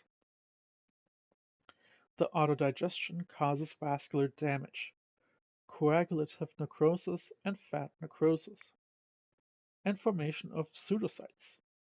Edema within the pancreatic capsule leads to ischemia and can contribute to necrosis. There also may be independent activation of inflammation within the acinar cells, contributing to the local systemic response occurring in acute pancreatitis. In cases of alcohol abuse, the pancreatic acinar cells metabolizes ethanol with the generation of toxic metabolites that injure pancreatic acinar cells, causing release of activated enzyme. Your chronic alcohol use may also cause formation of protein plugs in pancreatic ducts and spasm of the sphincter of Oddi, resulting in the obstruction. The obstruction leads to the intrapancreatic release of activated enzymes, autodigestion, inflammation, and finally pan- and pancreatitis. Systemic effects are associated with the moderately severe and severe acute pancreatitis. Your pro-inflammatory cytokines that interleukin 6, tumor necrosing factor alpha, and your tumor growth your growth factor beta and platelet activating factor and vasoactive peptides all are released into your bloodstream. There's activation of leukocytes, injury to vessel walls, and coagulation abnormalities with development of vasodilation, hypotension, and shock. Complications can include acute respiratory distress syndrome, heart failure, renal failure, coagulopathies, intra-abdominal hypertension, and systemic inflammatory response syndrome. Your paralytic ileus and gastrointestinal bleeding can occur. Translocation of the intestinal bacteria to the bloodstream causes peritonitis or sepsis. Recurrent inflammation activates pancreatic stellate cells, causing pancreatic fibrosis, strictures, and duct obstruction that leads to chronic pancreatitis.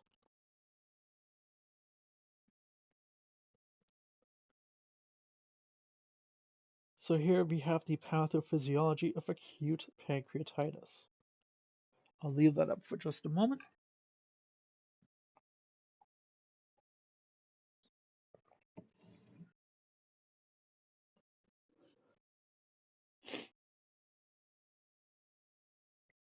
And here we have a picture of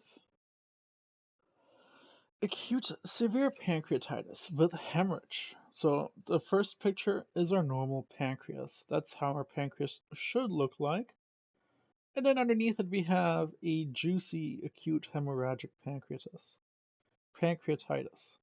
The pancreas has hemorrhage, fat necrosis, those white patches, and pseudocysts filled with blood.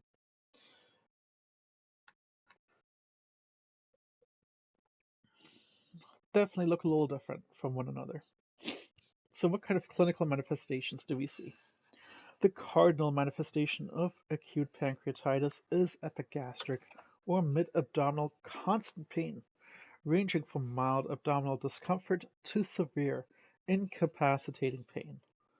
The pain may radiate to the back and cause a retroperitoneal location of the pancreas. Pain is caused by the edema, which distends the pancreatic ducts and capsule. Your chemical irritation and inflammation of the peritoneum, your irritation or obstruction of the biliary tract, and inflammation of the nerves. Fever and leukocytosis accompany the inflammatory response. Nausea and vomiting are caused by the paralytic ileus, secondary to the pancreatitis or peritonitis. Jaundice can occur from obstruction of the bile duct, your gallstones, or from pancreatic edema pressing onto the duct. Abdominal distension accompanies bowel hypomotility or paralytic ileus and the accumulation of fluid in the peritoneal and retroperitoneal cavities, your ascites. Abdominal compartment syndrome is a potential life-threatening complication. Hypovolemia, hypotension, tachycardia, myocardial insufficiency, and shock occur because plasma volume is lost as inflammatory mediators release into the circulation, increasing vascular permeability, and dilate vessels. Tachypnea and hypoxemia develop secondary to ascites, pulmonary edema, atelectasis, or pleural effusions. Hypovolemia can decrease renal blood flow sufficiently to impair renal function and cause renal failure. Tetany may develop as a result of hypocalcemia, when calcium is deposited in areas of fat necrosis or as a decreased response to parathormone. Transient hyperglycemia also can occur if glucagon is released from damaged alpha cells in the pancreatic islets. In severe acute pancreatitis, some individuals develop flank or periumbilical ecchymosis, a sign of poor prognosis. Multiple organ failure, or SIRS, accounts for most deaths of those with severe acute pancreatitis. So, what's our evaluation and treatment? Diagnosis is based on clinical findings, identification of associated disorders, laboratory studies, and imaging results. Contrast-enhanced CT scans, endoscopic ultrasounds, and MRI pictures. Your elevated serum amylase concentration is characteristic, but is not diagnostic of severity or specificity of disease. Elevated serum lipase level is the primary diagnostic marker for acute pancreatitis. Both enzymes are elevated to at least 3 times their normal value. An elevated C-reactive protein is suggestive of severe disease. Acute pancreatitis is difficult to diagnose because several other disorders can cause similar clinical or laboratory findings, such as your perforating duodenal ulcers, your acute cholecystitis, and kidney stones. Your intra-abdominal pressure monitoring assesses risk for abdominal compartment syndrome. Again, scoring systems are available to predict the disease severity.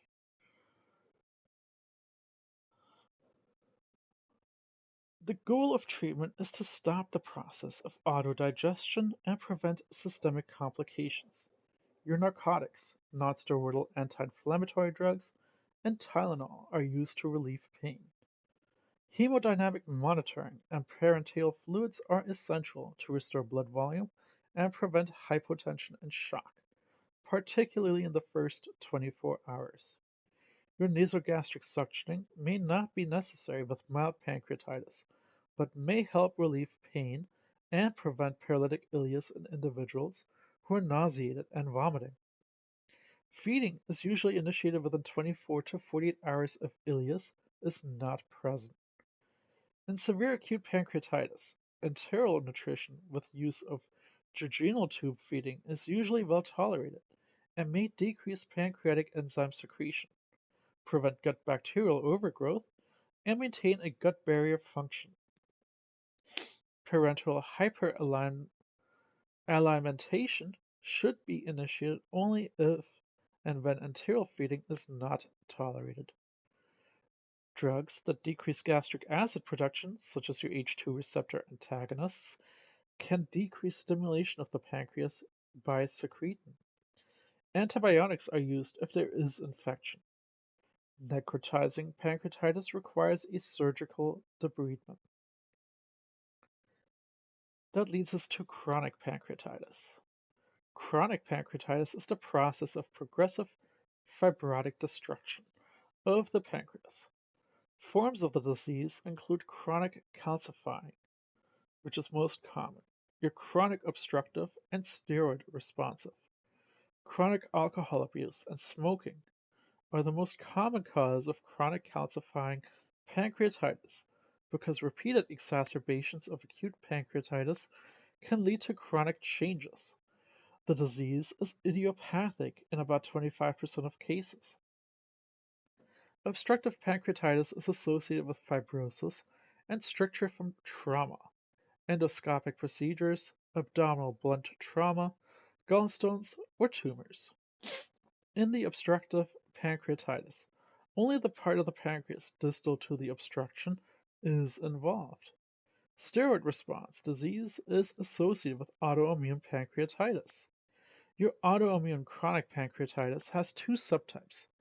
Type 1, your lymphoplasmacytic sclerosing pancreatitis, is a multisystem fibroinflammatory syndrome known as the immunoglobulin G4 or IgG4 related disease that affects the pancreatic ducts and veins and presents with painless obstructive jaundice.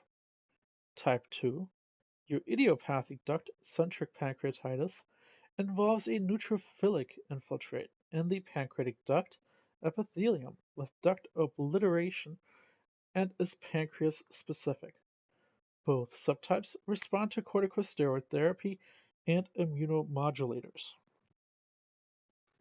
Your toxic metabolites and chronic release of inflammatory cytokines contribute to the destruction of acinar cells and islets of Langerhans. Fibrosis, strictures, calcification, ductal obstruction, ischemia, and pancreatic cysts.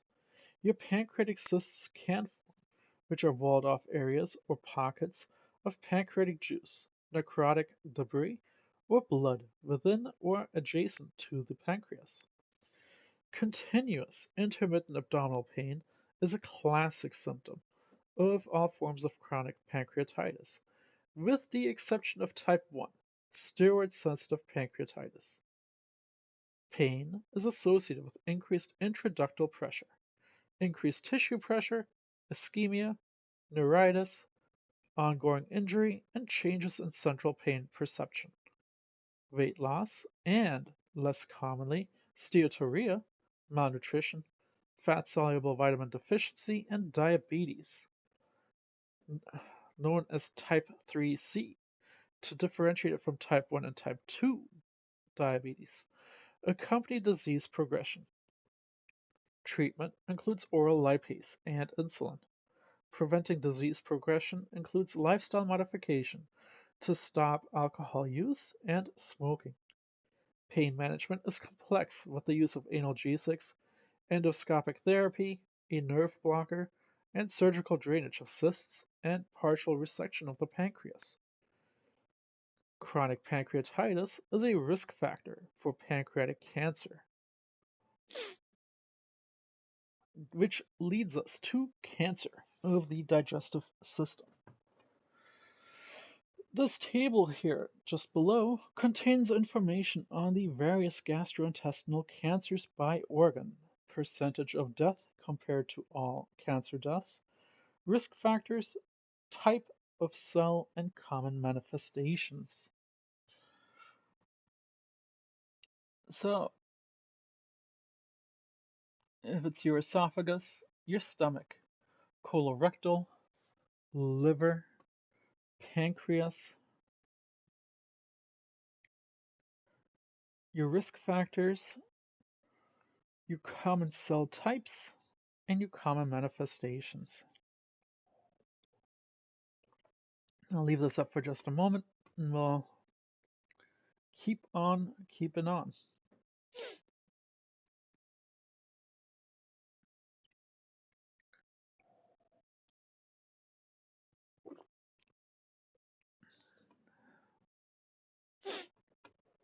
So, cancer of the gastrointestinal tract.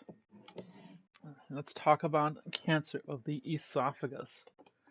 Carcinoma of the esophagus is rare, with an estimated incidence of about, I'm just going to round it on up, 17,000 new cases and 16,000 deaths in 2017. So again, already 7 years old at this time. Your squamous cell carcinoma is more prevalent in China, Iran, South America, and South Africa, and in black men who use alcohol and smoke tobacco in the United States. Your squamous cell carcinoma is associated with smoking, chewing tobacco, or betel quid. Alcohol, both intrinsic or extrinsic sources of the alcohol metabolite acetaldehyde, irritant drinks, food containing nitrosamines, achalasia, usually in male, and older age. Your squamous cell carcinomas are more common in the thoracic and cervical areas of the esophagus.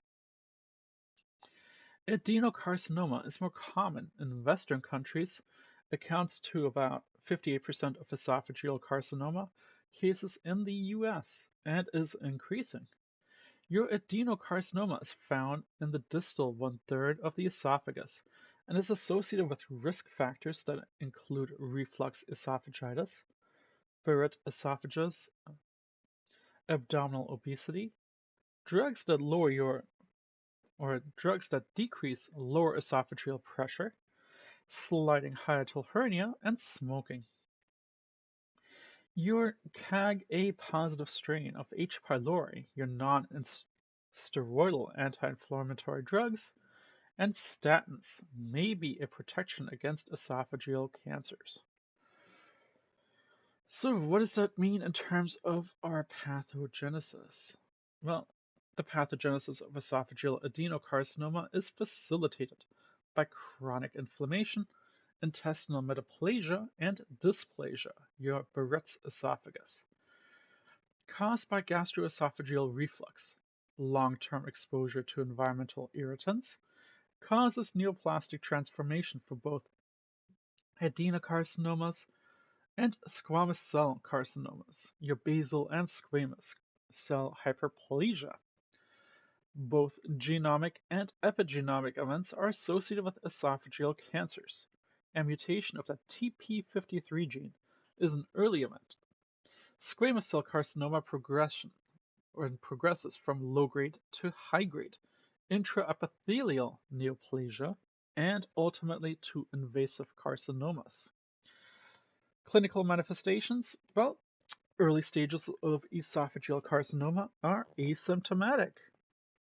The two frequent symptoms of esophageal carcinoma are best known as chest pain and dysphagia. The most common type of pain is heartburn, your pyrosis. It is initiated by eating spicy or highly seasoned foods and assuming the recumbent position. Some individuals with esophageal cancer complain of a constant retrosternal pain that radiates to the back. Dysphagia, or pain on swallowing, another common symptom, is usually pressure-like and may radiate posteriorly between the scapula. Dysphagia usually progresses rapidly. Esophageal cancer metastasizes rapidly and therefore has a poor prognosis. Your evaluation and treatment, therefore. Individuals who present with dysphagia undergo endoscopy so that specimens can be examined for neoplastic change and type of carcinoma. Endoscopic ultrasound and CAT scan studies of the thorax are used for diagnosis and staging. Treatment of gastroesophageal reflux is essential for the prevention of Barrett's esophagus. Esophageal carcinoma is treated with an endoscopic radiofrequency, mucosal ablation, cryotherapy, radiotherapy, resection, or a combination of therapy. Untreated esophageal cancer metastasizes rapidly and has a poor prognosis. At the time of diagnosis, 50% of esophageal cancer present with metastatic disease already. Your lymphatic vessels of the esophagus are continuous with vital mediastinal structures, the trachea, heart, and great vessels, and drain to the celiac lymph nodes, making it impossible to remove all the lymph nodes with the tumor. The removal of the primary lesion and the local lymph nodes, however, can benefit the individual with esophageal cancer. And cure is likely if there is no metastasis prior. Once there's metastasis, it is too late. Cancer of the stomach. The incidence of gastric adenocarcinoma is estimated at about 28,000 new cases and about 11,000 deaths in the United States in 2017. Again, I'm rounding up just to be simple. So, most cases of adenocarcinoma, squamous cell carcinoma, is very rare and accounts to only about 0.04 to 0.07% of all gastric carcinoma. In countries such as Eastern Asia, Eastern Europe, and South America, the incidence of stomach cancer has remained consistently high. Your non-environmental risk factors include a family history of gastric adenocarcinoma, blood type, type A, atrophic gastritis, pernicious anemia, which is associated with atrophy of the gastric mucosa in the same location where gastric tumors arise, and Epstein-Barr virus, associated gastric carcinoma in some individuals. However, the mechanism is unknown. The most important environmental risk factor in causing gastric cancer are infection with H. pylori that carry selective virulence factors, In genetically susceptible individuals, only about 1% of individuals infected with H. pylori develop gastric cancers. Infection with H. pylori and severe chronic gastritis change the mucosal cell proliferation pattern, destroy, destroy cell junctions, inhibit cell proliferation, and promote cell invasion ability, increasing the risk of gastric and duodenal carcinomas.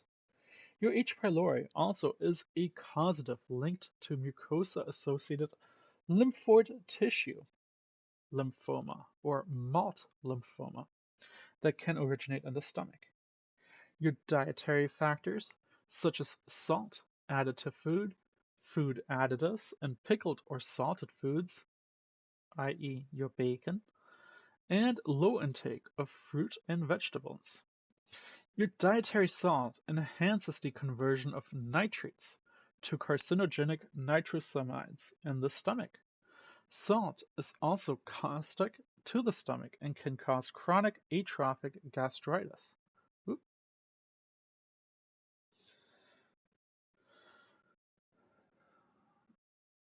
lost my spot. Apologies. Hypertonic salt solutions delay gastric emptying. Delay emptying increases the time during which carcinogenic nitrosamines can exert their effect on the stomach mucosa. Nitrates interact with amino acids in the stomach to form nitrosamines. The conversion of these carcinogenic nitrosamines is enhanced at a low pH by iodides and thiocyanates. Nitrates are thought to be active only when converted to nitrates to cause stomach cancer once atrophic gastritis has occurred. So lifestyle factors such as alcohol consumption and cigarette smoking. Alcohol is metabolized to the carcinogen acetaldehyde and decrease the production of prostaglandins that maintain gastric mucosal integrity. Smokers have a higher incidence of H. pylori infection. So are pathogenesis, environmental factors, and genetic predisposition combine to cause the injury, inflammation, and the progression to gastric adenocarcinomas. Epigenetic alterations, your DNA methylation, histone methylation, and histone acetylation, and multiple genes are involved in gastric cancer, including oncogenes, tumor suppressing genes, DNA repair genes, and cell cycle regulator genes. Genetics also can distinguish well-differentiated from undifferentiated gastric adenocarcinomas. About 1 to 3% of gastric cancers are familial. Gastric adenocarcinomas usually begin in the glands of the stomach mucosa, commonly in the prepyloric antrum. Atrophic gastritis progresses to the intestinal metaplasia, dysplasia, and adenocarcinoma. So here we're taking a look at the typical sites of the stomach cancer. I'll leave that up for just a moment. I'll actually just keep going, but I can keep the picture up. So, your clinical manifestations. Early stages of gastric cancer are generally asymptomatic or produce vague symptoms, such as loss of appetite, malaise, and indigestion. Later manifestations include unexplained weight loss, upper abdominal pain, vomiting, change in bowel habits, and anemia caused by persistent occult bleeding. The prognosis is poor because symptoms usually do not occur until the tumor has penetrated the muscle layer of the stomach, spread to surrounding tissue, and enter the draining lymph nodes and veins, causing distant metastasis. Generally, the first manifestation of carcinoma are caused by distant metastases when the disease is already in the advanced stage. So our evaluation and treatment. There are no specific biomarkers for gastric cancer. MicroRNAs, circulating tumor cells, and exhaled breath analysis are being evaluated as specific diagnostic or prognostic markers. Most symptoms a problem in the upper gastrointestinal tract, and a barium X-ray film show the lesions. Your direct endoscopic visualization and a biopsy usually establishes the diagnosis, or microscopic examination of exfoliated cells obtained by lavage during endoscopy. Your screening and eradication of H. pylori infection are the best preventative approaches of gastric cancer. Vaccines to prevent H. pylori infection are under investigation and could eliminate a worldwide cause of gastric cancer death. Surgery is the only curative treatment for early stages of disease. Staging is determined by pathologic findings after resection. Early diagnosis and chemotherapy combined with radiation improve post-surgical outcomes. Your targeted therapy is being evaluated by molecular subtypes of gastric cancer. Abstinence from alcohol and smoking improves outcomes. Your dietary modifications include high intake of fruit and vegetables, vitamin C, carotenoids, and fiber, and reduce intake of salt, salted foods, and red meat. So that takes us now down to the small intestine. Small intestine cancer is rare and represents less than 3% of gastrointestinal cancers, so about 10,200 estimated cases, and 1,400 deaths. Adenocarcinoma is the most common tumor type, followed by carcinoid tumor, your neuroendocrine serotonin-producing tumors, sarcomas, and lymphomas. Carcinoma occurs more frequently in familial adenomatous polyposis and Crohn's disease. Symptoms are nonspecific. Screenings include imaging and endoscopic surveillance. Urinary evaluation of the 5-hydroxy indoloacetic acid can assist with a diagnosis and carcinoid tumors. Treatment is surgical resection, followed by tumor type specific treatment. Cancers of the colon and rectum. Colorectal cancer is the third most common cause of cancer and cancer death, with an estimated 95,500 new colon and just shy of 40,000 new rectal cancer cases, with about 50,250 deaths. Colon and rectal combined in it's combined in 2017 in the US alone. The incidence has been declining over the past several years because of a successful screening program, removal of polyps, and increased use of nonsteroidal anti-inflammatory drugs. Your CRC, or colorectal cancer, tends to occur in individuals older than 50 years of age and is rare in children. Worldwide, the prevalence of colorectal cancer is highest in Black populations, possibly because of a lack of access to screening and treatment.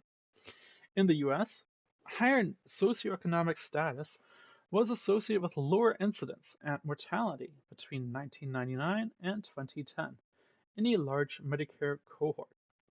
Colorectal cancer develops in individuals with an acquired or inherited genetic predisposition who are exposed to a combination of environmental risk factors.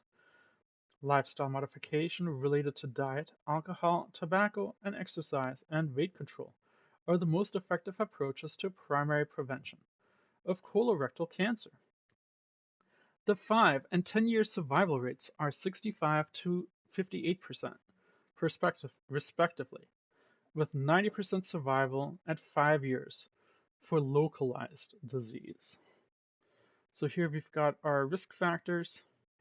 Oh my goodness. Hereditary. Whew, I can speak. And medical factors, and your modifiable risk factors. And then eventually your low risk. So I'll leave that up for just a moment. But we'll actually just keep on going. Your pathogenesis, genetic and environmental factors, your epigenetics, are associated with the development of colorectal cancer. Colorectal cancer can develop through molecular pathways, gene mutations, and genomic instability. Gene mutations may be inherited or acquired after birth. Family history of colorectal cancer occurs in about 25% of cases, but only 5 to 6% of that 25% with a family history are related to a highly penetrating gene mutation, mostly autosomal dominant. Familial adenomatous polyposis and hereditary non-polyposis colorectal cancer are examples of these types of cancers. The remainder of the inherited colorectal cancers are related to less penetrant genes and environmental interactions, increased risk. Most CRC is sporadic, and the environment contributes to multiple somatic mutations. Chronic inflammatory bowel disease increases that risk of CRC after 10 to 15 years of disease. Understanding the molecular events associated with CRC is allowing more targeted detection, diagnosis, and prognosis, prediction, and more specific and personalized treatment approaches. Most colorectal cancers arise from adenomatous polyps, with the exception of HNPCC, which arises from the apparently normal intestine epithelial tissue. Other cancers are rare and include carcinoid tumors, gastrointestinal stomach tumor, and lymphomas.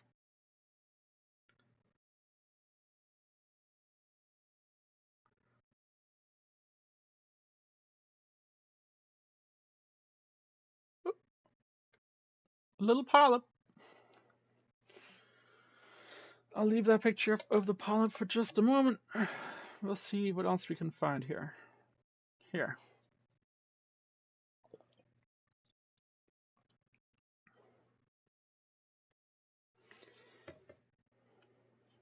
A polyp is a mass or a finger-like projection arising from the intestinal mucosal epithelium.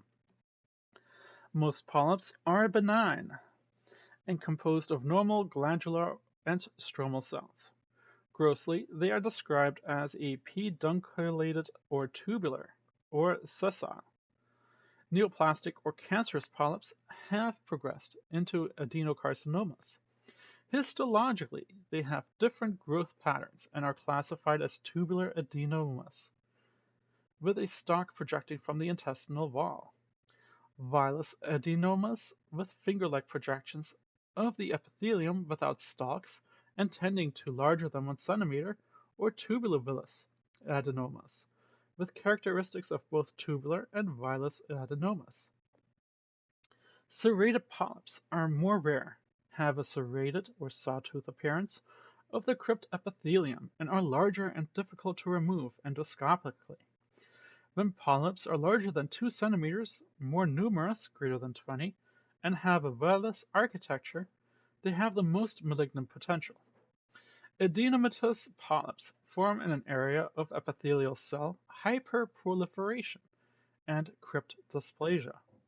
Once the adenoma traverses the muscularis mucosa, it becomes invasive and highly malignant. Adenomas can be detected early, however, and the submucosa may not be penetrated for several years. Thus, screening, colonoscopy, and polypectomy is important when polyps are found. This next table gives other conditions commonly confused with colorectal cancer.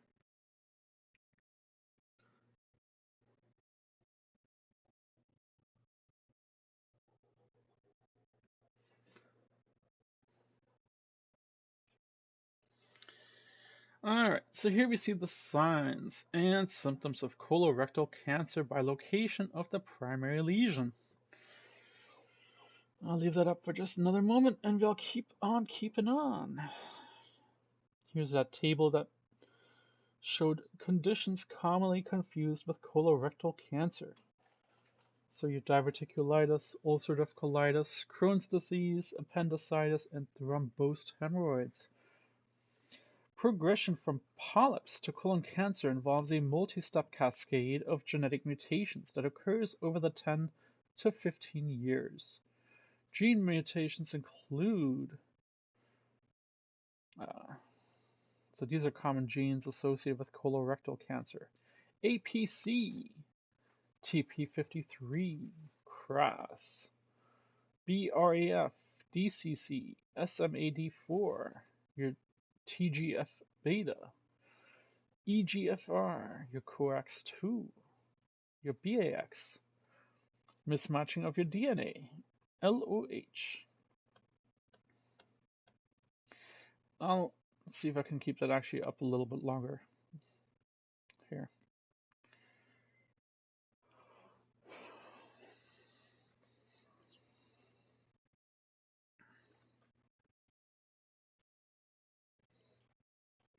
I'll start reading, but I'll try to leave this up as best as I can. So, 1. Loss of tumor suppressor gene activity.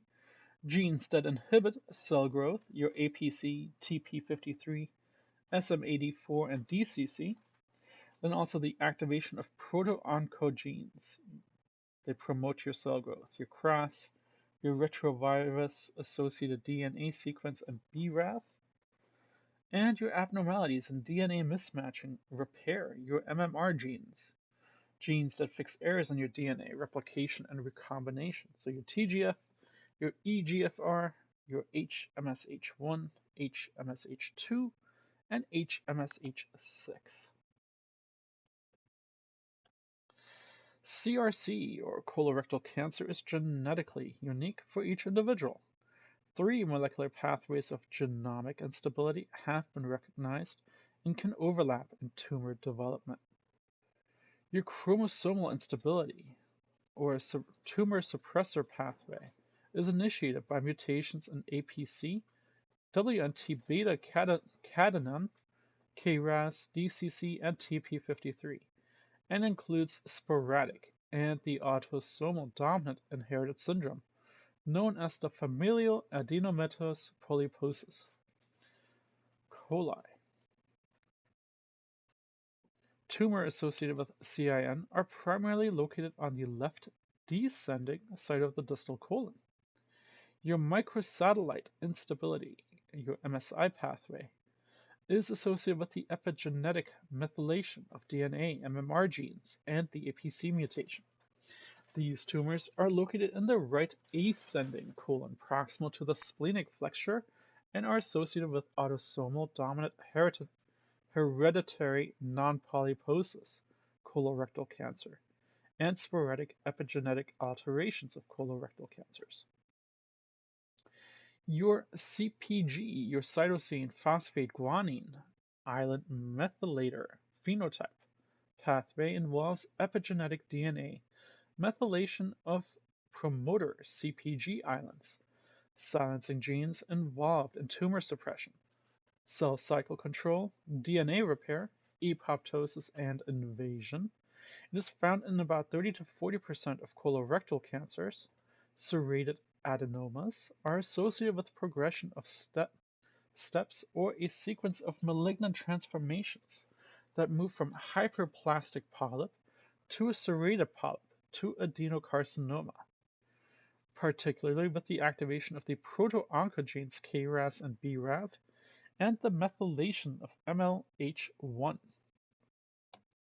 So figure 4229 provides a summary of common genetic events in the development of colorectal cancer. And here you see the multi-stage development of colorectal cancer. And I'll leave that up for just a moment. So you can kind of see the staging process: stage 0, stage 1, stage 2, stage 3, and then finally stage 4. And you can see how it keeps growing, not just inward into the colon, but also into the branching of the systemic system.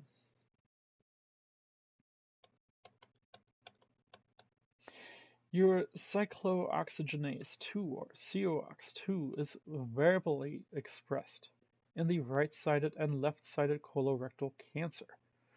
Platelets are activated with tissue damage, which induces a pro-inflammatory mediators and activates the expression of CoX-2 and your pro-oncogenic prostaglandins, E2.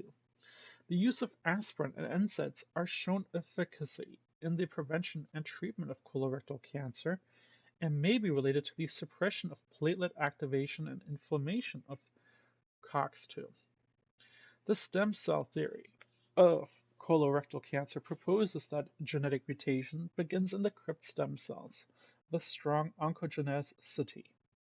However, cells outside the stem cell zone can be cells of origin, so it is possible that other cells have the plasticity to revert to stem-like cells and acquire genetic mutation that initiates a neoplasia. The tumor microenvironment also influences the way mutation develops and progress in colorectal cancer.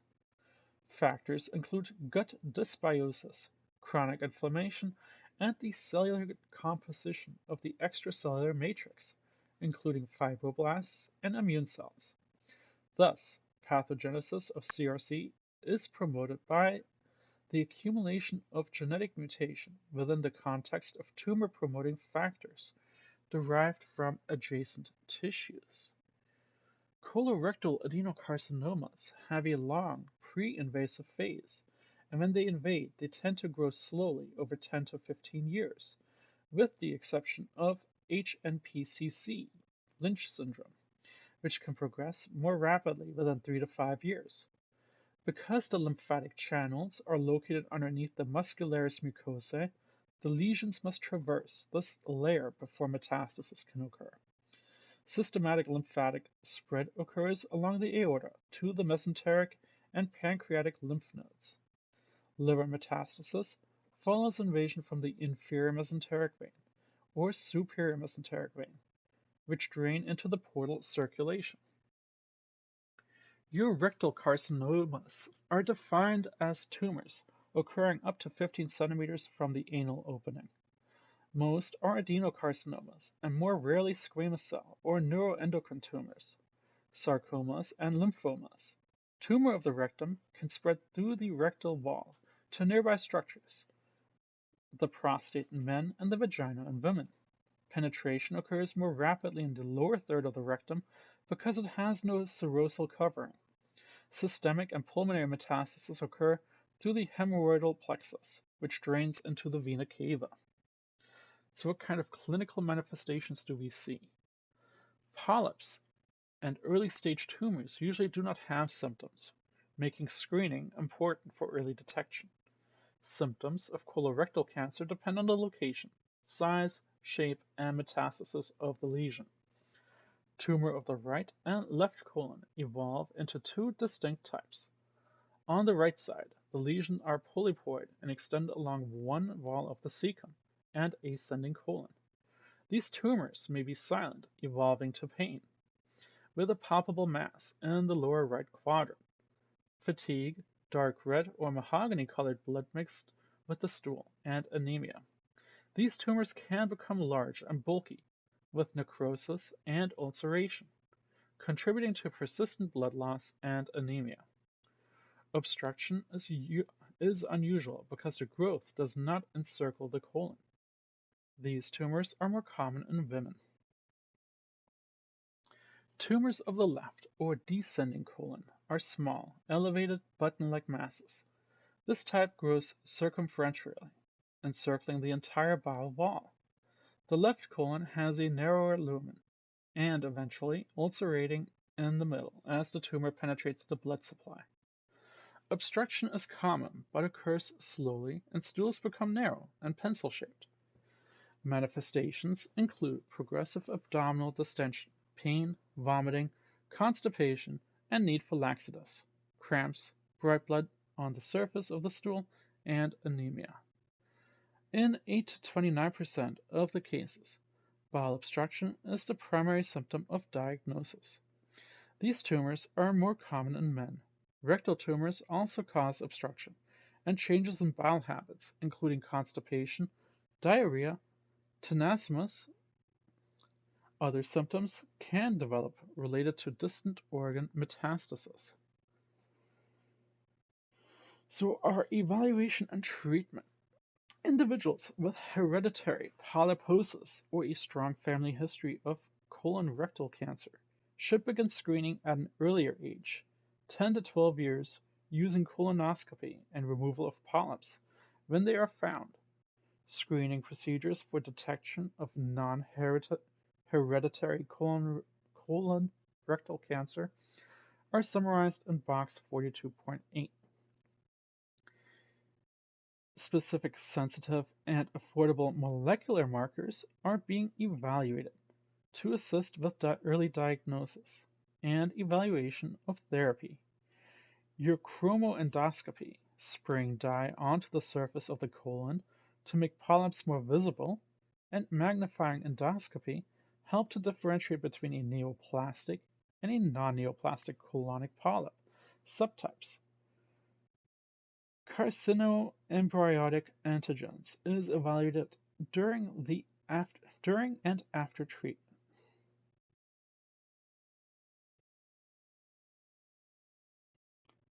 The staging of colorectal cancer involves preoperative testing and operative exploration. Preoperative testing begins with physical examination of the abdomen to detect large liver enlargement and ascites, and palpation of appropriate lymph nodes. Elevations in levels of your CEA are often detected in the sera of individuals with colorectal carcinoma. The amount of CEA in the serum is a function of the stage of the disease and the type of tumor. Operative staging consists of careful exploration during surgery and biopsy of possible metastases. The National Cancer Institute classification is widely used for the staging of colorectal cancer and is as follows. Stage 0, or carcinoma in situ, involves only the mucosal lining, also known as carcinoma in situ. Stage 1, the extension of cancer to the middle layer of the colon wall. No spread to lymph nodes. Stage 1 colon cancer is sometimes called Dukes A colon cancer. Stage 2, extension beyond the colon wall to nearby tissues around the colon or rectum and or through the peritoneum. Stage 2 colon cancer is sometimes called Dukes B colon cancer. Stage 3, the spread beyond the colon into lymph nodes and nearby organs and or through the peritoneum. Stage 3 colon cancer is sometimes called Dukes C colon cancer. And finally, stage 4, the spread to nearby lymph nodes and has spread to other parts of the body, such as the liver or the lungs. Stage 4 colon cancer is also known as Dukes D colon cancer. Treatment for cancer of the colon is always surgical. The location and amount of colon resected depends on the site of the cancer. Resection and anastomosis can be performed for early stage tumors and is usually curative. These surgeries are performed using laparoscopic techniques or through abdominal incision, and natural defecation is preserved. Growth in the lower portion of the rectum requires removal of the entire rectum, with the formation of a permanent colostomy. Prognosis after surgery depends on the stage and the location of the tumor. Radiation therapy is often given before surgery in the hope that it will shrink the tumor, after the malignant cells, or both, so that these cells will not survive after surgery. Adjuvant chemoradiotherapy is used to treat metastatic disease and cases with a high risk of recurrence. Monoclonal antibody therapy and other targeted therapies that are gene-specific may be added. Vaccines for colon cancer are in clinical trials. Treatment of rectal cancer includes preoperative chemoradiotherapy, total mesorectal excision surgery, and adjuvant chemotherapy. Anal carcinoma is rare, estimated about 8,200 cases with 1,100 deaths in 2017. The most common tumor type is squamous cell carcinoma, about 80%, Other anal cancers are adenocarcinoma, lymphoma, or sarcoma. The most common risk factor is infection with human papillomavirus, and less commonly anal involvement in Crohn's disease. Squamous cell anal carcinoma is more common among the human immunodeficiency virus infected population.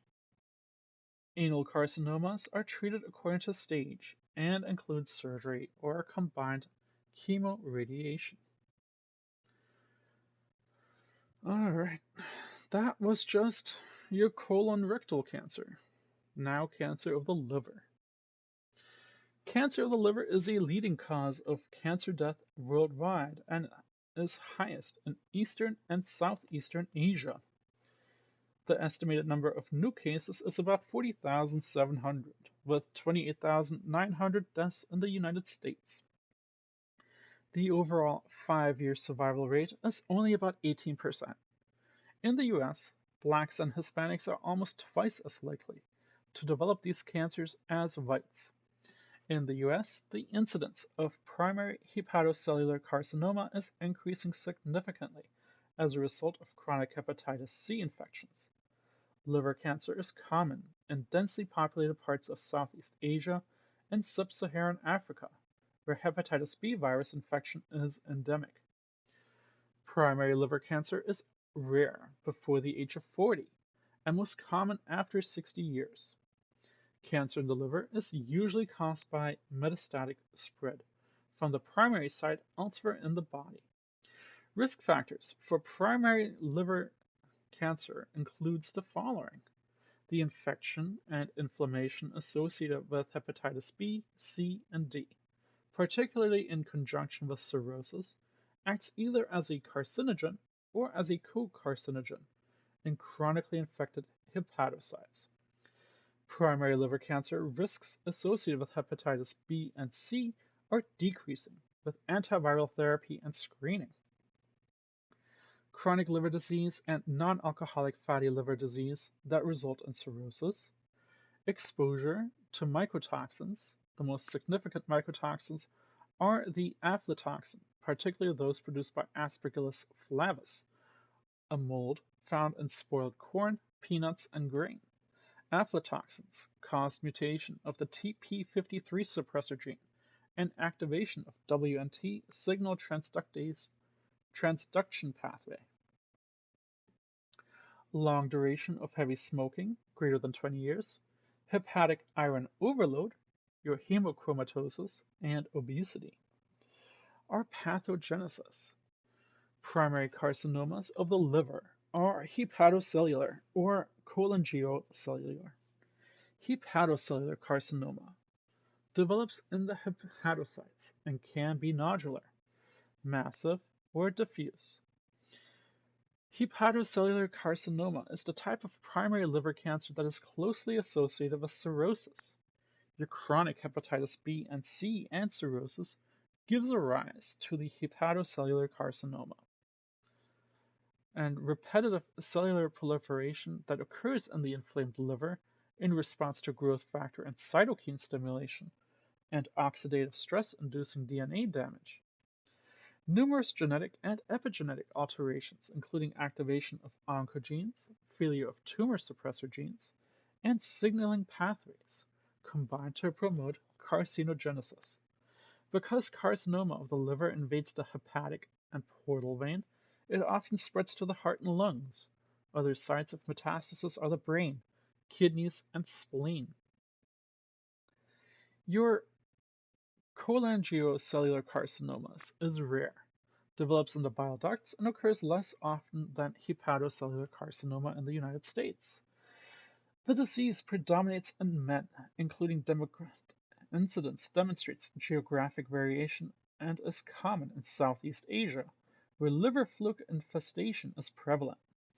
The mechanism by which fluke infestation causes cholangiocellular carcinoma is multifactorial and includes parasite secretions, immunopathology, and mechanical damage. Other risk factors include primary sclerosis cholangitis, hepatolithiasis, and choledochal cysts. Intrahepatic cholangiocarcinoma cellular carcinoma is associated with cirrhosis, hepatitis B and C infection, obesity, and diabetes.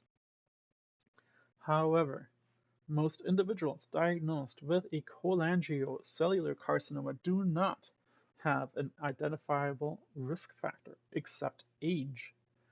Cholangiocellular carcinoma can occur anywhere along the bile duct, both within or outside the liver, and usually is a solitary lesion.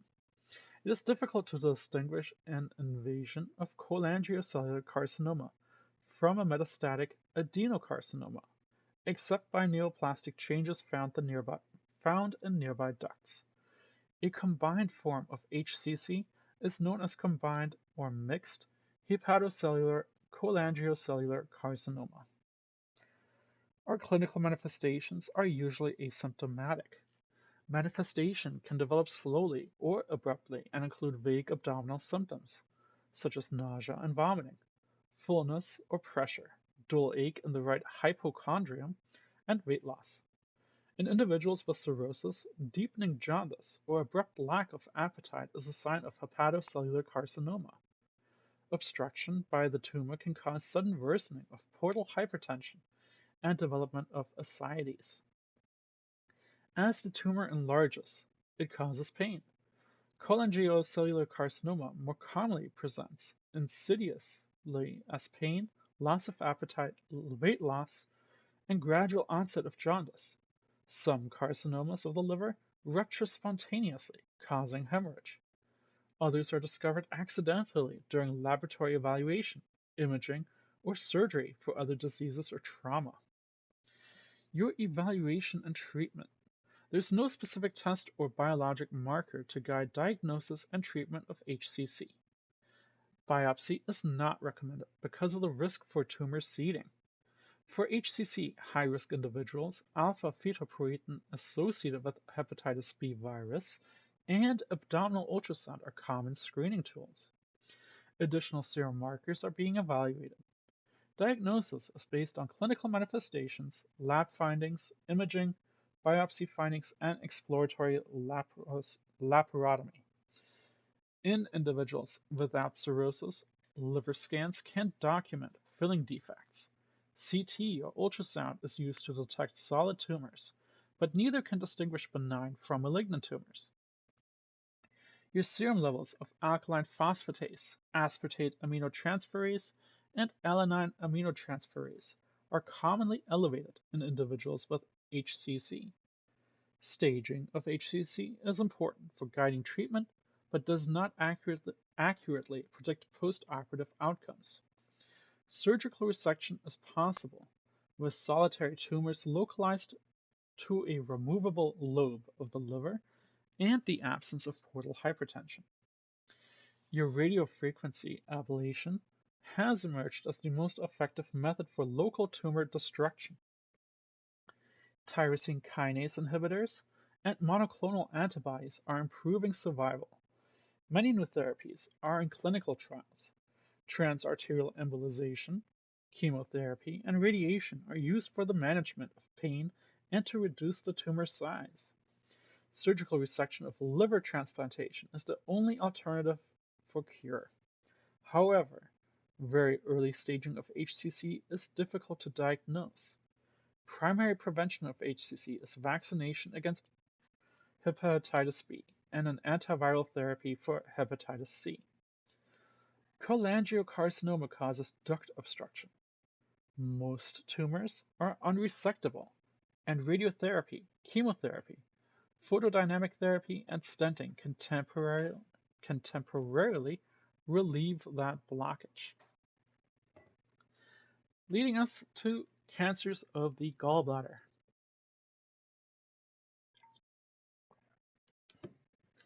Cancer of the gallbladder and biliary tract is a rare but lethal disease. The estimated number of new cases was 11,750 and 3,830 deaths in 2017. It rarely occurs before age 40 and is most common between 50 to 60-year-olds. Risk factors include gallstones, advanced age, female, a 2-to-1 ratio, anomalous pancreatico-biliary ductal junction, and obesity. Native populations in North and South America have greater risk of gallbladder cancer and is more common in Chile, Poland, India, Japan, and Israel. Most cancerous tumors in the gallbladder are caused by metastasis.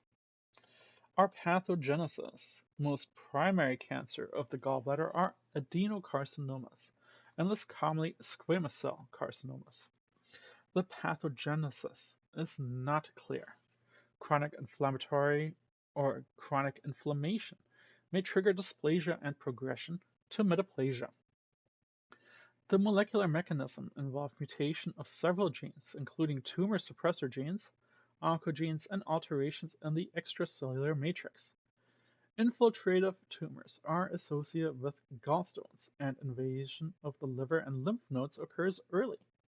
Spreading extend to the pancreas and retroperitoneal lymph nodes. Direct invasion of the stomach and the duodenum can cause pyloric obstruction. Infection often accompanies cancer of the gallbladder. Generalized peritonitis, gangrene, perforation, and liver abscess are potential complications of infection. Clinical manifestations. Your early stages of gallbladder carcinoma are asymptomatic, and the disease is usually presents in an advanced stage. When symptoms develop, there's usually steady upper right quadrant pain for about 2 months, jaundice and fever. Other symptoms mimic benign gallbladder disease, including diarrhea, belching, weakness, loss of appetite, weight loss, and vomiting. Obstructive jaundice can occur if an enlarged tumor presses on the extrahepatic ducts. So our evaluation and treatment. Early diagnosis of gallbladder cancer is rare, and the disease may be found incidentally when removing gallstones. The disease is often in the early stages and resectable. Therefore, adults with gallstones, particularly older women, are evaluated for gallbladder carcinoma. Inflammatory disorders such as cholangitis, your bile duct inflammation, and peritonitis often obscure an underlying malignancy. Diagnostic procedures include a high-resolution ultrasound, CAT scan, and MRI. Complete surgical resection of the gallbladder is the only effective treatment. Because advanced malignancies cannot be resected, gallbladder-containing stones are removed as a preventative measure. Palliative chemotherapy and chemoradiation provide symptom improvement but does not improve survival. The prognosis of gallbladder cancer is extremely poor. Most individuals with advanced stages die within the first 5 years. That leads us to cancer of the pancreas. Pancreatic cancer, about 2.6 of all new cancers, an estimated 53,670 new cases and 43,090 deaths occurred in 2017 in the US. The incidence of pancreatic cancer rises steadily with age. Men are affected more often than women, and blacks more often than whites. Mortality is 95% within 12 months, and it is related to the lack of early diagnosis and ineffective treatment. Risk factors include smoking, heavy alcohol use, family history of pancreatic cancer, long-term type 2 diabetes, chronic pancreatitis, and non-O blood group. Obesity with centralized fat distribution is a risk factor, particularly in women, and is associated with decreased response to chemotherapy. Our pathogenesis. Pancreatic cancer is a disease of inherited and multiply acquired mutations in cancer-related genes associated with chronic inflammation and growth factor. A KRAS mutation is the most common and early genetic alteration. Tumor suppressor gene alterations are also found, including TP53, CDKN2A, SMAD4, BRCA2, and PALB2. Pancreatic cancer can arise from exocrine or endocrine cells. Most pancreatic tumors arise from metaplastic exocrine cells in the ducts and are called ductal adenocarcinomas. There is significant expansion of the extracellular matrix from activation of pancreatic stellate cells, a type of fibroblast in the pancreas, which also promotes inflammation, angiogenesis, and tumor growth and contributes to therapeutic resistance. Tumors arising in small ducts invade nearby glandular tissue, penetrate the covering of the pancreas, and extend into the surrounding tissues. Tumors are staged using the TNM classification. Your ductal adenocarcinomas are the most common tumor and can occur in the head, body, or tail of the pancreas. Tumors of the head quickly spread to obstruct the common bile duct and portal vein. These tumors can then infiltrate the superior mesenteric artery, the vena cava, and aorta. Cancer cells that enter the blood vessels can form emboli. Tumors of the body and the tail infiltrate the posterior abdominal wall. Lymphatic invasion occurs early and rapidly and involve local and regional lymph nodes. Venous invasion causes metastasis to the liver. Tumor implants on the peritoneal surface can obstruct veins and promote development of ascites. So here we're taking a look at a pancreatic carcinoma.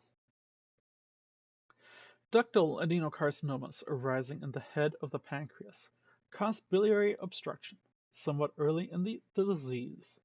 Individuals with such tumors survive slightly longer than those with cancer of the body and tail, presumably because they seek medical attention earlier.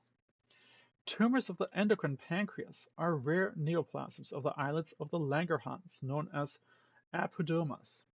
The first four letters in apodoma derive from ammonine precursor uptake and decarboxylation. The apodomas are so named because they contain neurosecretory granules.